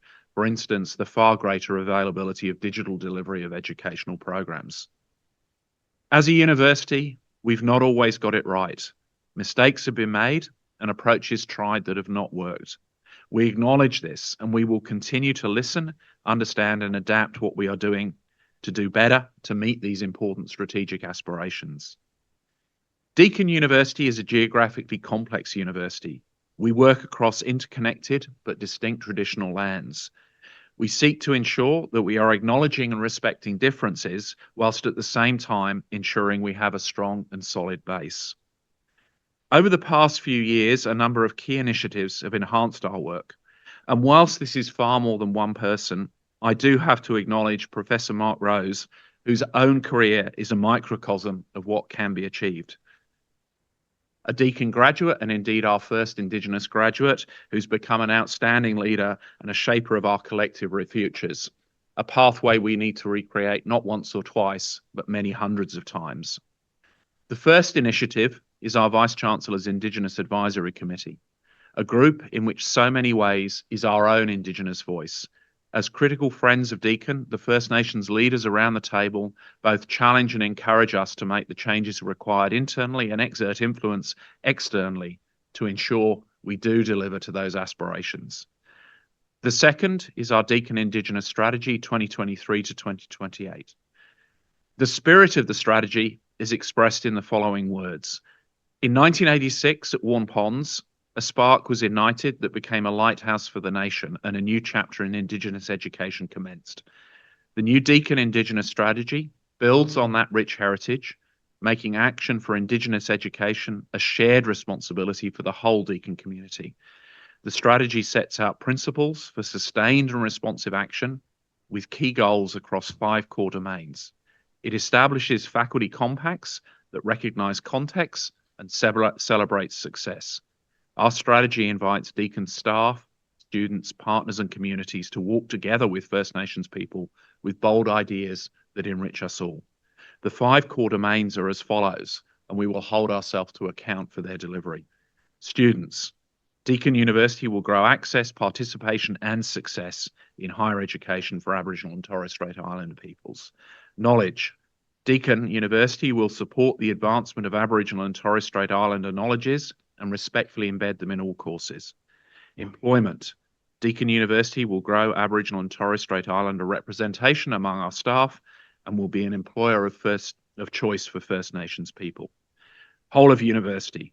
Deakin University will embed commitment to and celebration of First Nations peoples and communities across all its activities. And finally, community. Deakin University will grow and advance respectful partnerships with Aboriginal and Torres Strait Islander communities. In saying this, we cannot ignore the fact that Deakin University was named in recognition of Alfred Deakin, Australia's second Prime Minister and one of the key architects of federation. Alfred Deakin was a complex individual who brings with him an equally complex legacy. This legacy has resulted in questions for us as a university, including from Alfred Deakin's own family members. The legacy of Alfred Deakin the man will always be viewed generationally through different lenses, and this has been the focus of a series of Alfred Deakin legacy conversations led by senior Indigenous leaders and including members of the Alfred Deakin family. These conversations did not shy away from the divisive nature of some of Alfred Deakin's work and the longitudinal impacts of this on an inclusive and mature nation. The considered outcome of these conversations was that we needed to ensure that through a Tanderum, a Kulin Nation term meaning safe passage, we define a path for Deakin University. We must ensure our way is clear of impediments and encumbrances as we continue to deliver life-changing education for First Nations students across our wider contributions to our communities. In concluding this opening statement, I leave you with the final paragraph of the Tanderum. We do, however, reject wholeheartedly being captured by or colluding with the darkness of history. We should all be drawn towards the light of the future. Through this Tanderum, both parties agree to reject the proposition to change the name of the university and jointly commit to truth-telling and elevating the understanding and acknowledgement of the full history of our country. Thank you. Thank you. Before I continue, Commissioners, are there any issues that arise from the opening statements that you wish to turn to before we move on? Probably just on the Alfred Deakin thing. So I know you noted it was divisive, but we didn't actually talk about what Deakin did. I think it would be good to acknowledge that rather than say he was a divisive figure. So Deakin, as one of the founding fathers of Federation and the leaders politically at that time, was one of the key architects of the White Australia policy. He was also involved in drafting a number of other pieces of legislation that have had long-term and lasting impact, such as the Half-Caste Act and a number of other areas. All of these are absolutely acknowledged and have been discussed openly and frankly as part of those conversations. Thank you. Now, witnesses, I think this is one of the largest panels that we've had. I propose to direct questions to the Vice-Chancellors and leave it to you to direct traffic from there. There are a few things that I might say in advance of the questions. Firstly, in responding to the questions, you can accept that the Commissioners are acutely aware of the importance of tertiary education and the overall empowerment of First Peoples and the exercise of self-determination, and that the slow increase in First Peoples in tertiary education as students and staff is a welcome development. You can also accept that the efforts that the universities are undertaking to increase enrolments and staff numbers is welcome, but I think it's fair to say that with those increased numbers, there comes increased responsibility. You can also accept that of the major universities that operate in Victoria, the selection of your universities to give evidence is not intended to be seen as being critical of your particular institution. Largely, the questions will go to systemic issues, but there will some that will be directed to particular institutions and may be more relevant to some or than others. I might, having said that, start with the Vice Chancellor of Melbourne University. Last week, you released a publication, Dumbak Gubgawana, A History of Indigenous Australia and the University of Melbourne. I don't think you addressed this in your opening statement, but how is it that that publication came into being? What was the impetus for it? Thank you. So I arrived in Australia to be Vice Chancellor at the end of 2018, and in 2019 we had I think it was a whole day symposium concerning these kinds of matters of truth telling, etc. And towards the end of that day, Uncle Jim Berg gave a quite fantastic and moving speech at the end of the session, in which he challenged the university to tell the truth. And on the way out from that session, I talked to our then Pro-Vice Chancellor Indigenous, Sean Ewan, and also Professor Sean Ewan and Professor Richard James, who was the DVC academic, and said to them that we'd better get on with this. And they went away and thought about it and thought that a scholarly book commissioned by the university, but with complete free rein editorially and in terms of content, would be a good way of going about this, at least as a starting point. This project started. Authors were contacted, potential authors were contacted, the editors were appointed, and it got quite some momentum up. COVID came along. It continued through that, but obviously in a slightly attenuated way, as with everything. And it's only just now that we managed to complete the book and have it published. The guidance of that book through into this point is by the editors, including Associate Provost and Distinguished Professor Marcia Langton. And we've moved from a Pro-Vice Chancellor to a Deputy Vice Chancellor role now for our Indigenous leadership, and that's Professor Barry Judd, who's there in the room with you.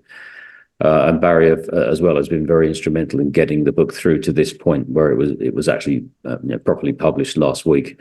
And I'm pleased that we could give the commissioners a copy of the book pre-publication, so you will have had a chance to look at it and read it. Thank you. Now, in your opening statement, you referred to some of the more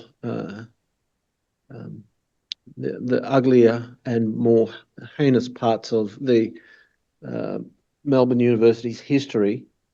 Some of that perhaps is a product of the university's age, having been around for a lot longer than the other universities represented here today. But the conduct that is identified and perhaps apologised for in that report was conduct that perhaps was seen to be appropriate at the time. Do you accept that? Yes, I think I do accept that. I think universities are creatures of their time. It's an interesting relationship the universities have with their societies. They are creatures of their time. They embed themselves in the society of the times and the views of the society of the times. But that can't help us to shy away from the fact that universities also lead in many of those areas too for society. It was very prevalent, as far as I can see, during the late 19th and early 20th century. Many of the more egregiously bad things that are described in the book, for example, that these views were very prevalent. And we saw the consequences of some of those views in different settings around the world, spectacularly badly in Europe, of course, with the Second World War, in terms of the eugenics side of things. But that, again, does not excuse the university in its history for having had some of the leading proponents of eugenics in Australia being professors and senior people in the university, and they are named in the book. So the question that arises from that discussion is how do you satisfy yourself that some of the discussions and positions that are being put today are appropriate to be put in public? Yeah, I mean, that's a constant concern about all different areas of study in the university. We are constantly challenged by trying to make sure that we allow free speech and free debate and free inquiry across a very wide range of subject areas, whilst also being concerned about the safety of our people and the offence, I guess, that some of these views might cause outside the university, with contemporary issues.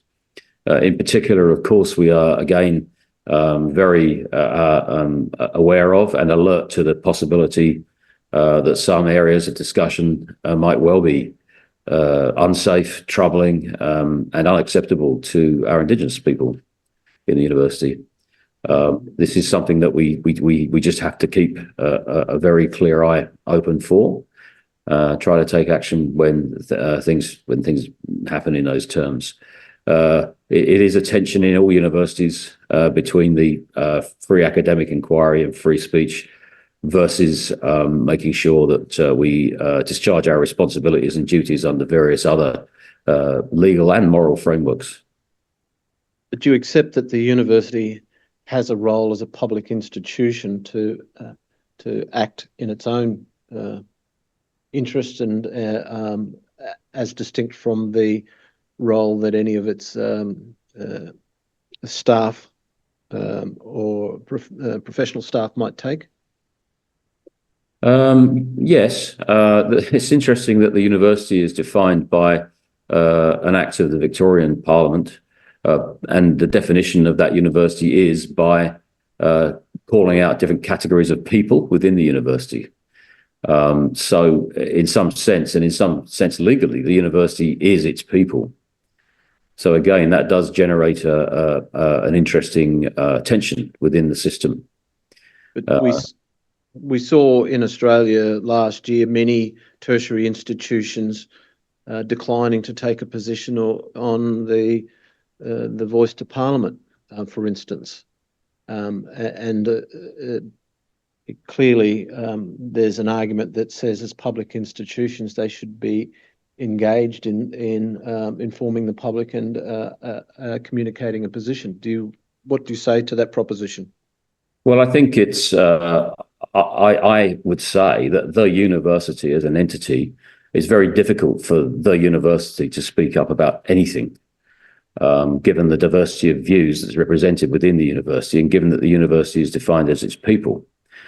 What we did in the University of Melbourne was, I asked council whether they would make a statement of their view. I asked the university executive if they would discuss and make a statement about their view. And I asked our academic board the same question. And so all three of those bodies within the university expressed the view, and the view they expressed was for a yes vote in a referendum. That might be regarded as slightly arcane or Machiavellian, but I think it's a way of getting the views of many of the important people in the university out there without daring to speak for everybody in the university by having a university position on things. I just might turn to Monash University now. Vice-Chancellor, this historical project that the University of Melbourne has undertaken has Monash University undertaken a similar process, or has it commenced its own examination of a truth-telling process for its history?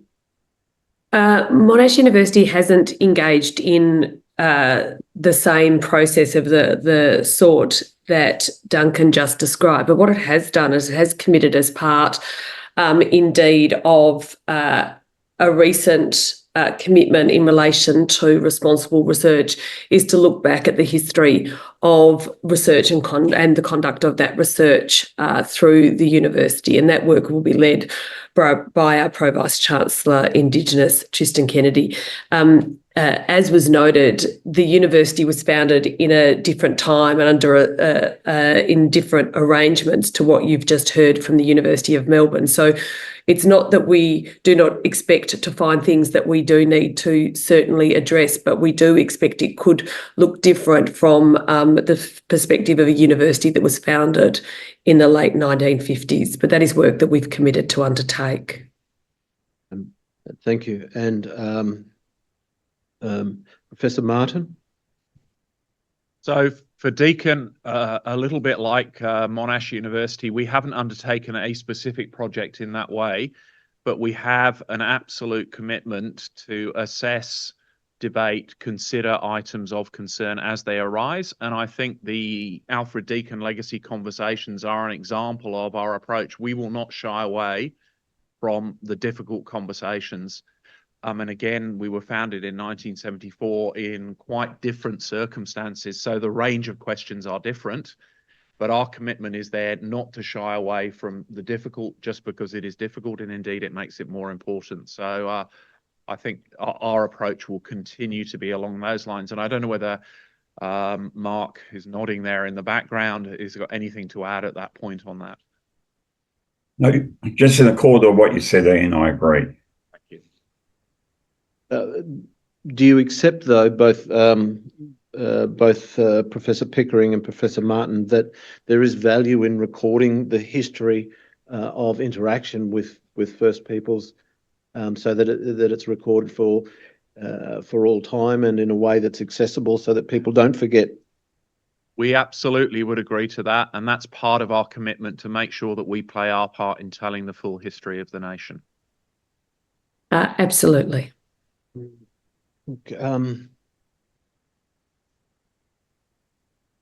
Thank you. I might come back to University of Melbourne.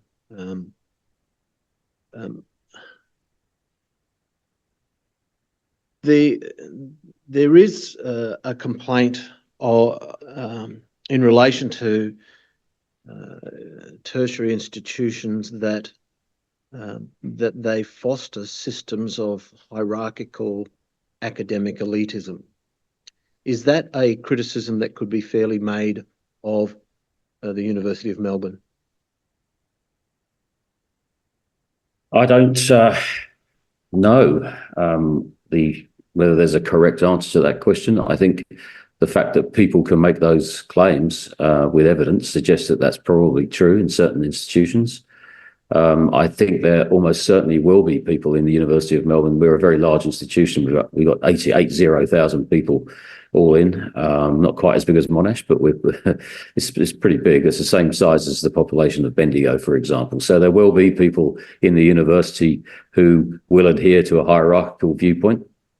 And there will be people in the university who feel the hierarchy in those terms. Personally, I'm not a hierarchical person in the slightest. I think universities are much better when they're flat structured, where people are respected for their knowledge and their work, and no matter where that comes from. Where academic rigor and freedom of expression around that academic rigor are the things that are valued. I know, though, that I have a particular lived experience as a 63-year-old white man from Britain, and I can understand very much that other people in the university will have very different lived experiences, and I know for sure that our Indigenous people do have different lived experiences in some of these areas. I don't know whether Barry would like to add anything to that. I think that's one public perception of the University of Melbourne. My own experience has not been of that. As the Vice-Chancellor says, there are many people at the University of Melbourne who work and operate according to a fairly flat structure where we don't worry about whether people are members of academic staff or professional staff, but we're there to focus on activities and projects. And I think my experience of Melbourne actually probably suggests that group of 8 universities, that is research intensive universities, the Australian universities that are ranked high globally, are often less elitist than many tier 2 or even tier 3 universities. So I've moved around the sector, a number of institutions across Victoria, and one in the Northern Territory. And I'd have to say my experiences as an Indigenous person have been a bit tougher in some of the regional institutions rather than the Melbournes and the Monashes. Gary, can you give us an example of tough experience in an institution? I think what the Vice-Chancellor has just referenced, we respect the knowledge of our colleagues. That has not always been my experience in regional universities where there is a degree, I think, of distrust of Indigenous staff members that's very often obvious. And we are stopped from doing our jobs to some extent because of that. That's not been my experience in top tier universities. But you don't say that that hierarchical elitist approach doesn't exist at the University of Melbourne. It's just you don't experience it. I don't experience it, or rather a better way of putting it is it has not stopped my own career progression and advancement. And universities are imagined, I think, to be single entity big ships, but it's more appropriate, I think, to think of universities as flotillas of various sized vessels, and it's the job of the executive and the council to try and get those yachts all going in the same direction.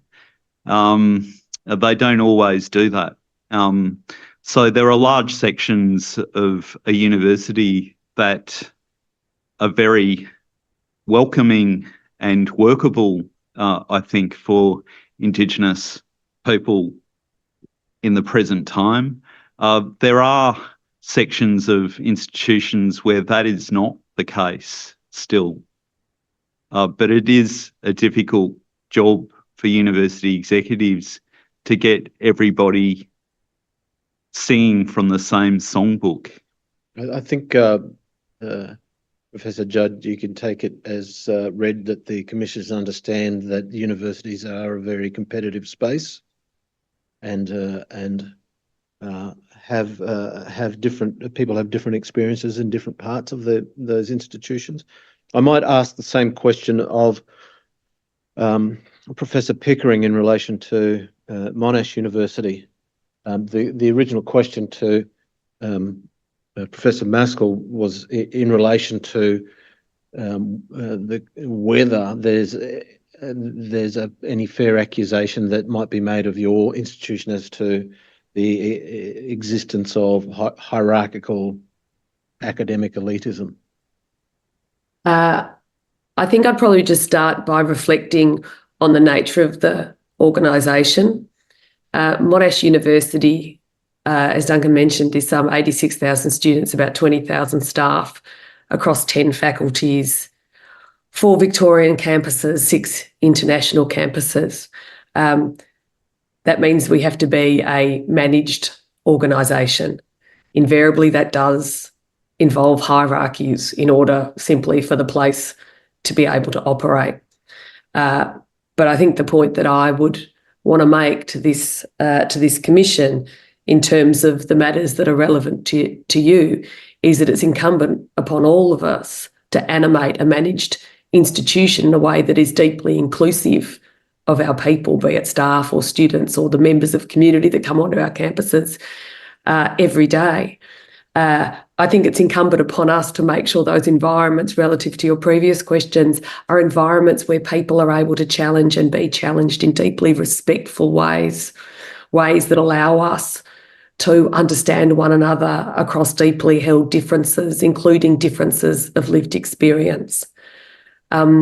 Well-managed organisations don't have to be elitist. Certainly, Monash does not come from a background of being an elitist institution.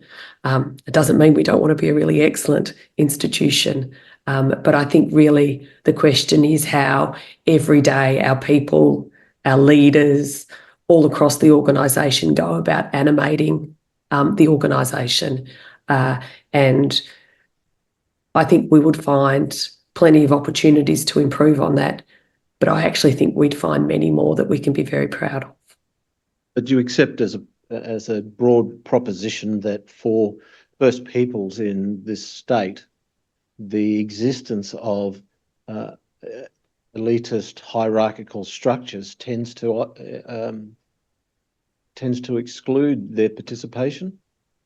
I think any kind of organisation that can have any sense of elitism can do just that. But I think your question is actually a really good one because it prompts me to make comment that I think is really important in terms of what you're saying. I think too often people come into universities or go past universities, as you say, in relation to First Nations people, and it is difficult to comprehend them or to know them. And I think really often for too many communities, they feel as if they don't have the code book for how universities operate. And I think part of that is the point you're making, is a perception of elitism. And I think that sits behind a lot of the work that we've attempted to do at Monash to make people feel as if the universities in general, and hopefully especially Monash University, is understandable as a place of great benefit for them personally, for their families, and for their communities. And so I think the heart of your question is actually the heart of a lot of work that we've endeavoured to undertake to try and redress those broader perceptions. I'm really happy, I'm sorry to be on screen like this, but I'm really happy if either Tristan or Jamil wanted to add to that. Just before we go to them, I should just say that the question doesn't come from some uninformed view about what universities are like from somebody walking past on the street. It comes from the various submissions that this commission has received from people who work in the field and are themselves academics, First Nations people who have had these experiences. Yeah. Oh, look, I'm not saying it's with respect to Monash University, but you can't. I suggest to you that being dismissive of those complaints is not an appropriate way to address this question. It's a serious question. Oh, I'm terribly sorry. I didn't mean to dismiss it in any way, shape or form. And I don't mean to in any way not agree with the premise of the question in relation to academics or professional staff that may indeed have experienced universities in that way. I might turn to Professor Martin with the same question.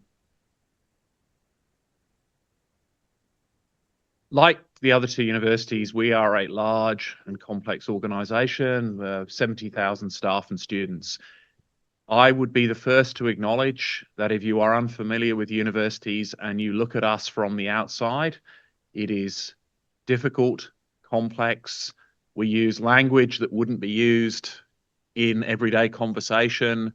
We use titles that came from medieval monasteries. There are many, many aspects of the way we have put ourselves together that are unfamiliar, and unfamiliarity can breed a sense of I don't belong, and unfamiliarity can breed a sense of I am scared of that. And we have to be very conscious of that. And for our students, many of our efforts on how do we break that down? How do we get the university community to open the virtual barriers around the university? They're virtual because we don't have any fences, but how do we get that to be broken down? Because we absolutely recognize that is the reality, and there is a lot of work in there. For staff, again, I would challenge not the premise of the question, but the use of the term elite. Elite can be used in a way of promoting excellence and being outstanding, and it can be pejorative in the terms of I'm not in the club. And I think at times all universities, and I've worked in 5, tend to have a little bit of I'm not in the club around this. But I would always defend the idea of excellence, whether that is excellence in understanding issues related to theoretical physics or excellence in ideas related to First Nations history, First Nations knowledges. And I think we have to make sure that we separate out those two. You can accept that it's in the pejorative sense. Yes, I absolutely understand that. We acknowledge it. As a university, I think we really do try and make sure that the pejorative sense of that is minimized. We try and make ourselves as open and friendly as we can. A number of our leadership team, me included, we run on first names. We don't use title. We almost never use title. We try and break those barriers down wherever we can. Do we always get it right? No. Do we make mistakes? Yes. Are we conscious of it? Yes. Can I just add something? When we talk about being nice and breaking down barriers, we need to remember these are white structures that were never made for our people. They excluded our people from the word go. And so, just trying to be inclusive and trying to be friendly isn't enough. For our people to succeed, we need the universities. We need them. We have been told time and time again, they are unsafe spaces. How do we advance as a people when right down from kindergarten right through to the universities, they're unsafe for our people?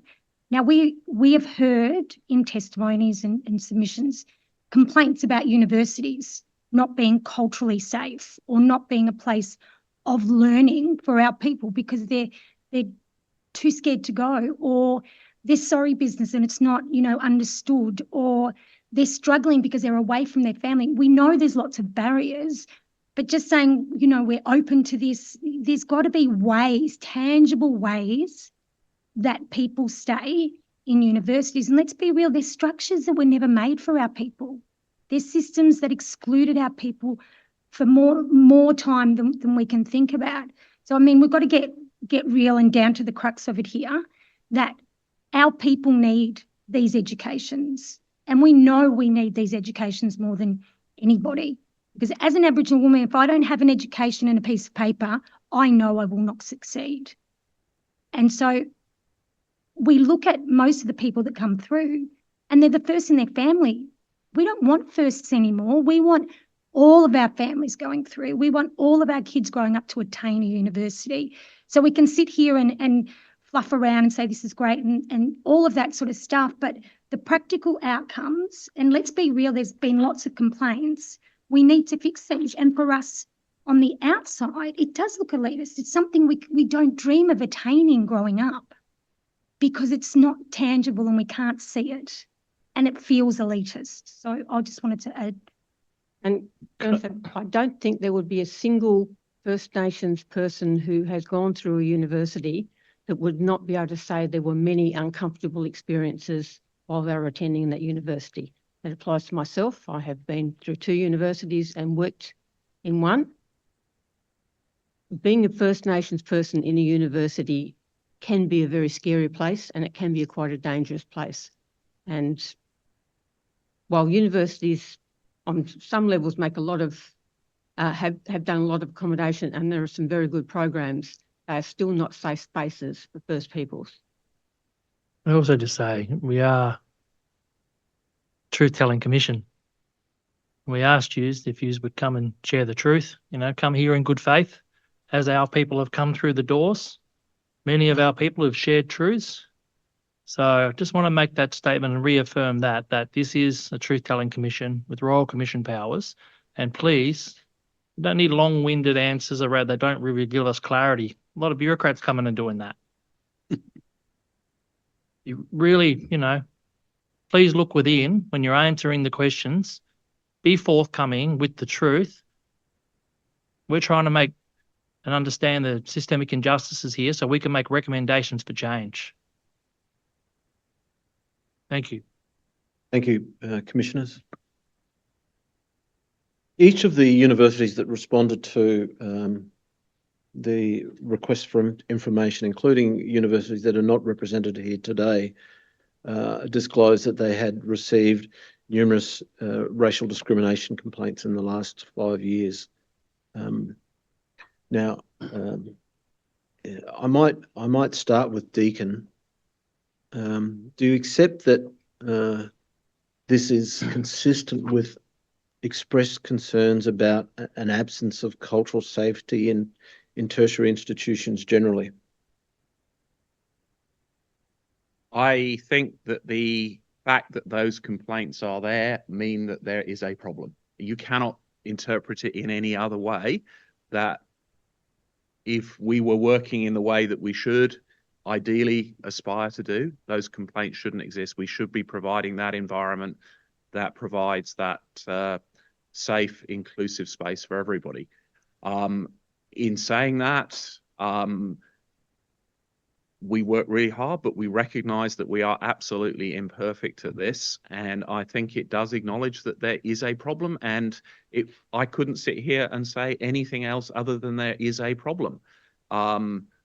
We will continue to challenge ourselves on it, do better. But is there a problem? Yes. And the fact that it appears to be a sector-wide problem, what does that say to you? I think, and I'm going to say this, and I want the commissioners to know that this isn't ducking the answer. Unfortunately, I think what it says is this goes way beyond the bounds of the walls of the university. This becomes a whole of society problem, and to some extent, we are reflecting what comes into the university and views that other people's held, but that's not a defense. We should be, and we have to be better than that. But I think it is, unfortunately, a manifestation of challenges across many, many aspects of society and community. I'm not saying that as a defense, but it comes in. Have we worked hard enough? No. Are we putting more effort in now? Yes. Is that enough? Well, clearly it's not. Professor, can I ask, what is it that you are doing? And I'd like this addendum to every other person who answers the question. What is it that you're doing to counter racism in the operation of the university? So there are a variety of approaches, and I'm going to start with what is a very high-level one for our students, which is what we call Global Learning Outcome 8, which is very much a sense of embedding the importance of awareness of difference, of cultural understanding, of awareness of Australia's history, of awareness of why we are where we are as a nation, into every talk program across the university. It is GLO 8. Mark has led much of the work around that, and we actually think that's a really important underpinning fundamental principle that if you come out from an education at Deakin, that should be part of your understanding of where we go. There is a great deal of work around ensuring that we both build a respectful community, but we give people the confidence to call it out in a way that is safe for them to call it out.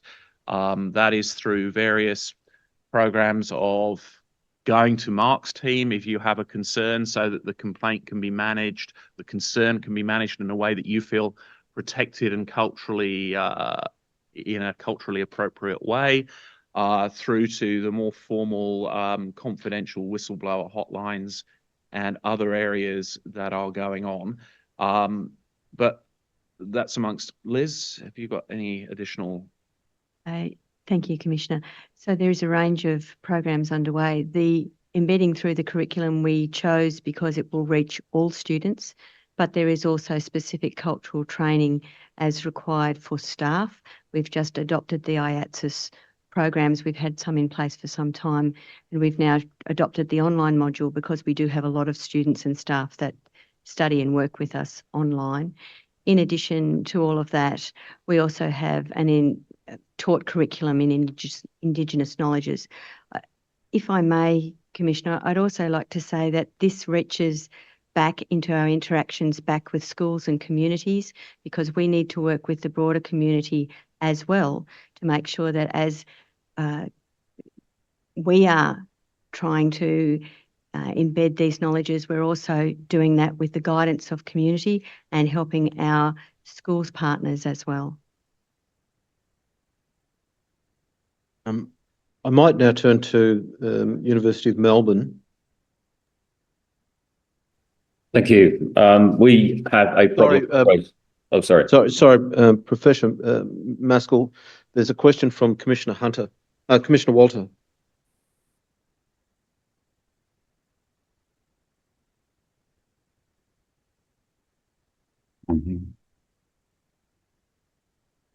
Aboriginal academics have when they receive negative feedback from teaching Aboriginal studies to non-Indigenous students. So I want to know, what do you do to protect your Aboriginal academics from facing these sorts of situations? Because I know every Aboriginal academic has faced it, and many Aboriginal academics will tell you they do not feel supported by their universities. Commissioner, I'll make some comments on behalf of colleagues in the Naikiri Institute who lead our work on Indigenous minors and majors. Of course, I acknowledge that you are absolutely right. They do get those commentary back. If that happens, we would pursue that as a breach of student misconduct, as we would for any other form of racism or cultural unsafety. However, more importantly, support for the staff themselves, I think, is also critically important. And this comes from giving our Indigenous staff a cohort, a community of Indigenous staff with whom they can interact. I know Professor Rose often will help out in these situations and work with and support staff who feel threatened.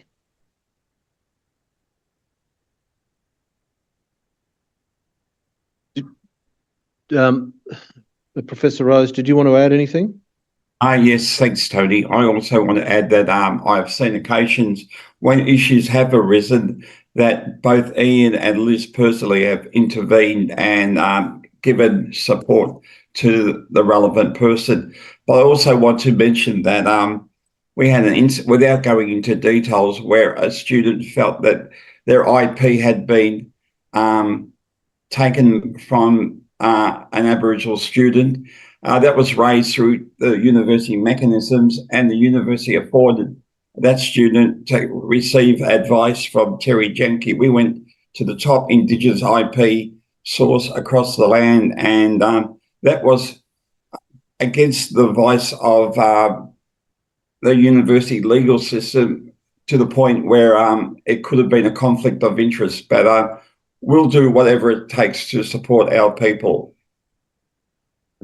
Thank you, Professor Rose. Are there any other questions? Turning to Professor Maskell, in relation to the University of Melbourne, on this question of whether the existence of complaints within the last 5 years about racial discrimination is consistent with an absence of cultural safety in your institution. Thank you, Council. Well, as I was saying, we do have a problem with racism in the university. I would argue that is partially due to the fact, as I said at the start today, of the fact that universities are creatures of their society. And I think we have a problem with racism in society. I'll be as blunt as that. I think our job is to try to make sure that we rise above that as far as we can and try and do things, very important things about the racism that we have. We know we have a racist problem because of the 150 different nations represented in our student body, we do get complaints about all forms of different racism. And most recently, of course, the Palestine, pro-Palestine, the Islamophobia, the anti-Semitism issues have been very prominent. But there is always an underlying issue with racism in terms of our Indigenous students and staff. Our student union, UMSU, also recently did a survey in 2023, which pointed out this fact quite clearly. So the reasonable question, of course, is what are we doing about it? We are trying to do a lot about it.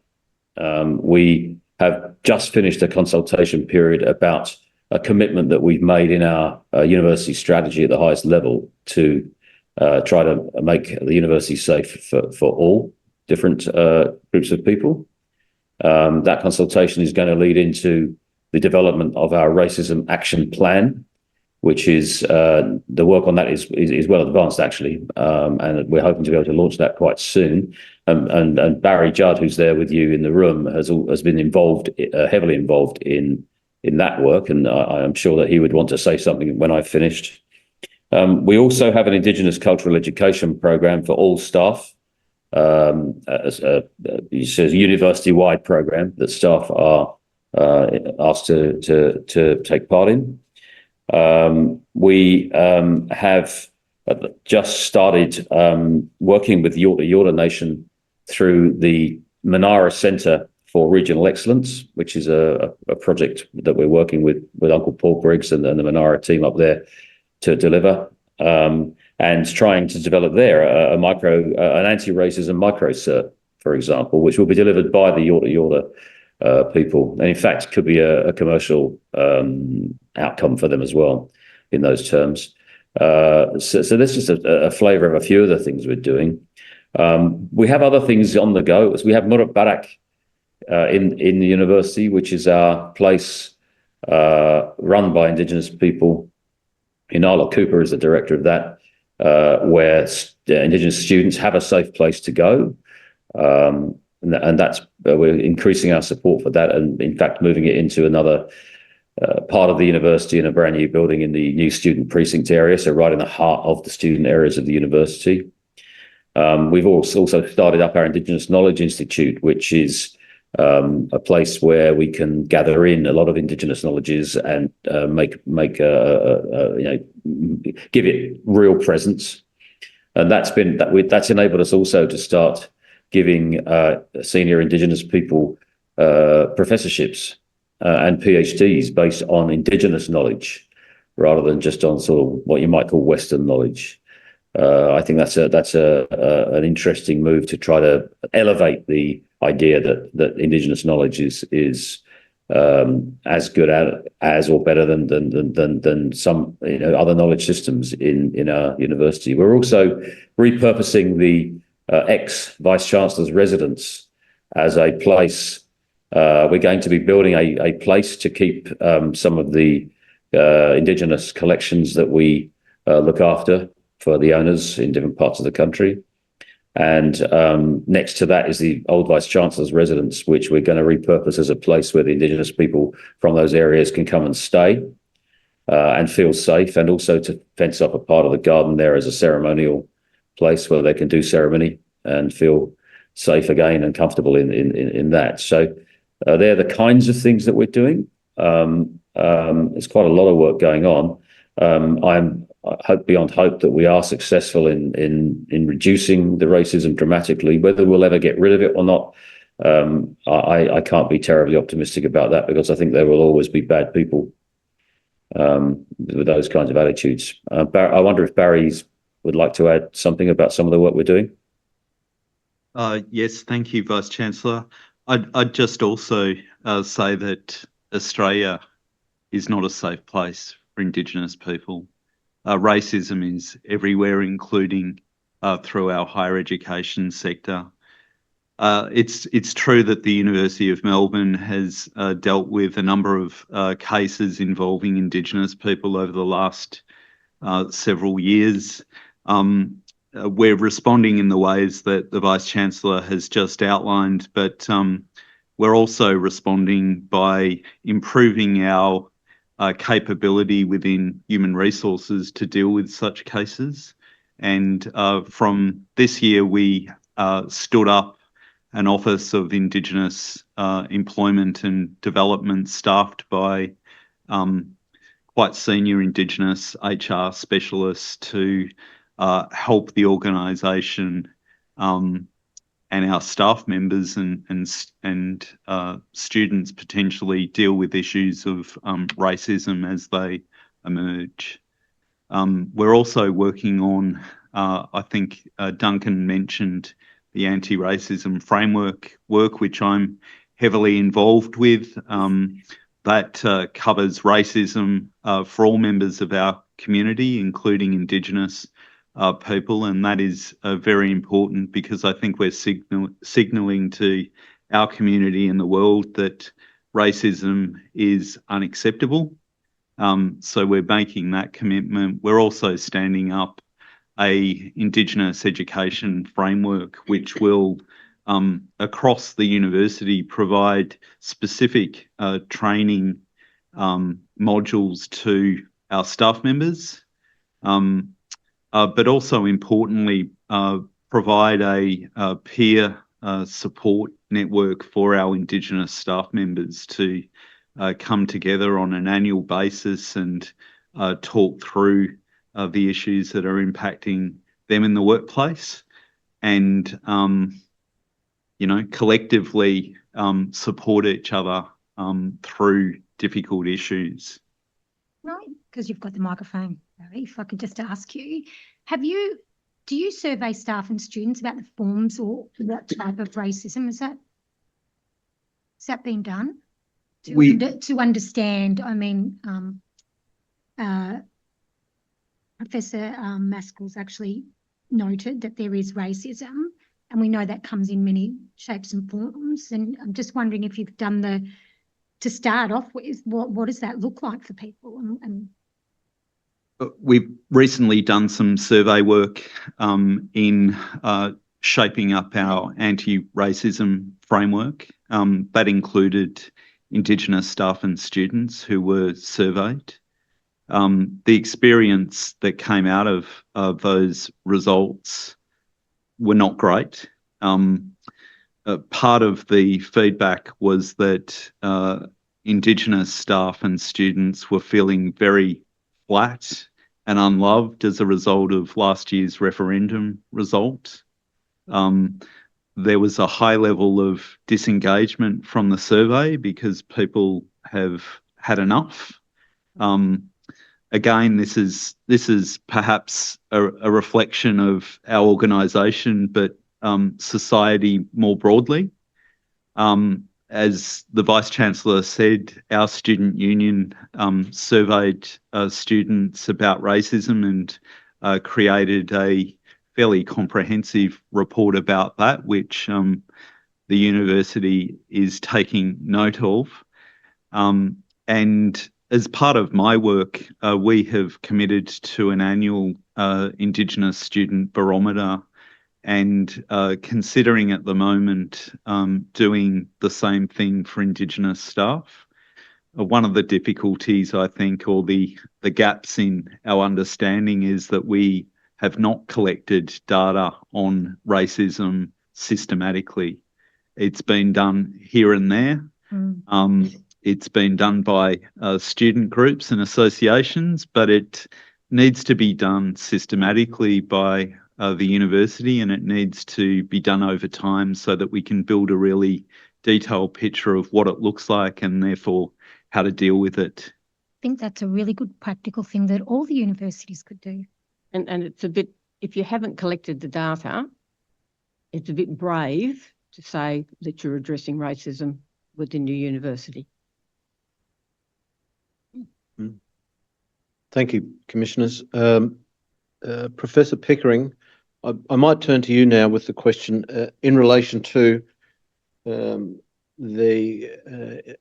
existence the absence of cultural safety for First Nations students and staff in your institution, and whether you accept that there is an issue, and what steps your institution is taking to address that issue. I certainly do accept that. One of the observations I would make is that we've had relatively low numbers of formal complaints. That does not mean there is not a problem, and that has really underscored the way I think we've attempted to go about building cultural safety across a whole range of areas. I'll note a couple, and then I'd actually really like to give my colleagues an opportunity to speak it as well. It's really important to have the levels of expertise and safe spaces within both student misconduct, but also staff, HR departments, to be able to ensure that we are appropriately supporting and creating these spaces in which, when concerns are raised, they're actually dealt with really effectively and in a timely manner. And I think that they've been two areas that we've worked particularly hard on. But in terms of actually proactively building cultural safety, there's a few things that I would initially highlight. The first is that across this whole suite of things that we've done, it's been really important that they have been led by the William Cooper Institute and indeed by the Pro-Vice Chancellor Indigenous. At Monash, when a student starts, there's 3 compulsory things they have to attend to, which we think are really reflective of the values of the institution. One is understanding Indigenous voice and understanding the lands on which our students are learning. The other is around respectful relationships with one another, and the other is around academic integrity. So it is the 3 of those that form what we require all students to engage with. The William Cooper Institute leads a whole range of pieces, particularly in relation to students and student safety. And through the PVCI office, there's a whole range of initiatives that have occurred in partnership with HR, but also beyond that in relation to staff safety. But it also goes beyond, if you like, and I don't mean this in any way, beyond the bureaucratic. It's actually about the environment in which we're attempting to create a culture of cultural safety, of an institution that celebrates and recognises Indigenous colleagues, where they are deeply respected and engaged with, listened to, and are able to lead work across the institution. But I might just pause there because I do want to give my colleagues an opportunity to talk about the work that they've led precisely in this space. Thank you, Vice Chancellor. Yes, I would essentially just add to what Professor Pickering has outlined there. The modules, which are compulsory modules, particularly around Indigenous voice, I did both the staff and student one when I commenced as Pro-Vice Chancellor Indigenous in December 2022, and was honestly rather impressed from an Indigenous studies and as an Indigenous scholar perspective in the content that was provided there. I acknowledge 100% that you can't just stop at a compulsory module for students. Impact on cultural safety at a large institution. And indeed, Monash hasn't stopped at just those compulsory modules. We've got strategic initiative funding, which has been invested in tailored and just bespoke initiatives to address or to increase cultural safety at Monash University. And for instance, I'll point to some training that was provided for supervisors of HDR Indigenous HDR students, so non-Indigenous supervisors of Indigenous HDR students, were provided with an opportunity to avail themselves of cultural awareness training specific to that relationship.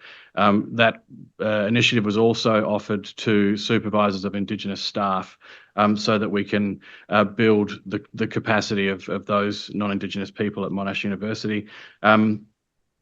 We are currently working with Boonwurrung traditional owners to discuss how we extend the cultural awareness training not only to a more general kind of cultural awareness or what was once called cultural safety kind of training, but actually to provide really meaningful awareness amongst our staff and students of the relationship that Monash University at all 4 of our campuses has with the traditional owners and the lands on which we're actually operating, and we're living and learning and making relationships.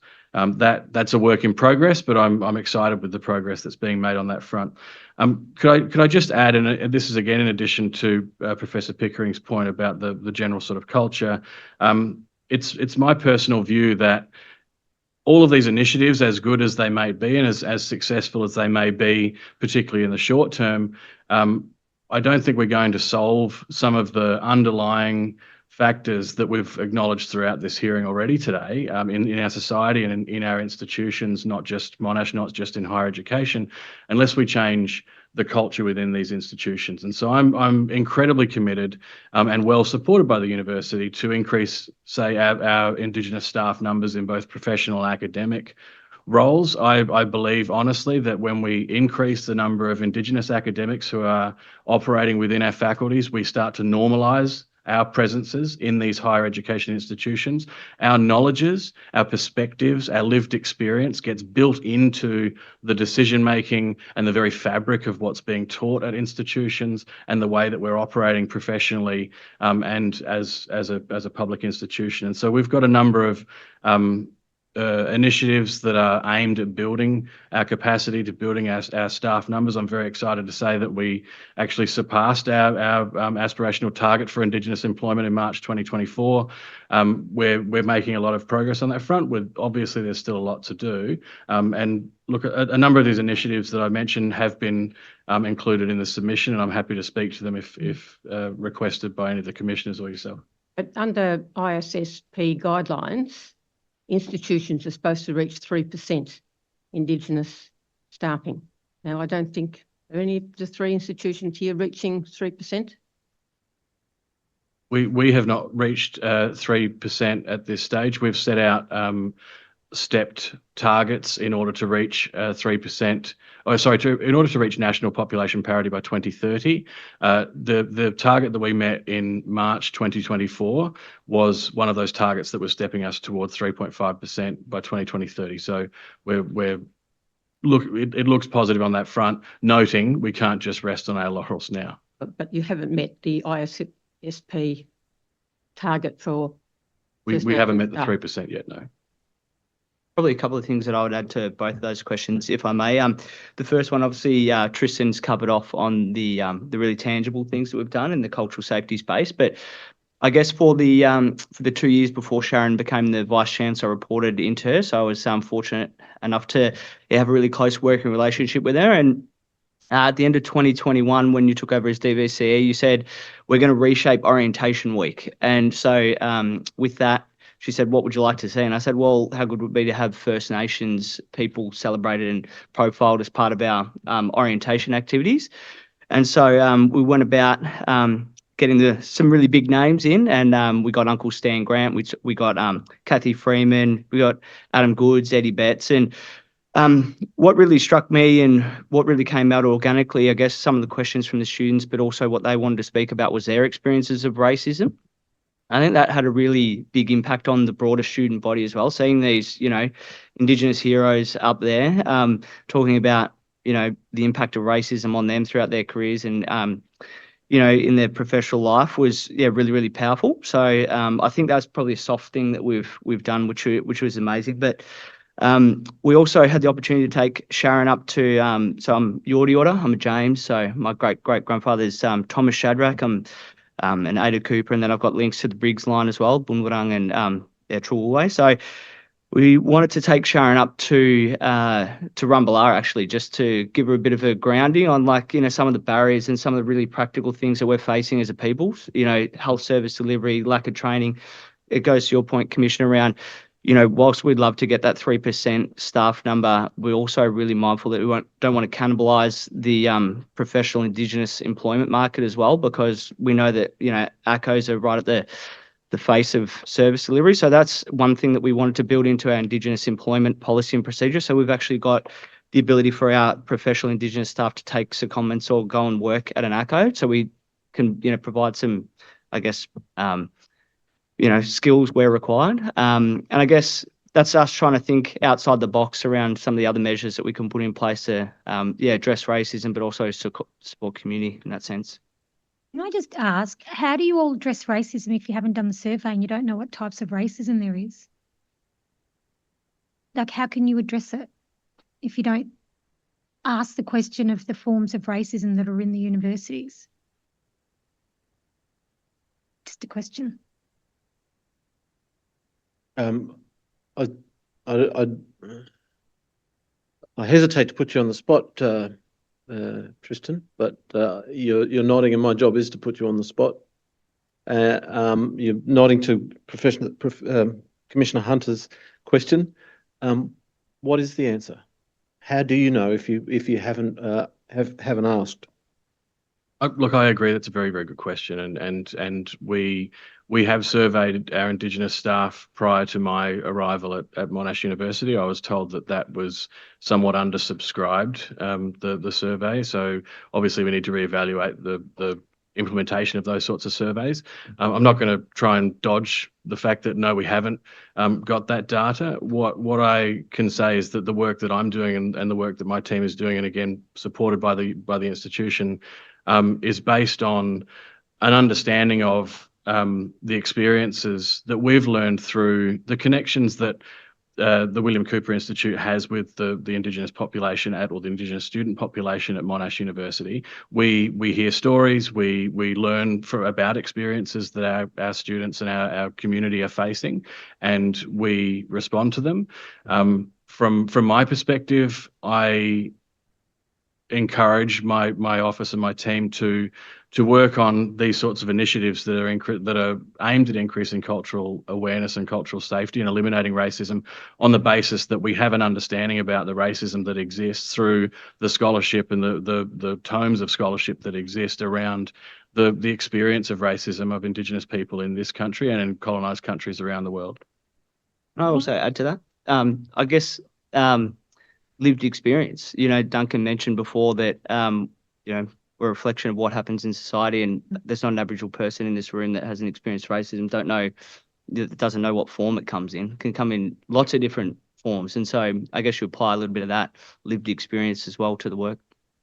And this is not, you know, not having a go, but as universities, you do research all the time and you survey people to find out the issue. And so you can't address it unless you know what the root cause is in the university. And I granted I give, you know, lived experience, but it shouldn't be on the First Peoples staff to have to use lived experience in those.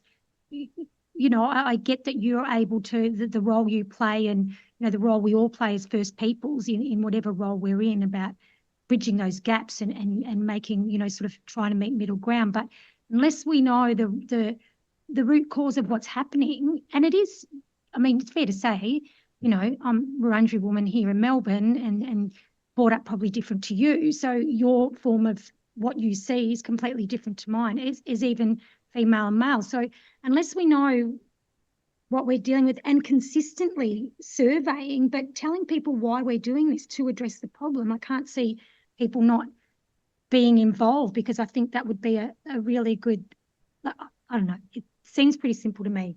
Further to Commissioner Hunter's observations, it's a fair summary of the evidence that's come before this commission to say that the forms of racism are becoming more nuanced, and the application of decisions based upon race seem to be done in a way that are better hidden, and so they're very circumstantial this is very circumstance dependent, which would go, would you agree with that observation that racism is becoming more nuanced? I would agree with that, yeah.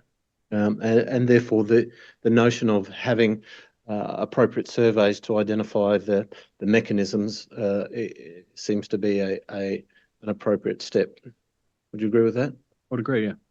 I'm just going to ask, I've been advised that Professor Rose has his hand up, but I've just got a follow-up question with Professor Kennedy in relation to the compulsory modules that you undertook at Monash and your surprise as to the how good they were. I think I may be putting words in your mouth, but you had been at other universities. Yes, I had, yeah. And you hadn't been through the same sort of compulsory induction work that you had, or courses that you had at Monash? No, I had been through those courses at other institutions. The two institutions that I worked at previously both had those modules. My point there was simply that I was impressed with the comprehensive nature of those modules, given the time frame allowed to engage with them and complete them. And so that was it your experience then that the time frame given for those modules was greater than what you'd previously experienced? I couldn't be sure if it was greater than what I mean, it had been a long time. I couldn't be sure about the time. I think the time was adequate for the message that was getting across. I think my interest, or what piqued my interest in the modules, is that I saw the content in those modules aligning much more than in previous experiences with Indigenous studies scholarship around presences in higher education. I thought they were impressive modules. Thank you. Professor Rose, you wanted to add something? Yeah, thanks, Tony. I just want to talk about the racism thing. That although there may not be formal surveys, I certainly do rotational town halls throughout the university, and regularly sort of if issues arise, we handle it. I remember making a call to Ian in India in last November, and it's handled that way. But I'd also like, if that's with your indulgence, is go back to Maggie's question about the ICEP 3%. One of the nuances about Victoria, and I call it the Victorian paradox, is that we are the second smallest Aboriginal population in the Commonwealth, yet we house 25% of the nation's universities. And for us to meet targets in employment and in students means that the competition often works against us. That's why we invented Turong Manong as a program where we collaborate with all the universities across, and the VCs fund the program. It's curbed cannibalisation and it's curbed attrition of our students coming in and out. So we service our students in a better way through collaboration rather than competition. And that 3%, Maggie, you would know, we know UTAS, only has one university. We have 9 and a very similar population. So that's a paradox we have to deal with. And because of that paradox, there's a couple of issues I'd like to make later on about strategically how we can overcome that paradox. But I'll lower my hand and give us something else a go. Thank you, Professor Rose. I understand, Professor Pickering, you had your hand up earlier. Is that the case? Oh no, it was just a minor point, just to make the comment that under the Universities Accord report, there's been a commitment for a racism survey to go out across all Australian universities, and I thought it might be important for the Commission just to be aware of that. And my understanding is universities have very much welcomed that, because it will enable them to collect data on their own institutions, but also look across institutions as well. Thank you, Professor Pickering. And I assume, just as the commissioners are all aware, that the witnesses are all aware that the Australian Human Rights Commission, Race Discrimination Commissioner, has announced an inquiry into racial discrimination in universities. Now, we're talking about it perhaps in a discrimination in an abstract sense, but of course, it has a very, very real consequence for First Peoples. The most recent statistics I understand show that the 9-year completion rate for Indigenous students is 47%, whereas the non-Indigenous community 9-year completion rate is 74%. You're all familiar with those figures? So the 9-year completion rate is the completion of study within a 9-year period. You would agree that such a disparity speaks volumes about in terms of differential outcomes for First Peoples. Now, given that that's the case, and you're all each institution is working hard, it appears. The question that must be asked, and I imagine the commissioners are wanting to ask, is what else needs to be done? If we're at this point where we've got a 9-year completion rate that is 25% lower than the non-Indigenous rate, almost 25%, what else needs to be done in order to ensure that First Peoples get access to the keys to their own empowerment? Perhaps I might start with Professor Martin. I'll turn to Liz for the details. This is one of the areas of most acute focus for us.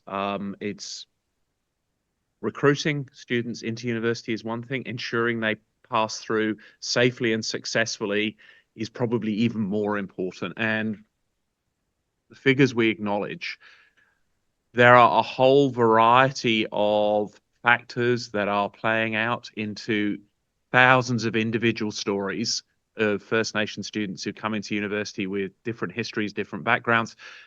We need to make sure that we are not looking at 1, 2, or 3 solutions, that we are looking at multiple solutions to address each of those challenges. And I think, Liz, probably you can talk to the active work that is going in that space. Thank you, Council, Commissioners.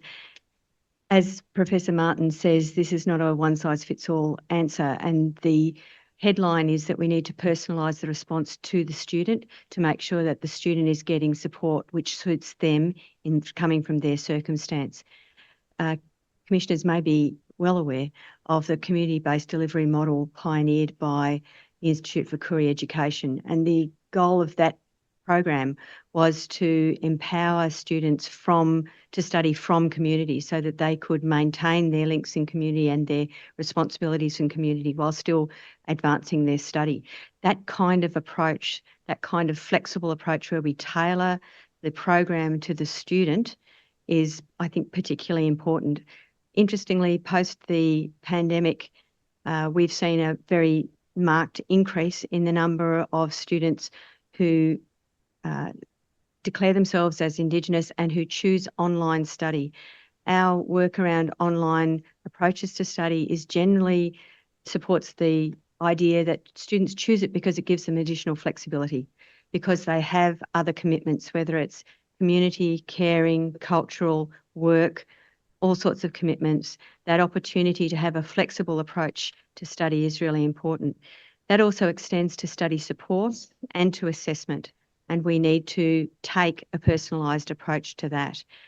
I am encouraged, but not sanguine, about the work from the University Accord, which calls for needs-based funding, which recognises the additional resource and the additional input that's required for people who otherwise might feel that university study is not for them. So I am heartened by that. I'm not relying on that. I think we need to do the work ourselves. Yep. One of the things that came out, and this, I mean, individualised, and there's lots of stories, but we've got a very consistent pattern. So it's not just a matter of individual explanations. They're structural and they're systemic. You don't get patterns like that without a structural systemic cause. So I guess are things getting better? And also, oh, I've lost my train of thought, I'm sorry. But it does worry me. Oh, no, this is what came out from, we did talk to a lot of people who worked in the universities. We had closed sessions. And the big thing that came from all of them was the precariousness of the university programs to support First Peoples in universities. So even programs like student support centres, who are 50 years, are still precarious, dependent on goodwill of mostly non-Indigenous people further up the line, that everything is precarious. It can get knocked down in a minute, and frequently has done at universities, including some of these universities, and then people have had to rebuild it again. So I'm concerned when I hear about all these little programs, and we've seen it from bureaucrats and things from other departments, that there is a whole lot of little programs, little pilots, little tests, but the underlying systemic issues are not being addressed and not being identified. So I guess my question is, how do you make sure that this is actually leading to systemic change rather than just being yet another series of pilot projects? Thank you for the question, Commissioner. It's critically important here to monitor the data. We have a particular focus on Indigenous student success and retention. I would say the retention data is lagging, as it always is, so it's difficult to draw judgments from that. The success data is improving. I would like to see it improve more before I made that claim more broadly. At the moment, now I'll use different data here because it's the kind of data that we monitor. The average time to completion for our Indigenous students is improving. So, for example, for our postgraduate students, Indigenous students studying in postgraduate coursework programs, it's quite close to the non-Indigenous students. For our undergraduate students, it's lagging by about 30%, not acceptable by any means, but points. Yeah, sorry, so I'll give you the numbers. So the undergraduate completion time for non-Indigenous students is 3.6 years. For our Indigenous students, it's 4.5 years. So that's about a third extra. Yep. For our postgraduate students, it's 2 years for non-Indigenous, it's 2.2 years for Indigenous students. For our higher degree students, it's 5.3 years for non-Indigenous students and 6.2 for Indigenous. So those we are monitoring, which is the first step of the point about data made before, and we are actively seeking ways of doing this and personalised, but also at scale. I absolutely agree with you that boutique programs will not solve the problem.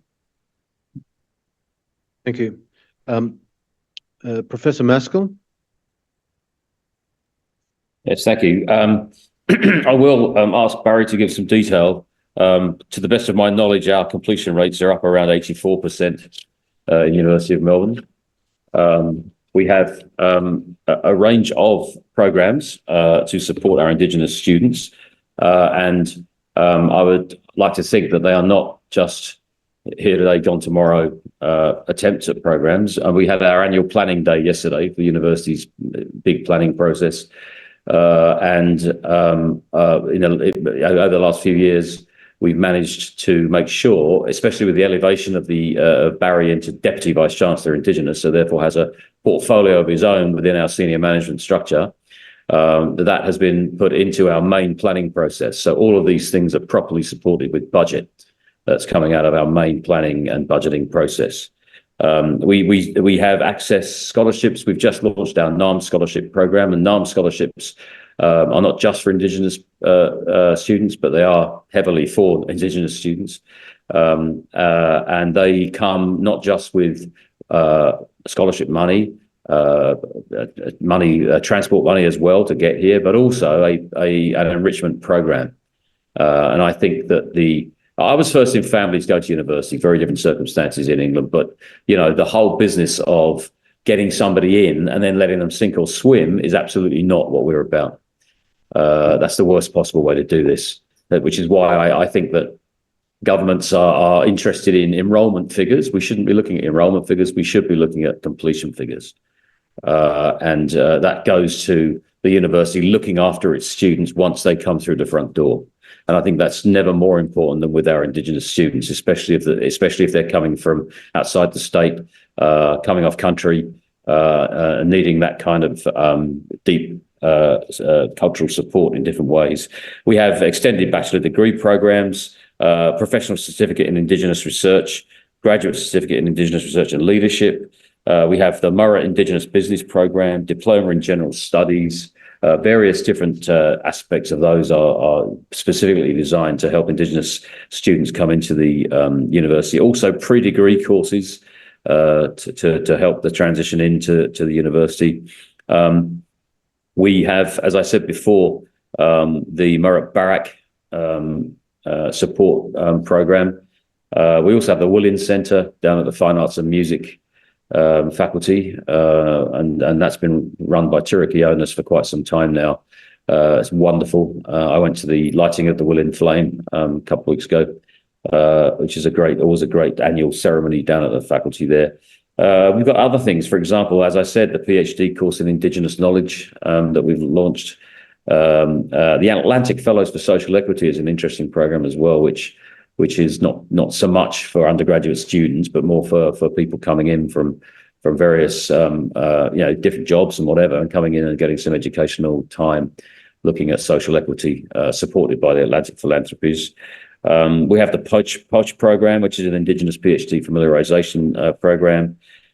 Various things going on in different faculties, which are too numerous to sort of mention, but specific programs to try to ensure the cultural safety and the nurturing of our Indigenous students through the programs that they do. And a lot of that is in close collaboration, with our Indigenous partners outside the university. Recently we have now on campus some space for a Wurundjeri Woiwurrung led and driven teaching experience. The program that we run with Yoorrook in Shep with Uncle Paul and the people at Kayla Institute, which is turning into the Monaro Centre for Regional Excellence, is another, I think, very important thing. And our relationship up with North East Arnhem Land people is extensive. People think it's just with the Yothu Yindi Foundation. It's not. It's much more extensive than that, working quite across a lot of the country up there in North East Arnhem Land. I would like Barry, if you got time, Council, if Barry has time to just maybe put some more flesh on those bones. Yes, I'm happy to hear from Professor Judd, although the question isn't so much asking what you're doing, but what more needs to be done in order to ensure that we can see some change in these quite stark figures about completion rates. And so, Professor Judd, I'm happy for you to add to Professor Maskell's.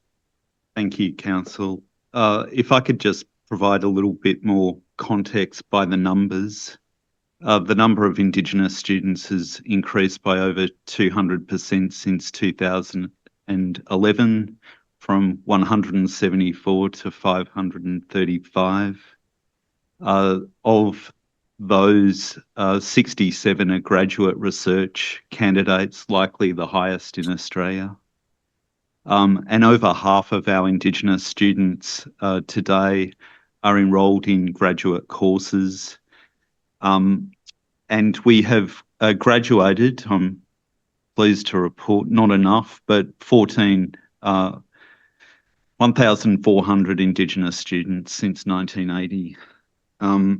In terms of student success rates, higher degree coursework sits at 87.1%, other postgraduate at 84.32%, and undergraduate students at 84.22%. Our problem at the University of Melbourne is not so much students succeeding once they gain entry, it's actually getting them through the door. And the NARM scholarship program that the Vice-Chancellor referenced when he spoke is one of our current attempts to extend the welcome to Indigenous students and other students from disadvantaged backgrounds. And a lot of that relates back to earlier questions about community perceptions of universities being elitist. We will turn up at places like Shepparton in the Goulburn Valley, set up a stall, and no one will come to it because they see University of Melbourne banners and think, well, that's not for me, I can't go there.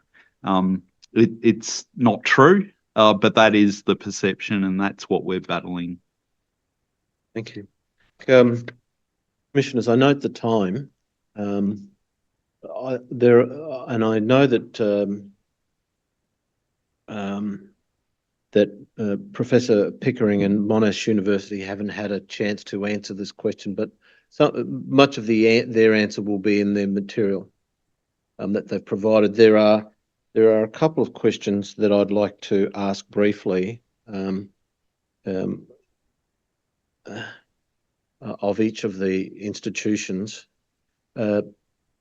Firstly, it's been suggested to the Commission by some that that Indigenous staff ought to be paid a cultural loading for the additional work that they have to do in supporting Indigenous students and other staff, indeed, in training.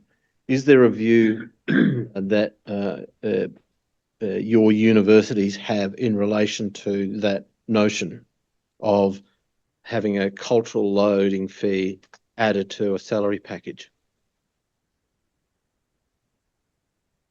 I might start with University of Melbourne. Professor Maskell. I think these matters are complex in the sense that we have that issue, which is a very important one, which I acknowledge. We also have other members of staff who support other communities actually in different ways as well. I think also there is the issue of how we would go about doing that. The enterprise bargaining process in this country is complex, and we would have to get a variation to that in terms of be able to achieve that, I think. But I'm speaking outside my comfort zone here. I'm not an expert in those HR matters, so I'm hoping that I am telling you the truth in those terms, because as I say, I'm worried that I don't really understand. Professor Pickering? Thank you, Professor Maskell. Professor Pickering?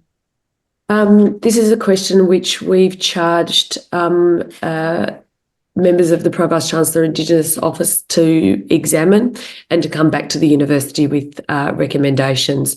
I think that I anticipate those recommendations will include a range of considerations for the university to look at and to take advice on, ranging from the ways in which cultural loading is sufficiently or indeed insufficiently accounted for within the workloads of academic and professional staff, and indeed, if they are not sufficiently accounted for, what will the options be for the university to consider appropriately accounting for them? Mr. Martin? We don't have a financial loading built into our employment model. We have a specific leave arrangement built in to recognise some of the very specific leave requirements that might come as a result of community responsibility or other aspects within there. We recognise this through workload allocation, but I'm going to say that we also acknowledge that we have not got this right, and it's a conversation that we have regularly with Mark and the First Nations leaders in the university around how do we ensure that that cultural load does not damage the academic career or the professional career of our staff because they are being asked to do too much to support other cultural activities in the university. Part of our Indigenous employment strategy is, and I say this with a degree of caution and care, how do we make sure that those activities that can be shared by non-First Nations staff are shared so that we are lessening the burden on our staff? We have work to do on our strategy around this, but we absolutely acknowledge the very real pressures and challenges that this causes our organisation and our staff, more importantly. Thank you. I might now turn to the Indigenous witnesses and ask their view. Professor Rose, what's your view as to whether there should be cultural loadings? As Ian answered, I understand the notion of cultural load, or what people like to refer to now as colonial load. But just payment, I would see that as a technical response rather than an adaptive response. And we're looking at other ways to reduce cultural load or colonial load. One of them is that we argue that there is a Pareto in every Aboriginal function in the university, that 60% of Aboriginal work can be done by non-Indigenous people who are equipped to handle it, leaving blackfellas to do the probative stuff. So that is that the leave arrangements are in place, and look, sitting here, and with Eleanor as chair, I want to reflect on the Black Academy 1.0 when Colin, Eleanor, Bob, Errol, Eve and Isaac, Kay, Pete, and Paul and Marianne Binselic kind of broke through the ceiling. So Black Academy 1.1, which is Barry and Tristan and Maggie and myself, are the beneficiaries of that. It is a fight, but we are there to liberate our people through education. And you heard today the collective response there. So I want to be very positive about that. Colonial load is an issue, but it's why we come to the business, because of the mob behind us.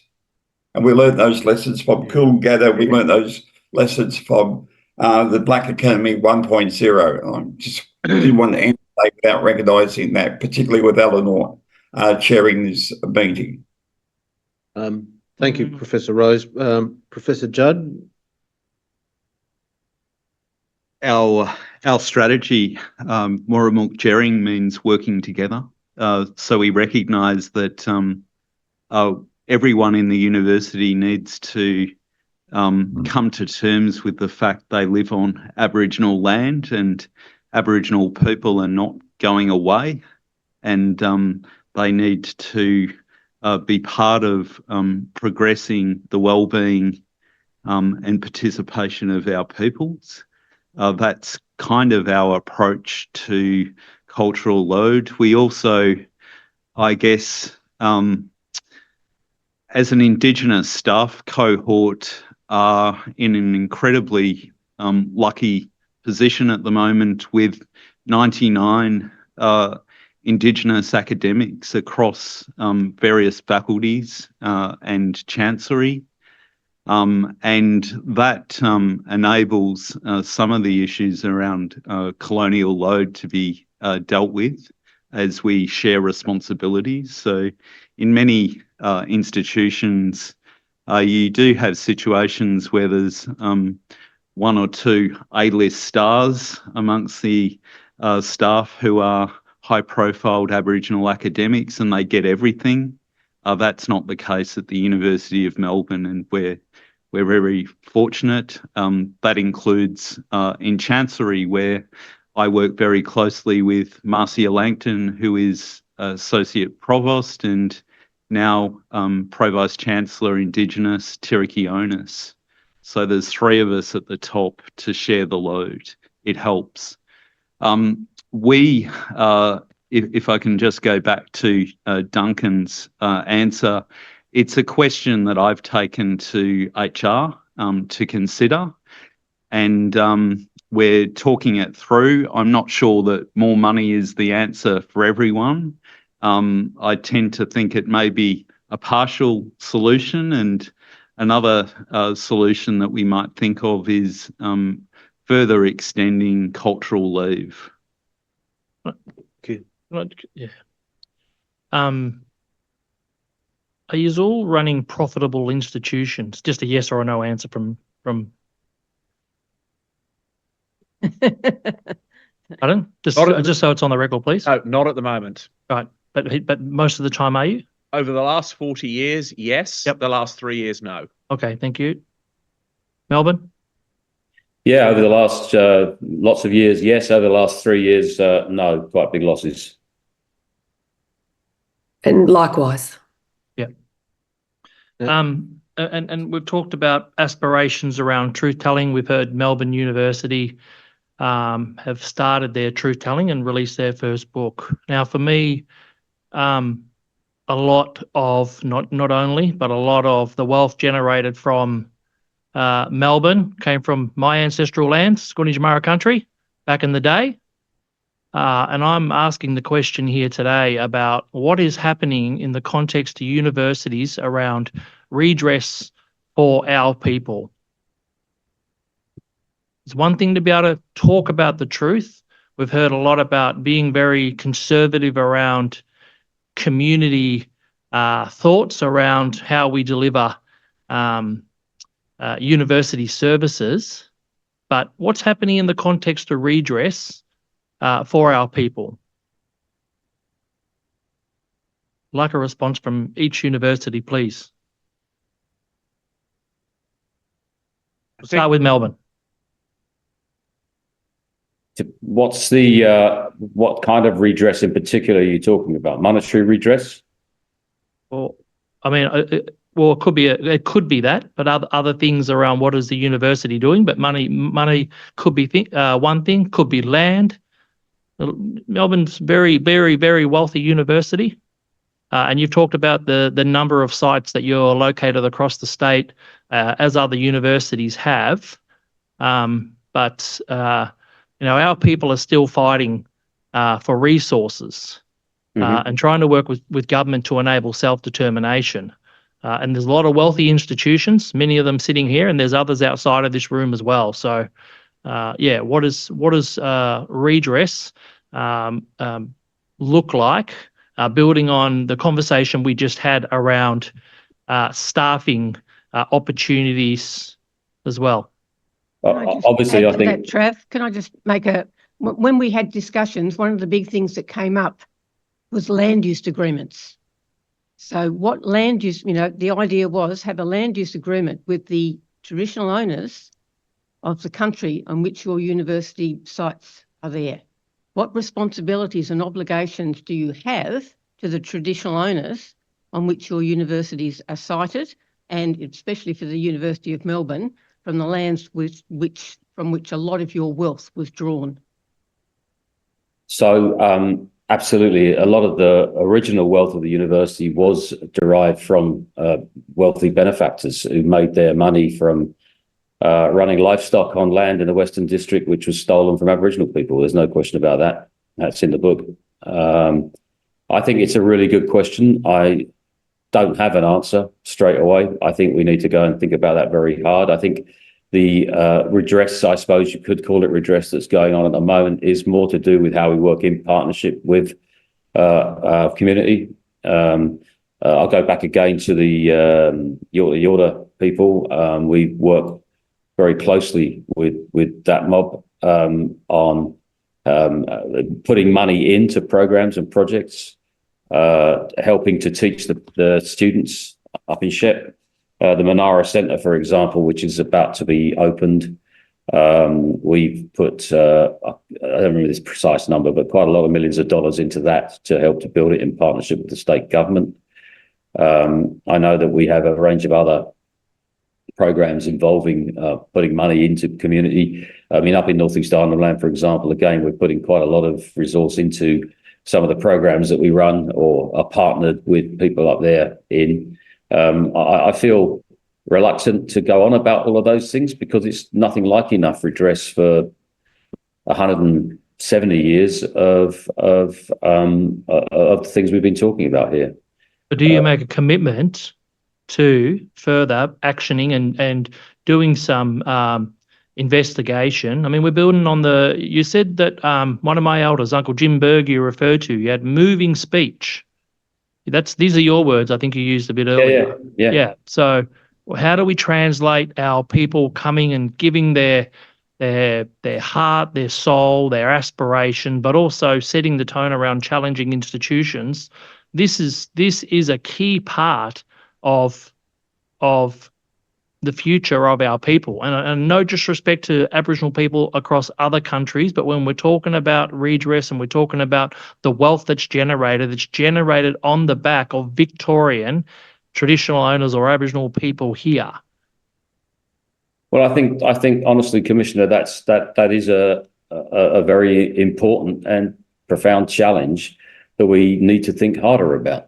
I can't really say more than that. We've been doing work with Wurundjeri Woiwurrung Corporation. We've been doing work with Bunurong.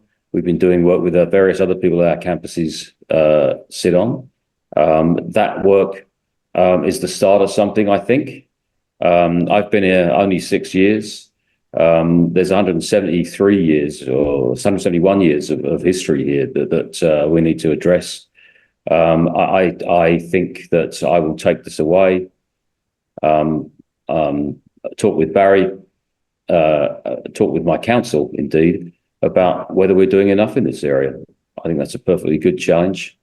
I don't know if you want to hear from Barry about this as well, but given the time, Commissioner Lovett, is it appropriate that the other Vice Chancellors answer your question as to redress? Professor Pickering,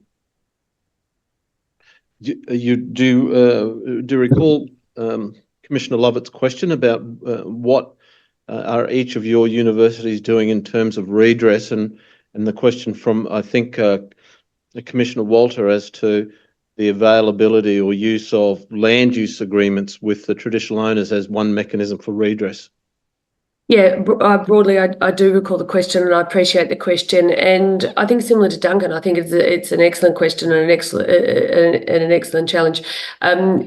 The context in which Monash came to work on the lands that it does is, as we've talked about earlier, slightly different to the University of Melbourne. But that doesn't mean it does not warrant us to take a very close look at this and to take our very best advice across our community in relation to that, and in relation to how the broader state actually considers that in terms of the ways they established universities such as Monash at the time in which they did.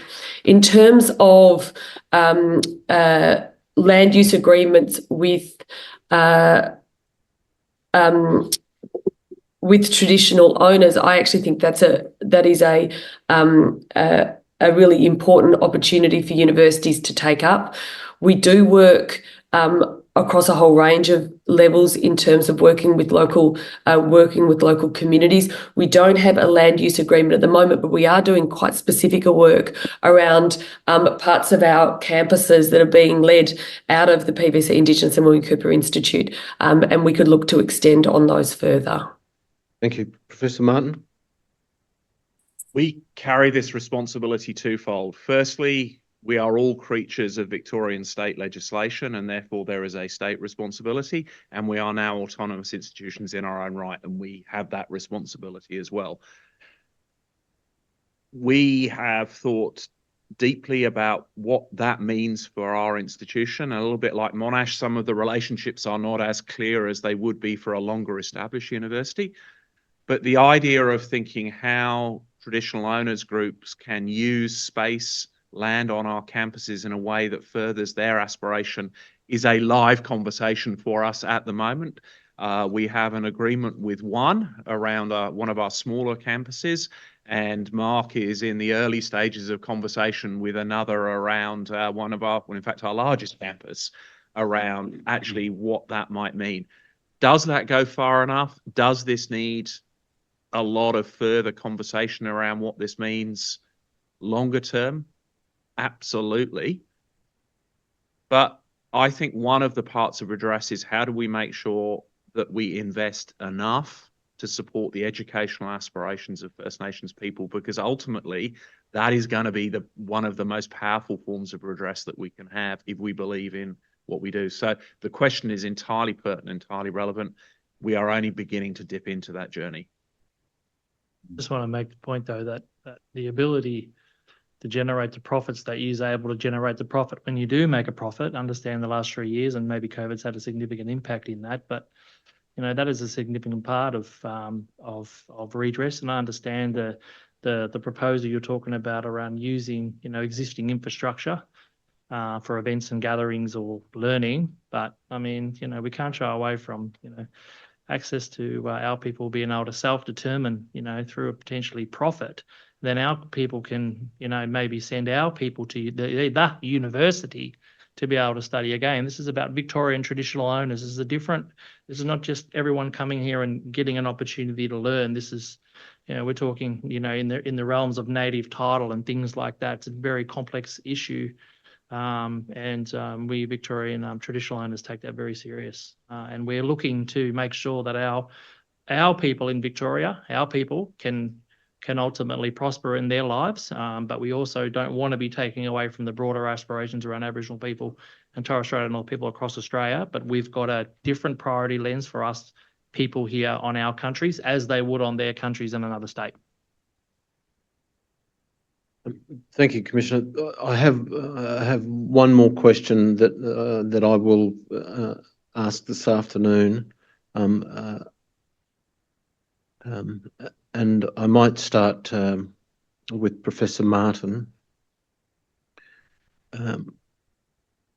When will we see a First Nations Vice Chancellor in this country? Well, in Victoria. That is a very difficult question to answer. We have the beginnings of a great cohort of mid and senior career Indigenous academics, First Nations academics in the country and in Victoria. I think it is not beyond the bounds of possibility, but I cannot answer that question as to when. I think we are putting in place. And when I opened, I said, our goal has to be to recreate Mark's career pathway, not once or twice, but 100-fold, so that we make it an inevitability. And I'm not trying to be trite in that answer, is what we have to do. But to give you an answer to that in when, I just couldn't. Professor Pickering, would you be prepared to have a shot? Well, we are aware the University of Melbourne's Vice-Chancellor position is coming available shortly. I'd like to believe that we're within 10 to 15 years. I'd like to believe that we're getting closer all the time. I'd like to believe all of the efforts, and I take on board all of the criticism of the Commission today, but I also hope that you've felt all of the commitment that universities have and the redoubling of the efforts over and over again. And I hope that those efforts will result in a first Indigenous Vice-Chancellor before very long. Thank you. Professor Maskell, you've just had the Grim Reaper come knocking at your door. Yeah, Sharon stole my thunder, I'm afraid. But sadly, the appointment of the next Vice-Chancellor is not in my gift. Otherwise, it might happen a bit sooner than you think. But I think that we have now I've met so many really talented, smart senior leaders in universities in Australia now who are Indigenous. I do think it's only a matter of time. So I think it will happen. I do think that probably the 10-year frame is there, but there's a sort of 5-year plus 5-year cycle amongst Vice-Chancellor sort of positions. I'm going a bit early because I don't believe in that. I believe in a 6 to 7 year cycle, frankly, which is why I'm going now. But so I reckon 1 or maybe 2 5-year cycles from here with the current incumbents.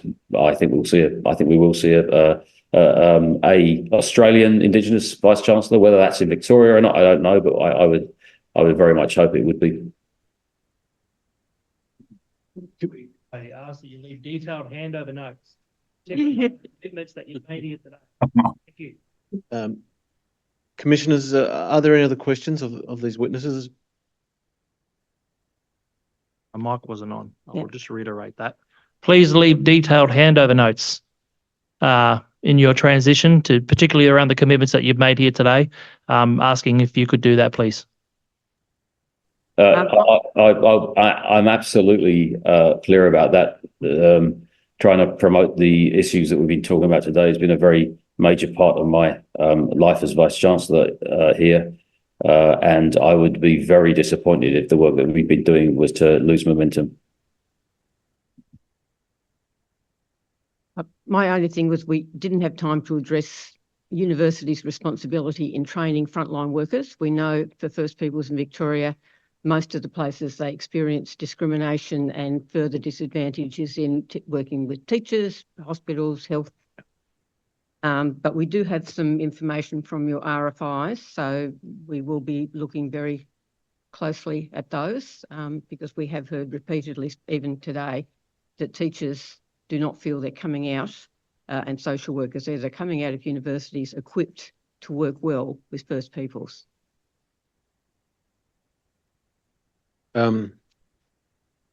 Before closing, Chair, I might confirm with the witnesses that in the event that there are some further questions that really are not quite answered in the RFIs and that need some further elucidation, that they would be happy to receive further questions, targeted questions, and be able to respond in writing?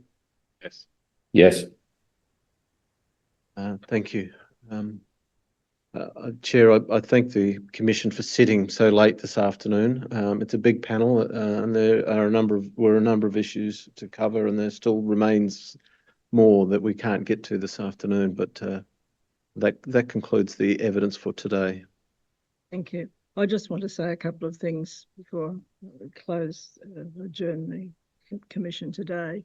And I want to thank particularly Mark for mentioning the names he mentioned before of people that have paved the way in universities, some of whose names you may not know. And I think I was disappointed that I didn't hear today anything about the Monash orientation scheme for Aborigines or Isaac Brown's name, who was a Darwin man who set up something like Ike was before Ike became what it is, or names of people who were trailblazers in a way that the programs that some of you have inherited are there because of them. I didn't hear anything about Auntie Diane Singh, who was an elder in residence at Monash, who was involved in creating and promoting the Elders' Luncheon during NAIDOC, which became a really important social event for other elders as well as academics, and a meeting place for people once a year, knowing that that event was coming on. Now, COVID upset a lot of things and it broke the system. Also, the shared lecture series that operated between the University of Melbourne and Monash University that had eminent people of their time speaking, and I'm talking about people from Arakoon when the Arakoon dispute happened. I'm talking about the late Kevin Gilbert. I'm talking about Michael Mansell. I'm talking about people who were key in both black and white politics. They're gone from the memory. They're gone from the memory. And I think we're in a worse space now since COVID because there's definitely a gap and nobody's sort of, you've all alluded to the financial situation that COVID has caused. And so the continuity is broken. So, Mark, I want to thank you for referencing those people that are both still here, and because history is important. And you all know that. I know that you know that because you've made different kinds of references in the recent past. But I'm in a particular frame of mind at the moment. We have too much Surrey business. And I just feel I have to say that as an elder myself, that memory is important. Memory is important. And the University of Adelaide, they had a European professor who used to teach that as a subject as part of a master's program. And I just want to say that so that we're creating here things that I hope will be in the memory of all of those of us who are here now, or our ancestors. And that's a very important human thing because we're very fleetingly on this earth. So sorry about going to that extent, but we have too much sorry business, and our people are precious, and we do need to acknowledge what they have done before. So I just want to say that. Thank you very much, Chair. And adjourn the Commission's hearing today until tomorrow. Please, the Commission. Thank you all very much. Yes, thank you. Thank you all for what you've. Good night, everyone.